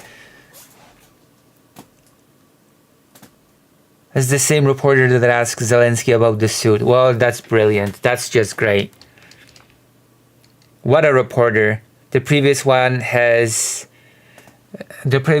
he's Marjorie Taylor Greene's husband. Seriously? But certainly the majority of South Africa's commercial and smallholder farmers really do want to stay in South Africa and make it work. And I've just come from the largest agricultural show in the Southern Hemisphere with organized agriculture and farmers, and the majority of them want to stay. But they too there have a memorial to those who've died as a result of farm attacks. And as the Minister of Agriculture, it is something that I'm particularly exercised with my colleagues at police and my colleagues in the justice cluster to start making farm attacks and stock theft a priority crime.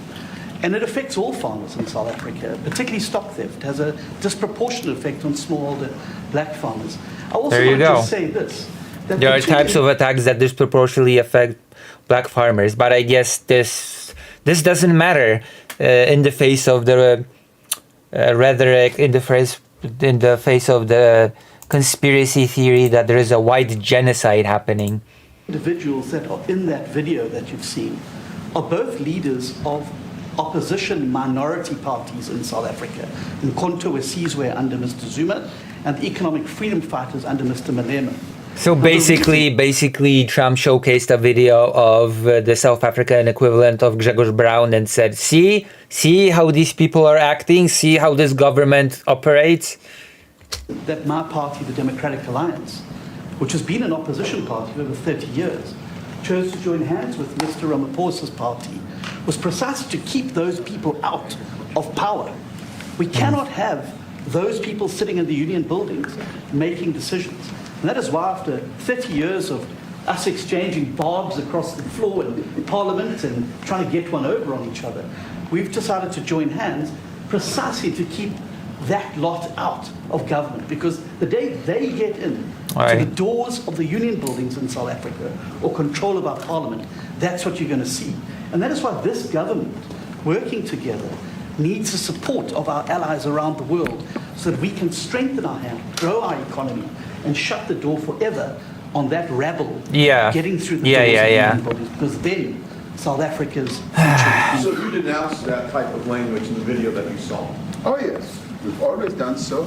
As government, as my own party. Of course, he used the white supremacy citation. Why am I even surprised? In 1955, adopted a document which said South Africa belongs to all who live in it. But why wouldn't you arrest that man? That man said, kill the white farmers, kill the white farmers. And then he danced, and he's dancing, and it's kill the white farmers.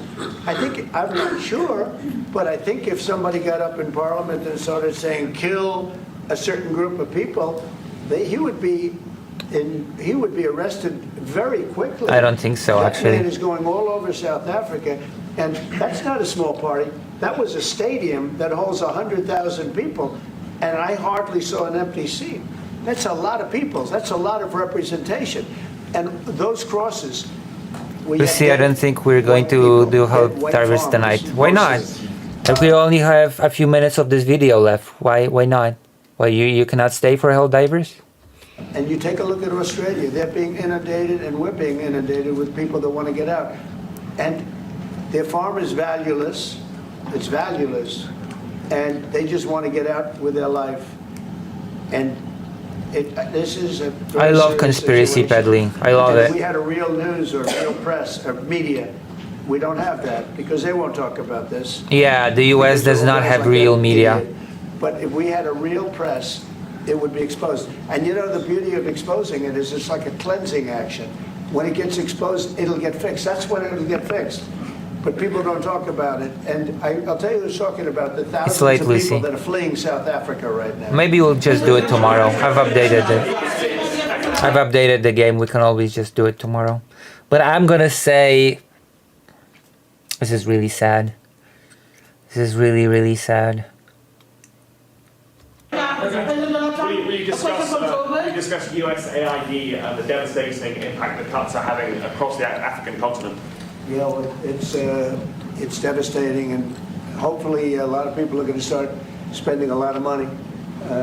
And I've talked to other nations. We want them to chip in and spend money too. And we've spent a lot, and it's a tremendous problem going on in many countries. A lot of problems going on. The United States always gets the request for money. Nobody else helps, as you know. Europe doesn't help. Europe hasn't given anything. All they do is sue our companies. You know, they sue Apple, and they sue all of our companies. Europe just doesn't do anything. $17 billion on a nonsense lawsuit. Very unfair. But very unfair. We're going to always be there to help. Human rights to South African broadcasting. If this Afrikaner resettlement issue is resolved, we're going to go into a room after this. You guys are going to talk. If it is resolved, what is the potential for the future-looking relationship between the United States? It's got to be resolved. It should be resolved. It's a little bit bad when you see a stadium with 100,000 people in it, because that means it's more than just a little movement. It's a pretty big movement in South Africa. So it has to be resolved. It'll be the end of the country if it's not. But is there potential for the relationship moving forward? I hope so. That's why I'm here. Hello, what's up? Oh, what did you learn musically? What's up?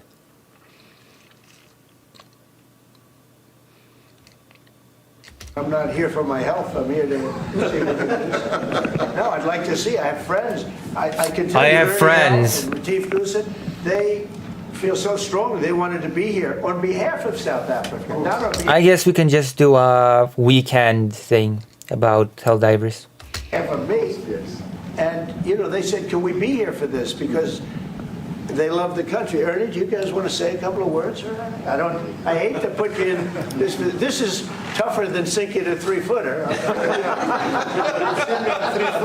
Oh my God. And they've sank many 3-footers. Trump is the king of misinformation, conspiracy, peddling, and just lying. We've known each other a long time. We have spoken. I mean, you have a job. There's just no need to apologize for, you know, having a life outside of this streaming thing. You know? I am allowing you to have a life outside of Lucy Hazeh.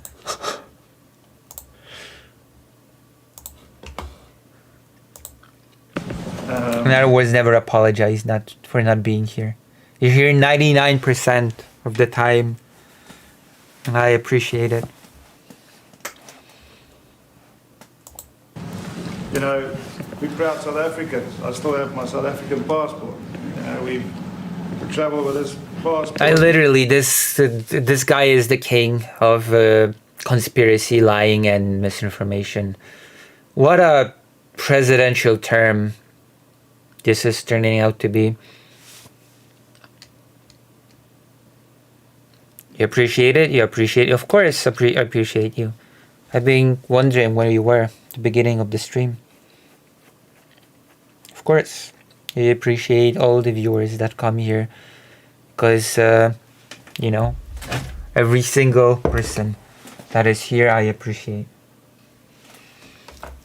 Especially since the number of people that watch me allow me to know my viewers a little bit more than usually people get to know viewers, which has its perks, it has its pluses. It means that the whole thing is less I don't know, it's less they're just anonymous people that watch me. You know, and I got my visa here. So, you know, but we want to see things get better in our home country. That's the bottom line. It's been 35 years since the transition. President Ramaphosa was right in the middle of the transition time, in 1990. Transition. And before that. So it's been 35 years of ANC government. And I know there's a lot of anger, you know, through the transition. There was also a lot of stuff happening in the apartheid days. You know, we grew up in the apartheid era. Don't appreciate me, I don't consent. Pfft, consent is just a number. Okay, random free PO. But I don't think two wrongs makes a right. You know, President Mandela, when he came out of prison for all that time, didn't come out with hatred, you know, and really unified our nation through sport. You know, we won the Rugby World Cup in the '95. 4 times. We won the African Nations Cup, soccer. You know. My current number is 0. Also, if you appreciate what I do and you like me as a streamer, I'm your favorite streamer, then why not join the page and consider subscribing or donating, you know? Like, that's the way. This is the way. Also, maybe I will try to relearn the game on stream a little bit before. You know, we won some majors as golfers and so forth. I hate it when people peddle conspiracy about imagined white genocide when there's actual genocide happening in Ukraine, when there's actual genocide happening in Gaza and other places where people just don't seem to care about it happening or just flat out deny it. And here we have this conspiracy. Have you thought of the poor white farmers in South Africa? So what I'm trying to say is, this has been a long time coming. Has that's why it? We really wanted to meet you, meet the administration. Has it been a long time coming? Because we still want to see our country flourish. We've got some great things going on. Business is getting involved with government. Farmers are getting involved. It wasn't just, if it just wasn't for this gosh darn white genocide. Been decaying for a long time. So there's a lot of coexistence going on and help from a lot of areas. But I feel we need the US to push this thing through. To push what thing through? A great ally we can have, the US. It's always been an ally of South Africa for a very long time. Even in the days of the war, up in Angola, you guys helped us. So very important for us to have your support and get the change we need. Where did you do that well? What is the change that you're speaking about? He might have done that even better than he plays golf, which is almost impossible. Johan, please. Sorry, Mr. President, if you had to wind all of those plates properly, you will see I'm the biggest target of that rabble rouser. Number one for over 10 years, Mr. Malema. In fact, the first time I met him, he was in the youth league with that gentleman. And look how he's changed. Right. We have too many deaths. There's nothing harder than being a white boy in America or another colonialist country like South Africa or Australia. No one sticks up for the whites. They just cancel them just for being white. Cancel? You mean genocide, right? What do you mean cancel? We just use is it forbidden to use the word genocide now? You have to just say cancel? But it's across the board. It's not only white farmers. It's across the board. And we need technological help. We need Starlink at every little police station. There you go. This guy said it. It's a crime issue and it doesn't affect just white people. And we need better communications, which would involve Starlink as well, I guess. Genocide is a natural outcome of cancel culture. True. What about the white names, Lucy? Oh, they should be erased. You're right. But I don't see any white names today in chat, so that's good. We need drones.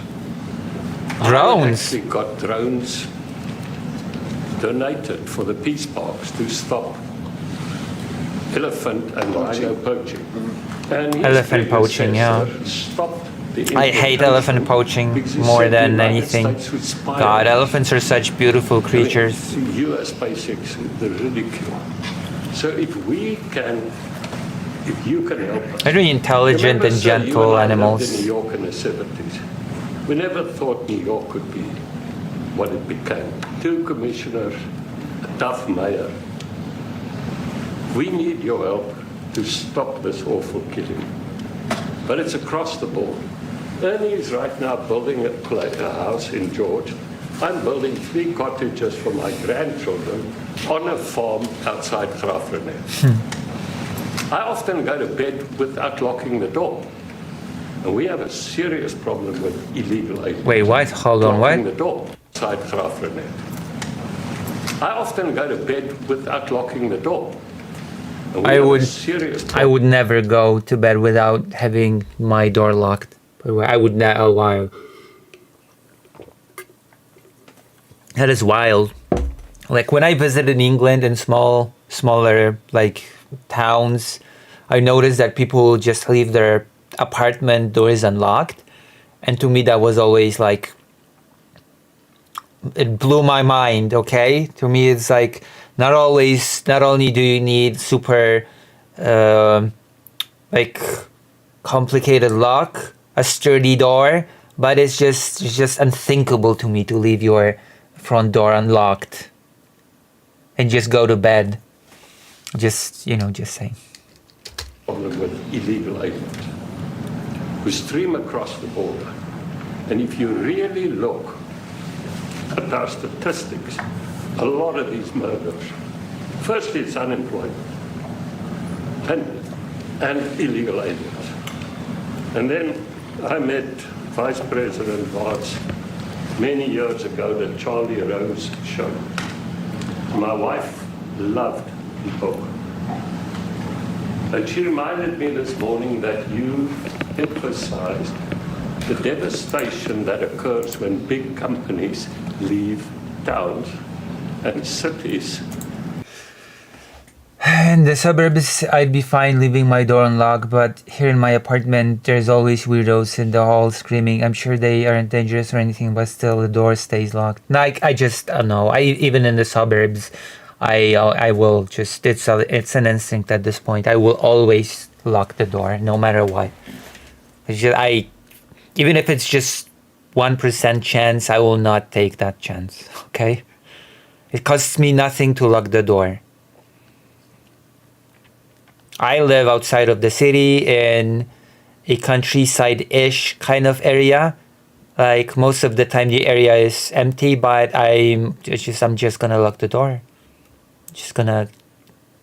Even though I have a big dog now in here. But now that I have the big dog, I'm just afraid that if anybody came in here, they would hurt my dog. Like, even if my dog messes them up, like, even if Fido managed to, because German Shepherd's bite is actually pretty strong, even if they manage to, even if you manage to bite and hurt the intruder, like, the intruder might hurt Fido back, right? While being bit. And I don't really want to take that chance. Fido is not the dangerous one. Fido seems more content on destroying your stuff, though. Yeah, he destroyed my small pillow today and was really angry. True. We had really shitty door at my dad's house, and one time I woke up and wind had blown it open from a locked position. Who knows how long it had been like that, but nothing went wrong. I don't know. I mean, true, but there's just nothing goes wrong until something goes wrong, and it's just best to not take the risk, in my opinion. Everything's fine until it's not.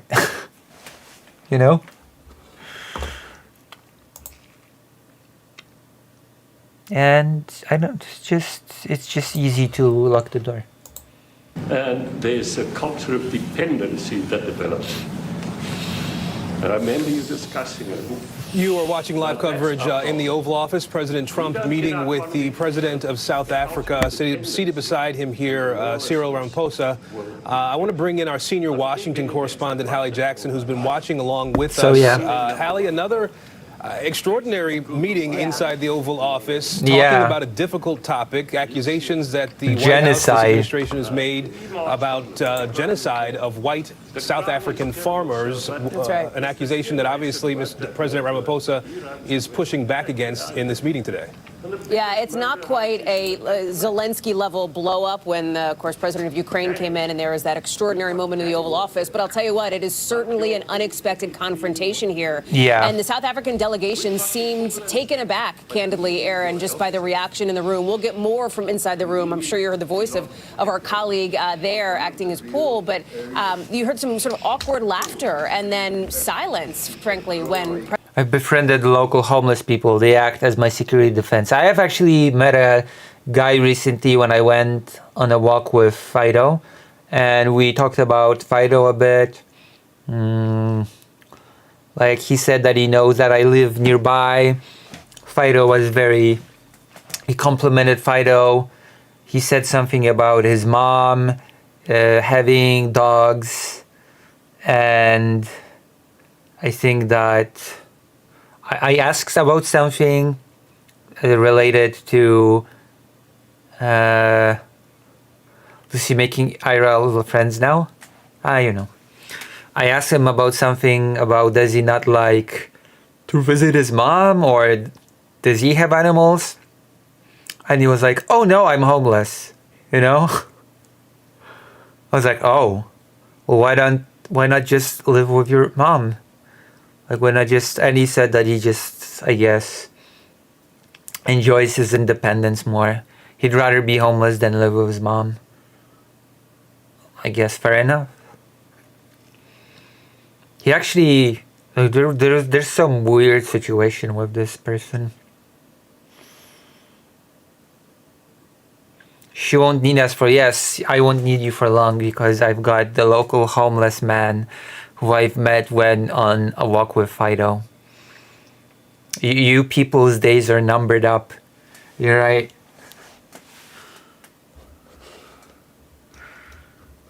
You're all numbered up. The local homeless man will replace you all. Alright, let's continue. I have Chichichuas. They would do anything to an intruder but warn you. But they're very good at that. My Fido jumps into bed with me. President Until he Trump gets and bored. the Trump team there played this video. Again, the president has accused in recent months South Africa of genocide, and you have heard the South African president pushing back very strongly on this, pointing But to I really want to finish Half-Life as well, so we'll see. We're doing a gaming weekend. the agriculture minister who is speaking there, pointing to a number of reasons why he says that is simply not true. And yet this confrontation here persists. You get the impression that perhaps President Trump wanted this to happen as it is playing out, wanted these potentially clearly uncomfortable moments here. There is a backdrop to this, of course, in that because he pushes conspiracy, a white supremacy conspiracy, which doesn't even surprise me at this point that he would do so. Trump's close confidant has been for months now Elon Musk, who's from South Africa, who's also been outspoken and vocal on this. And it comes as you know, Elon Musk, the supporter of far-right neo-Nazi parties in Europe. What a shocker that he would push a white genocide conspiracy. Administration has also, even as they have essentially shut down the U.S. to most refugees around the nation, have opened U.S. borders to white South Africans to come into the country here. So it is complicated geopolitically, but in the room, just some of these really stunning moments here between these two world leaders. What's interesting here, too, the schedule was a little bit different than we expected. So you have to wonder, how does this play out? Do they end up having the rest of their meetings as is expected throughout the course of the afternoon? Or does this short circuit here, Aaron, and what we're watching play out live right here? We'll see. The president of South Africa. This meeting is just a few minutes longer. That's what we need to resolve. And your support, your partnership with us is what is really going to give us a strong capability to move forward. Retief, excuse me, do you have anything to say? I mean, I don't want to leave you out. Anything to say? 3 or 4 majors. 3 or 4? No, only 2. That's a lot. By the way, 2's a lot. A lot of tournaments you won too. You have anything to say? Yeah, thank you, Mr. President. President Ramaphosa. I grew up in an area in South Africa that is a farmland area, Polokwane. And there is some issues up there. Obviously, my dad was a property developer as well as a part-time farmer. And yeah, some of I think that's it. I think we've reached the limit of this topic. Like, Trump is trying to push conspiracy theory regarding genocide, and let me see how this ends.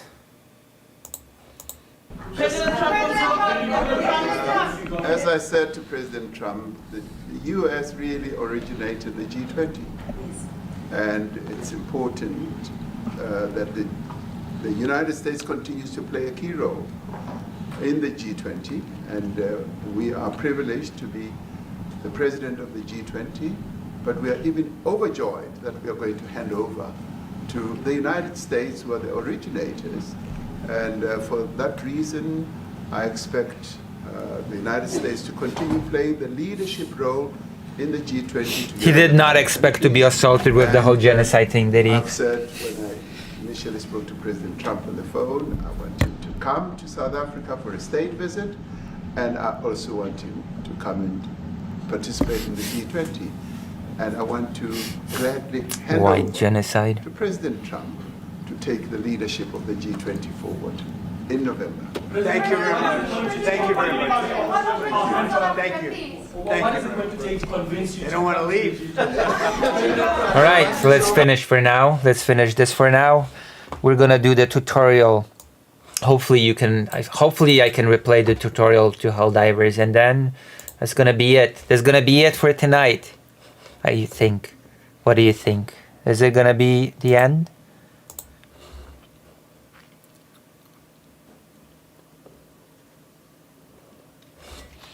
I have to make it visible on stream as well.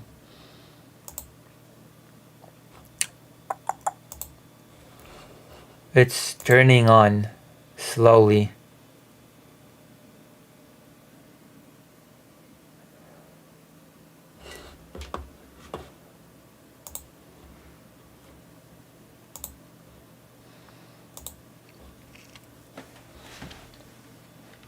Hell too.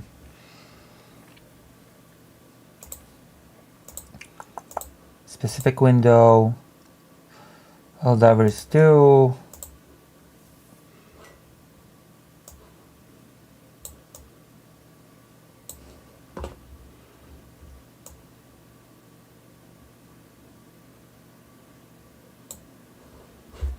Oh, it's turning on. In the meantime, we're gonna do the game thing. Oh, it turned on.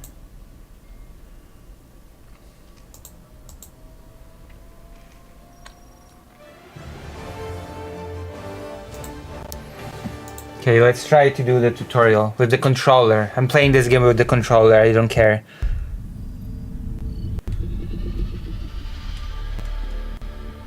What do I do? Can I... What happened? What is this? Oh, it just... What?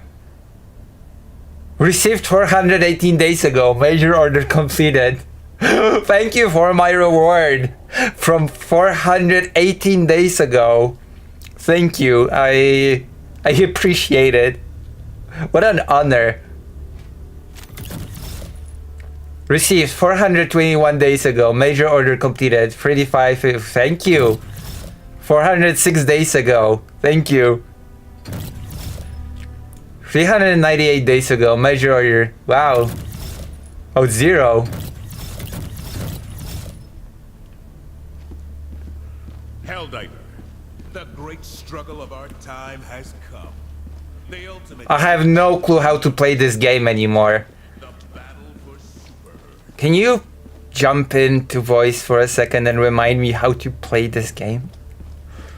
I'm a cat at level 5. Thank you for the $5 for Fido. Thank you. Actually, his food is running out, so if any of you want to donate food money, then now's the time. Because his food is running out. I'm gonna have to go out and buy him more food tomorrow. So I will be really appreciative of in VC. Okay.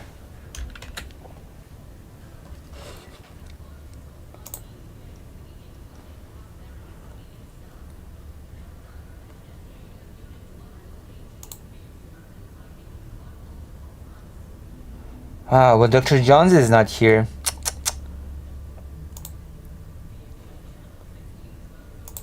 Well, hello. Hello. Okay, let's review the controls. Right. So, why what? You Well, should. yeah, well, Dr. Jones you asked should why. Be able to. Hold on, let's see what Dr. John's saying. Why? To remind me how to play. That's why. Also, and if you're asking me why I want donations for Fido's food, it's because I don't want him to starve. Is that right, Incub? Yeah, well, of course. Yeah. Everyone wants to have, their dog and their pets fed. True. But if you press pause, you should be able to access the tutorial. Oh, where? Well, don't play with the... Which Oh, option? right there. It's play tutorial. Yeah. Where? I don't see. In the game tab. Where? Oh, play So- tutorial. Okay, let's play the tutorial then. Thank you. Do you want to play the tutorial? Yes, I do. Like, I've so forgotten how to do anything in this game, it's not even funny.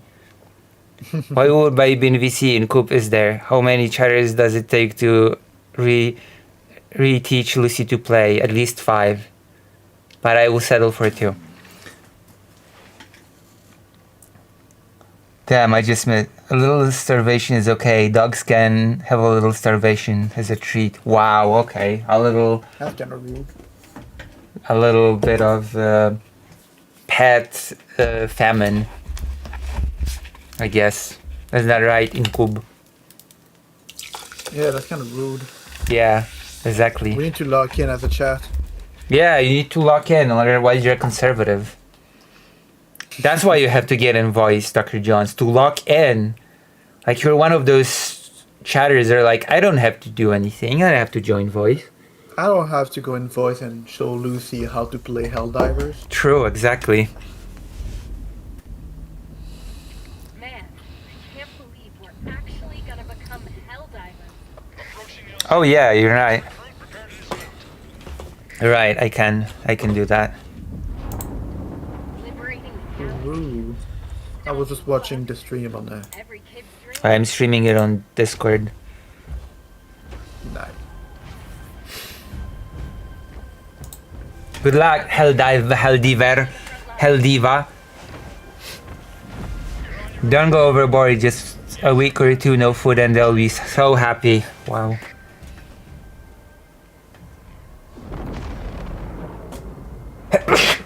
Oh, I sneezed.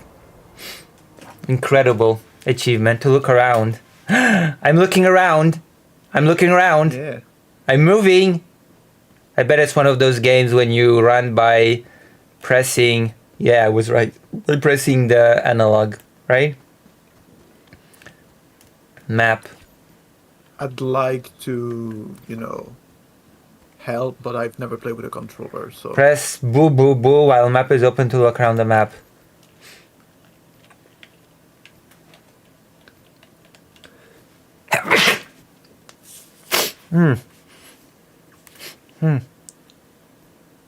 Huh.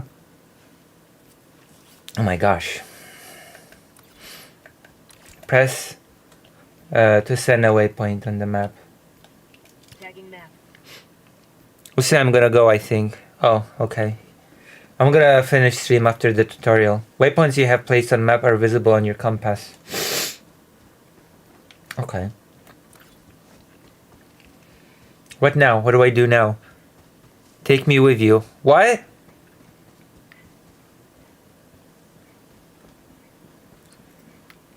Dr. Jones is being so mean to me today. I think that might be the 12-hour shift talking. What was that? Dr. Jones, hello.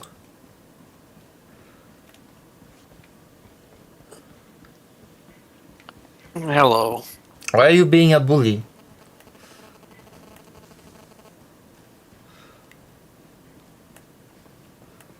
Looney Town.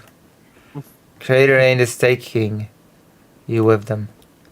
Jordan, my grandma always said hunger makes a good cook. In retrospect, that could have been interpreted as a threat, and that's why she laughed so much at her own joke. Jesus.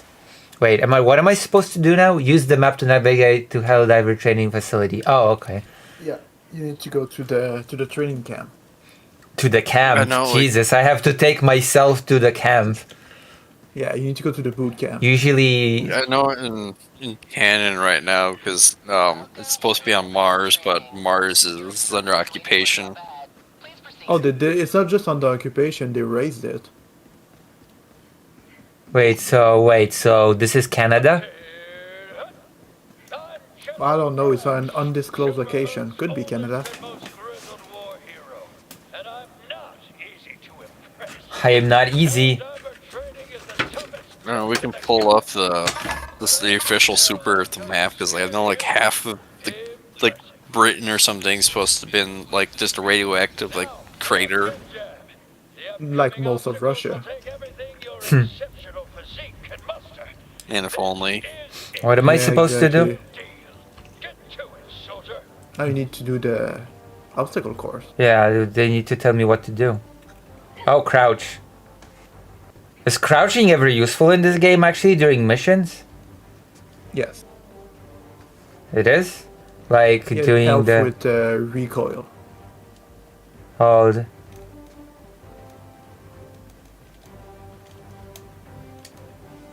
Wait, this has PlayStation prompts, right? Yeah, it should have PlayStation It prompts. better be, like the studio's owned by Sony. Isn't it just published by Sony? Well, something like that. Yeah, because I know, like there's that whole controversy about you had to have a PS account to play it for a bit. Mm-hmm.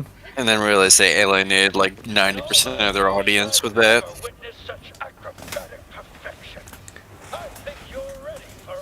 Oh, I can't wait to see that part. We can...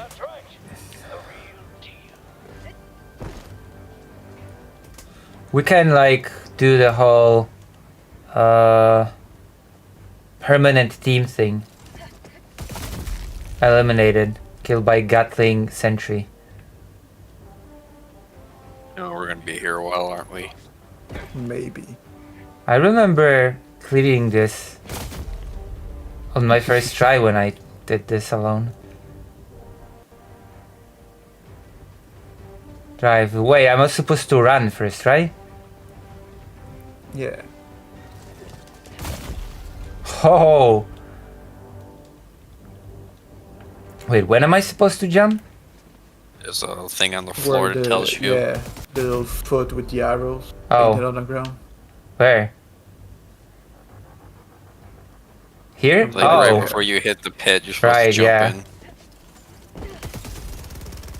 Perfect. Yeah. Let's see how you're dying in the tutorial. That's very on brand as we learned in Half-Life. True. True. True, yeah. Turret don't look down. You can just crawl under it.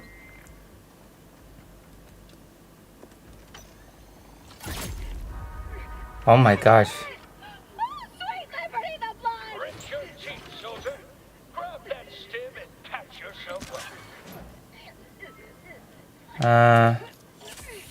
Alright.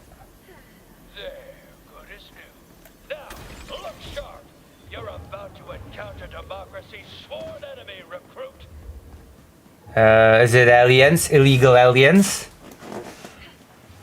Oh, of course. How to exterminate aliens? Well, actually, they're called permanent.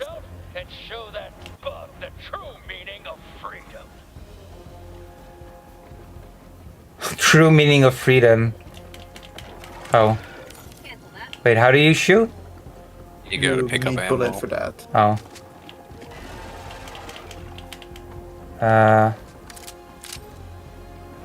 Hold there, one to fire.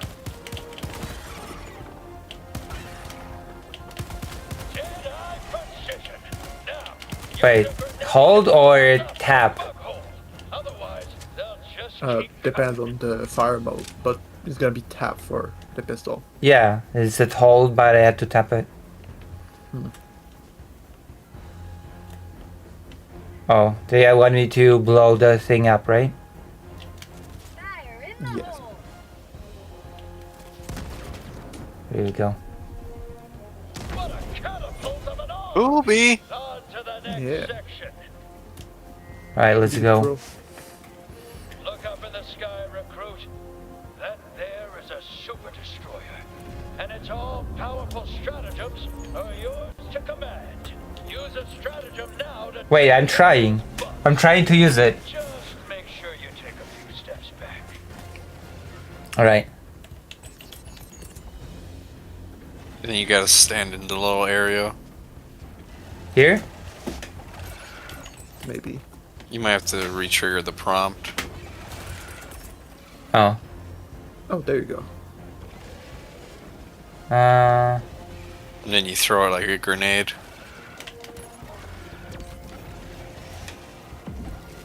Orbital strike. Everybody was so excited about those orbital strikes when the game came out. Right? You actually missed, you actually missed maybe like a week ago. It was a bug where you could just call infinite of those. Oh. Would crash the game. It was very fun.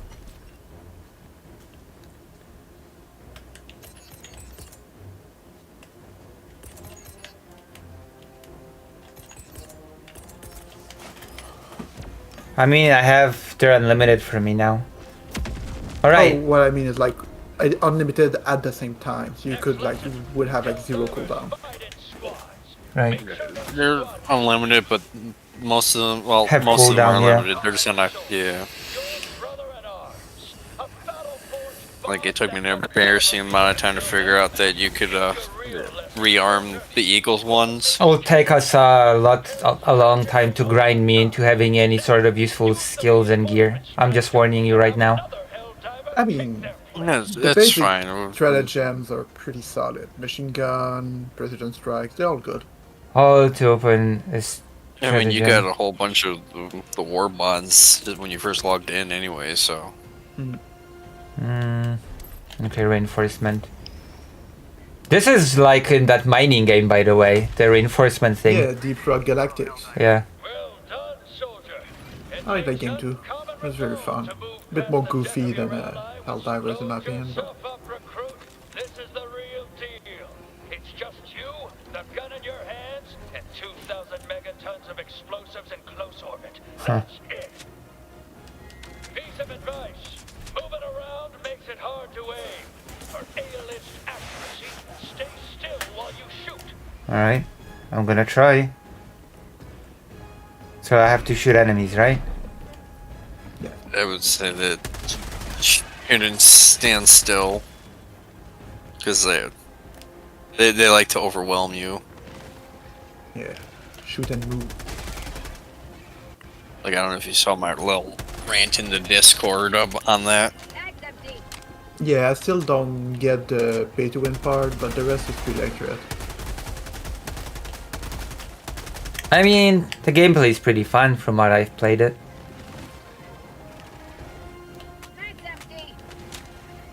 No? I really like the game. Otherwise we wouldn't be playing it, I think. I mean, I haven't been playing it all this time, but you get what I'm trying to say. Don't worry, me neither. I only play it whenever like somebody invites me because it's one of those things where, you know, like I'm like, you know, I'll try this out again, and then I remember why I stopped playing instantly. A friend told me that it's easier now to find random matches than it used to be at the beginning. I don't know, I only play with friends usually. It's not finding, right? It's Like, being able to stay in that random match without getting kicked in the first 30 seconds. Right, right, yeah. Like a friend of mine from Norway told me that he had no problem. But You gotta throw a grenade in the hole. Like, proceed. maybe it's like depends on the country where you're in. Yeah, it might depend on the region. Thinking folks never stood a chance against a genius tactical mind like yourself. True. You are little. Hold up, recruit. It's finally time to call in the big guns. Use the support weapon stratagem to get yourself a real weapon. A real weapon, okay. Oh yeah, because when you have good equipment, you have to call it in as reinforcement, right? Yeah, you support weapon and... The Good fun night. part is if somebody has it unlocked, we can just like share it. Good night. Yeah, you can share the weapons, yeah. Good night, Greater Rain. Bye, Greater Rain. Oh, I have to call in the ammo as well for that weapon, right? Yeah, if you want to have Yeah. all your magazines.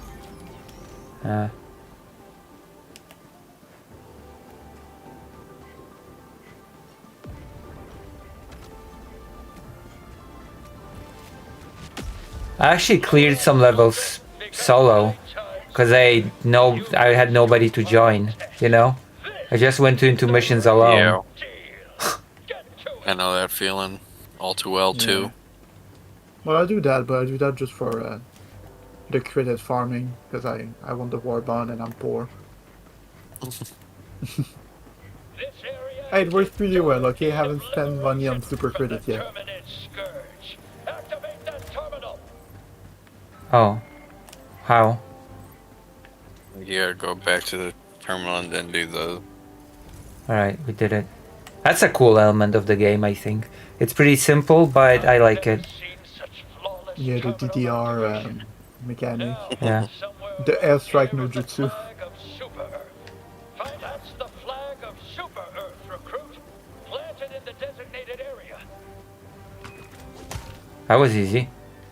Make sure you show it the proper respect. Huh. Yeah, you need to show your respect to Super Earth. The 125. True. What is this? Trump's America? Why am I using the pistol again? I don't know. Why are you? I'm back to the pistol, I guess. Probably because you forgot to reload your primary. I don't know, Lucy has a real weapon on her back right now. Wait, how do I change to it? I don't know with the... Oh, there you go. There it is. Also, you should probably... How do I heal? Top arrow on your keypad. Oh, yeah. D-pad. There you go. I thought you could crouch and restore health. Don't I recover health when I crouch? No.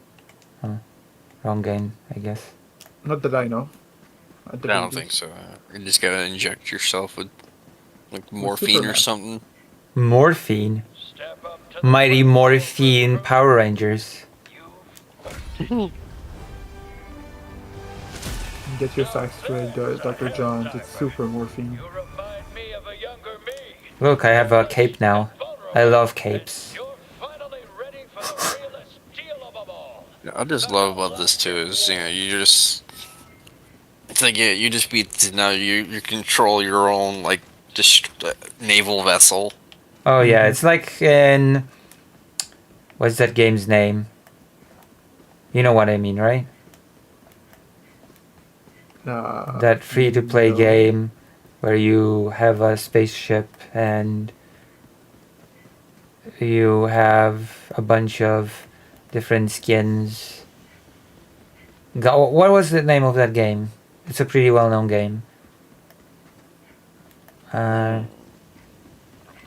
my god. Trying to figure it out. You start with a robot-like character and you have a blade and a gun. You can pick up a bow.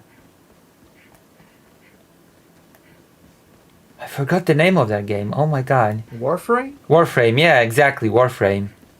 Okay, that was a that was a stretch for my guess, but I'm glad I got it.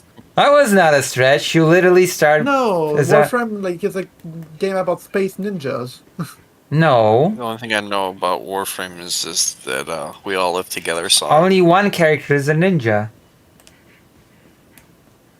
Yeah, but you feel like a space ninja when you play the game. It goes so fast.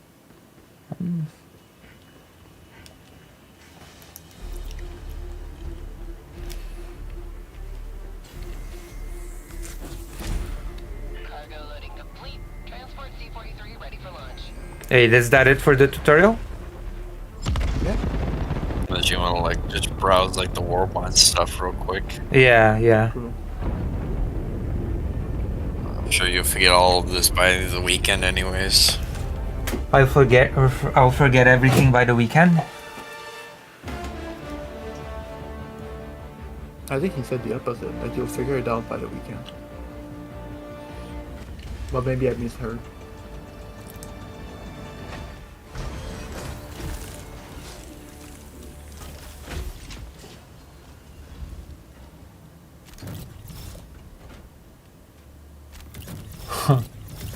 I got more Meteor order.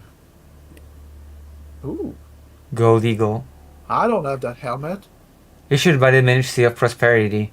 Received 286 days ago.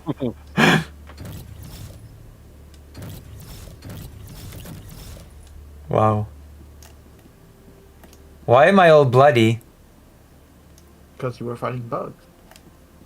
Welcome aboard, Helldiver. The Galactic War needs you. Helldiver. Helldiva. Super Earth under attack. Super Earth. Ship management. From the terminal you can acquire new strategy gems and upgrade your destroyer. You can use this terminal to manage your destroyer.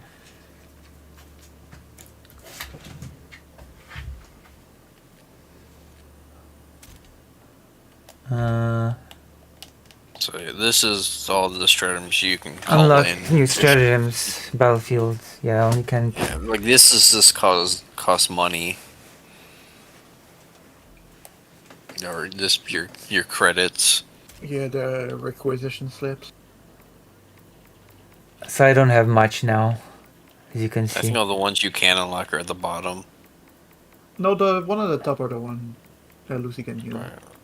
I don't have much That's anything. what they highlighted in yellow means you can unlock it. Yeah. Purchase. Yeah, I can barely afford anything. It's fine, we'll go on the Super Hell Dive and you'll get plenty of money. Donation access, license, vehicle, and probably it will unlock more once I get more levels. And That's then what I assume. the ship module is how basically you upgrade your stratagems. Hmm. And that's you need samples for that primarily. Armory. Okay. Oh, right. Now you can customize your weapon. Or your character. Yeah. Yeah. Carrier. Devs 31. Shots fired.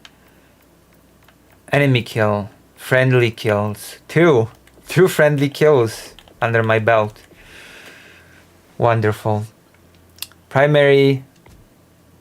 Secondary. Okay, that's it for now, I guess. That's the main menus that I need, right? There's and also then you have the I Galactic think War map. requisitions. Alright. Or the one where you spend your war bonds in. Oh yeah, It's like acquisition, the square button. Alright. If you want to like spend Yeah, your that's your medals main on. the requisite. That's your main like stuff. Like your gear upgrades and stuff. Yeah. I don't know if you just want to look at that real quick. Just to Wait, see what? how Sorry, far what? behind you. If you hold square, you'll open. Okay. Yeah, that menu. Oh, you haven't started. Yeah. I mean, there should be maybe at the bottom should be the. No, here it is. Helldiver Mobilize, the second one. Where? The one on. Yeah, that one. So what do you I can do? work on. Yeah, if that's you the open basic it. one. Yeah. All the other ones. You 17 need the medals premium spent. currency. Yeah, and you have 250 right now available, so you can buy more armors, weapons, Oh, okay. Maybe I'll spend it at cape, some point. stuff like that. I mean, the medals you just gain by playing the game, so. Well, yeah, by completing missions essentially. Okay, Or I'm gonna spend it sometime later. Maybe on the weekend. Huh. Alright. Yeah, the fun thing is they keep adding to the old war bond. Right. Like recently they added cosmetics for like little truck. But yeah. Yeah, I guess we're gonna like, play they this. just recently added cosmetic. You can change like your shuttle or they have a vehicle now or a mech. We need to get a fourth person though. Yeah. Oh, I like your Super Destroyer name. Adaki Lucy Haza? No, I mean the ship, the dream of self-determination. Ah, yes. Because you Sitting there. splice together different sort of words, right? Yeah. Yes, the dream of Yeah. self-determination. I was SCS sad dream. originally when I found out like you couldn't name your ship, but you just had to Because I was going to name mine Bodie McBoatface. Dream of self-determination. To be fair, you can call your ship the founding fathers of family values, and that's pretty funny. Alright. How do I exit the game? At the Alt bottom, F4. you can alt F4, yeah. Or yeah, we just go pause menu, like, you know, a normal person. Alright. I guess that's it for today's stream. Thank you all. Thank you all of you. No problem. Alright. I'm gonna do some hardcore politics tomorrow. And then I'm gonna do gaming on the weekend. And that's gonna be it. Yippee. Yippee-ki-yay, mother quackers. Alright, I'm gonna raid you into someone. Your favorite streamer, okay? Who's your favorite streamer in the world? Alright, so Lucy's gonna is gonna raid us into Lucy. That sounds counterproductive. Apart from me. That's complicated. Who's your favorite streamer apart from me? I don't really watch other streamers. Oh. Not political streamer, at least. Okay. Alright, we're gonna... Do you want to be raided into VegCom? Yeah, sure. Alright, I'm raiding you into VegCom. Let's go. And I'm finishing the stream. I could duck. Oh my gosh, what is this? What do we do? Oh yeah, finish. Okay.